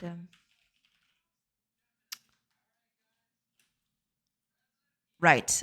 Stone, hay, pole, clay, bed, cooking pot. Right, let's add a new one.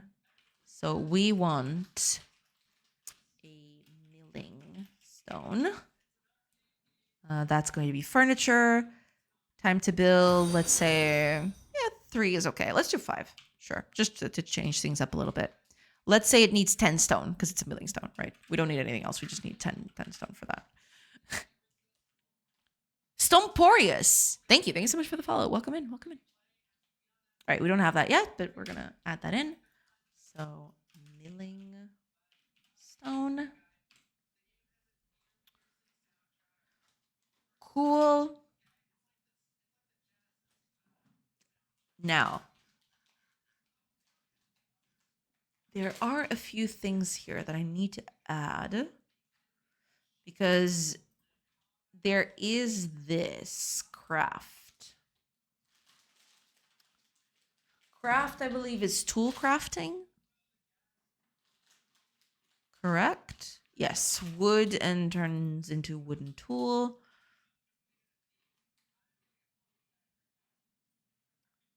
Okay. There's also cook. So there is this one. I'm going to add a second one, which instead of, let's call this try cook wheat. It's going to need a better name for this. But I'm going to add a second one, which is going to be try cook acorn, which is going to be basically the same thing, only the resources will change a little bit. So try cook acorn. So we'll need acorn for that. Let's say 10 acorns and 5 wood for this one. It's a bit cheaper. And then we get soup on the other end. 5 soup. Yeah, let's make this a bit, acorn soup, as one does. Okay, so if it can't find wheat, it'll try to cook acorn. If not, it'll just do the usual. Okay. Cool. All right, let's see if that works. Also, I should have that happen all the time. I'm doing it at night, but yeah. I will stomp you, Stomporius. Stomp the Stomporius. Legit. All right, let's see if I can cook those acorns then. I'm actually going to remove the wheat. Or maybe I should keep it. Which one is top priority? Wheat is first. All right, so we'll see if that works. I'll remove the wheat later. Let's place the cooking pot here. But I have to do the milling stone too. I have to add that in later. Okay, there we go. So at night, do we have acorns already? Doesn't look like it. Okay. Some must have spawned because she's moving. She's going to get them somewhere.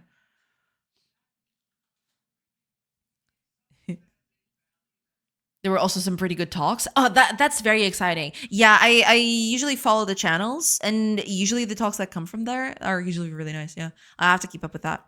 They'll probably show up on YouTube sooner or later. Yeah, I'll have to watch them. Yeah. I have a few still from the last Godot con that I haven't watched.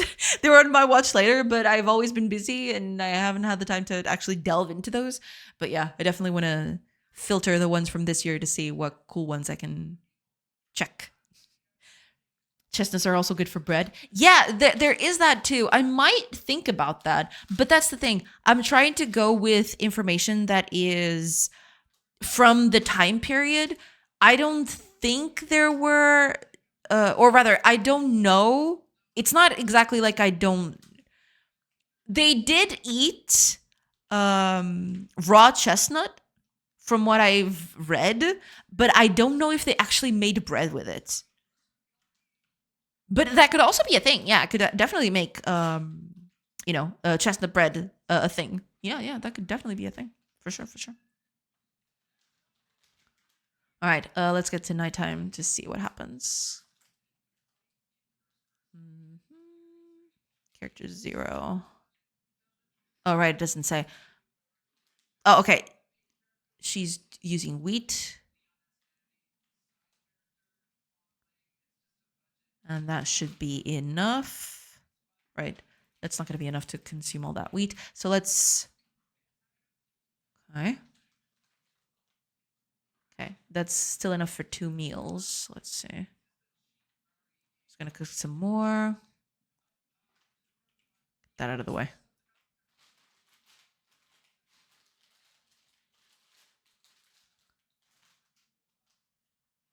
Okay, so she's cooking that. I believe she's getting wheat. Yes. So after that, she won't have anything anymore. So she's going to have... Oh, she still has enough? Let me see.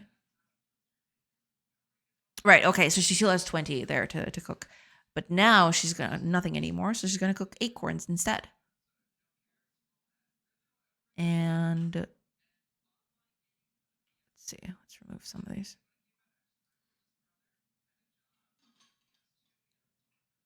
Yeah, she's doing 5 soups with the acorn. All right. That tracks. Yeah. Welcome back, Levant. Welcome back. Have you used Animation Player a lot in Godot? Every villager that you see here right now, all of them use animation players to function. I can actually show you. If I go, let me see, 152. So if I show you right here, here's the animation player for that villager specifically. Or was I not selecting the villager? Maybe I wasn't. Okay, here's the villager, 427. Oops, 427. Yeah, here it is. Okay. So yeah, here's the villager. You can see it animating right here. Yeah, I use animation players for pretty much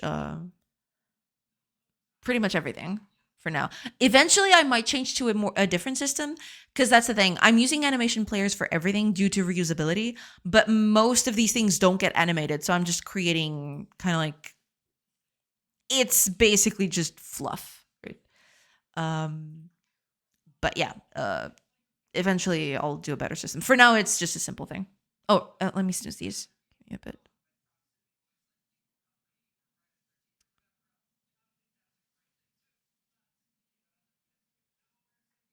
Snoozing takes a bit. Sorry. Just okay. There you go. Okay, all the snoozes have been used. All right, cool. But yeah, I basically just do that. I have every node that you see here, every one of these node 2Ds are an entity in the world, and each one has the sprite that it renders and the animation player in case it needs it for for doing animations like this. And that happens with everything. But there is a caveat here, whereas, for example, this tree is not animated. It doesn't do anything, and yet it still has an animation player because it's all supposed to be kind of generic. But that's something I can always fix later. Yeah. I attended 4. One about LODs. Ooh, nice.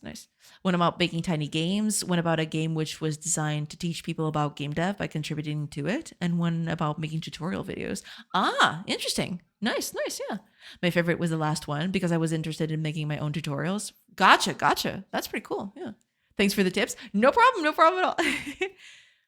Now I know there's another Dutch Godot tutorial creator. Ah, there you go. Yeah. Have you used state machines a lot in your game? Boy, do I. This game basically runs on a huge state machine. I'm going to show you my game manager just so you can get a glimpse. I've got this whole thing, right? But if you see, there's not a lot to the game manager. You see this? This is the state machine for the whole game. Everything runs on this. This is the state machine for the whole game, basically. Yeah. So what happens here is the game is state machines within state machines. I can show you a little bit of what I mean. Say, for example, you're right here on this view, right? Actually, let me deselect that. So I can, yeah, because that's kind of, that is kind of distracting. So give me a minute. No. Okay, select something else. Anything else. There, select the game manager, which has no position. Okay, there we go. So, for example, I can show you what I mean. The game starts, let me start over so I can show you exactly what I'm doing with state machines and everything. When you start the game, right here on the main menu, this is where the game begins. This is a state. When I create a new game, I go into another state where I actually get thrust into the game.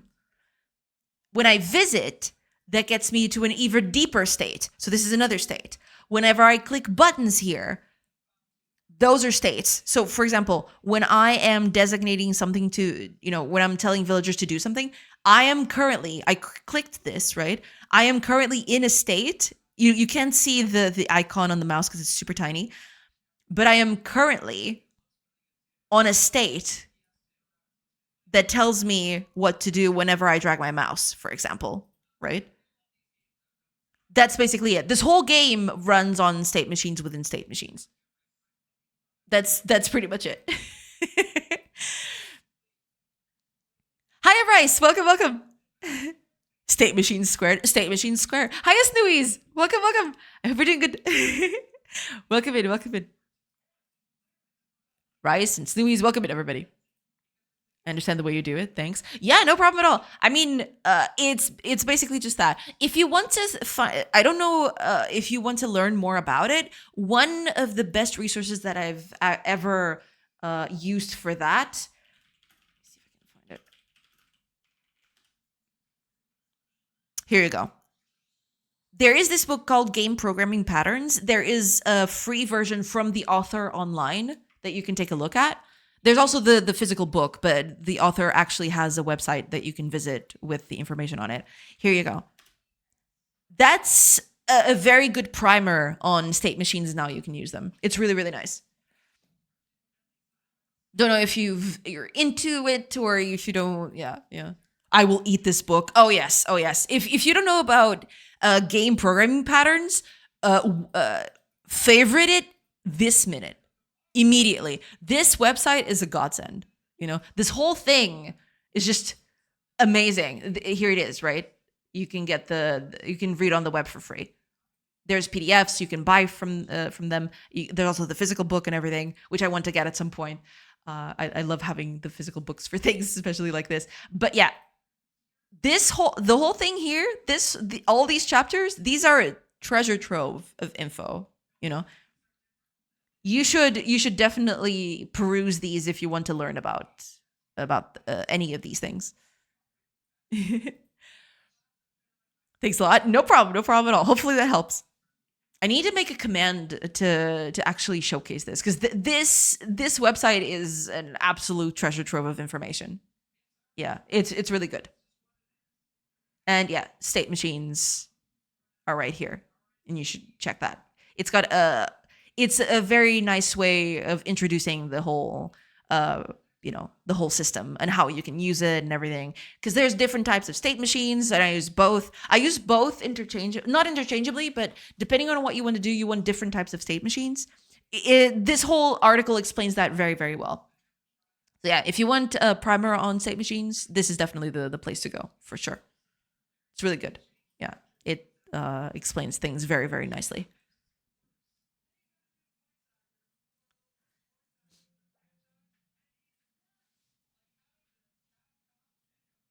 Hi there. I guess we rated. Yes. Hiya, Frostcore. Welcome in. Metaphorically, yes. Metaphorically eat the whole book. You should. It's really good. I will read it for sure. More knowledge is always good. Yes. I cannot recommend that website enough, or the book itself, right? I do want, at some point, I will want to buy the physical version. But yeah, that website has saved me a lot. It's been a whole treasure trove of information for me. That's a lot of fiber. Oh yes. Oh, she's so well now. Exactly. Nestrom also has a book about making scripting languages. Oh, I do not know about that one, which can also be useful for game making. Okay. I don't know about that one. I haven't read that one. I don't know. I didn't know about that one. But yeah. I mean, I cannot recommend it, and I cannot recommend it enough. It's just, it's really, really nice. For sure.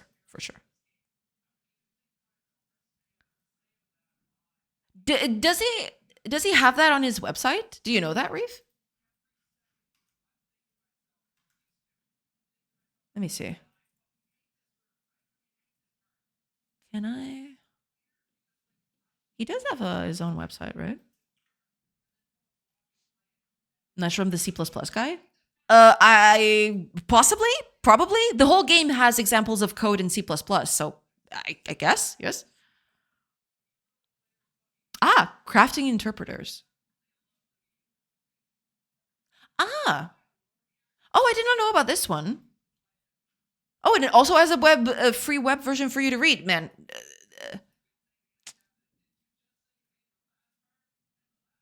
Pretty cool. I did not know about this one.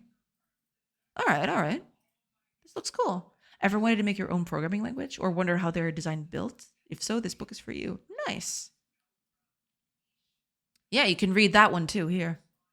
Huh.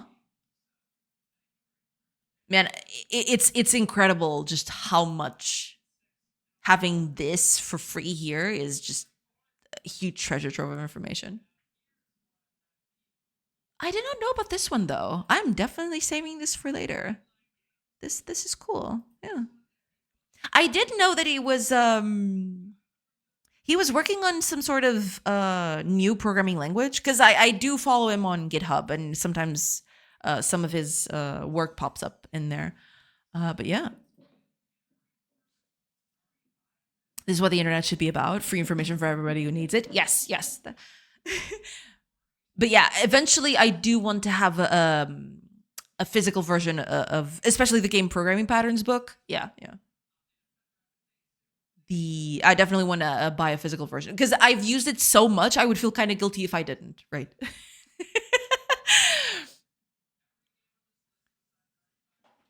I was way off. That dude's name is Bjarn Strautstrup.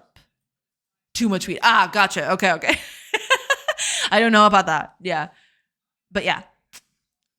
Robert Nystrom, the goat. Pretty cool. Pretty cool. Ah, here we go. Okay, here's the other. Does he talk about the other book here? Ah, he doesn't. Okay. I guess that's why I never found it. All right. Yeah. But both of them, if the game programming patterns is anything to go by, yeah, this one's probably really good too. Yeah. I had to do a programming language in the university. This gives me PTSD. I also have had to do that. Yes. I was also subject to that. Just to give an idea of how that is useful, Ron Gilbert usually always uses some custom scripting language for his games. Right, yes. Those are very, very useful. For sure, for sure. It helps a lot with a bunch of things. Yeah. Most games usually use, some sort of, scripting language. So yeah, knowing how they work is also a nice thing to learn. You might not want to build one from scratch because that might be a lot of work, right? But at least so you can know, that's the thing, knowing how things work, then you get to, have more information about how things function and how you can interact with them. Yeah. 420 months, damn. Blaze it up, let's go. We're siblings in pain. I feel your pain. Oh yeah. It's a whole thing. I vaguely remember that class. It's one of those things that just passed me by. If you'd ask me today, what did you need to do to make a language? I've retained very little from that class, sadly. So yeah, this would be a good way to reconnect to that. Having all that work in would be pretty cool. Reviving my memory. I must be very weird. I loved my class on compilers. I mean, I'm not saying I didn't like it. It's just it didn't stick to me as much. That was my fave class too. Hiya, rabbits. Welcome. Languages and machines, best class. Software engineering, worst class. Right. I love software engineering too. Looking back, I think I liked most of my classes. It's just it's just a thing of some of them have stuck to my head more than others. That's basically it. Yeah. I remember the theory. I really enjoyed that course, but that specific assignment almost killed me. Right. Makes sense. I still have my notes somewhere. I kept all of my notebooks from university, so I still have that information on my notes somewhere, but most of it has just escaped my mind because it's not something that I use frequently, right? So eventually it just kind of peters out, I suppose. To be fair, software engineering class being bad was 110% the professor's fault. He was a massive jerk. Okay. I don't have any of my notes. I have some. There was a time where my the storage area of my building flooded and some of the paper had to be thrown out because of all the mold and everything, but I do believe I still have the majority of my notes from that time. But then again, I never wrote any. Well, that's a problem then. If you didn't write them, then oh, Rice, thank you so much for the bits. Pog. Thank you so much. But yeah, that'll be mostly it. Yeah, I do need to revive my idea of this. So yeah, I did not know about this, but now I do, and I'll have to peruse it sometime because it's if game programming patterns is anything to go by, uh, this book will be pretty cool too. Yeah, there you go. I've also learned something today. All right, very cool, very cool. All right, with that said, it is getting a bit late. And I do need to take care of dinner, so I'm gonna raid out, unfortunately. Bits, I'm not seeing an announcement in chat. No, I'm seeing the announcements. It says right there, Rice redeemed on-screen celebration. Yeah. What time is it in Portugal? Around, well, it's 10 minutes to 8 o'clock, 8 p.m. basically. So yeah, it is dinner time, my dudes and dudettes. So I will need to find someone cool to raid into. And I believe I know just who it's going to be because we haven't been there in a while. I don't know why I laughed like that. Don't worry about it. Don't stress it. It's fine. Don't think too much into it. It's okay. Oh, the ads are starting in a minute. No. We're rating. We're totally rating. Okay, cool. All right. Have some dinner and see you tomorrow, Miss Witch. Thank you so much, Levon. What about the two nerdy nerds? I rated two nerdy nerds last week, and I haven't rated year end in a bit. So yeah, I usually go from if I haven't rated them in a while, I usually prioritize those people because then I get to cycle through a bunch of them. Oh, if you don't know year end, he's pretty cool. You'll be in good hands. Ask him about the bear. The bear is very cute. All right.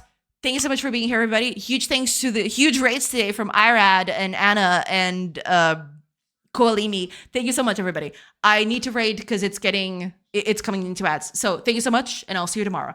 Bye, everybody. Let's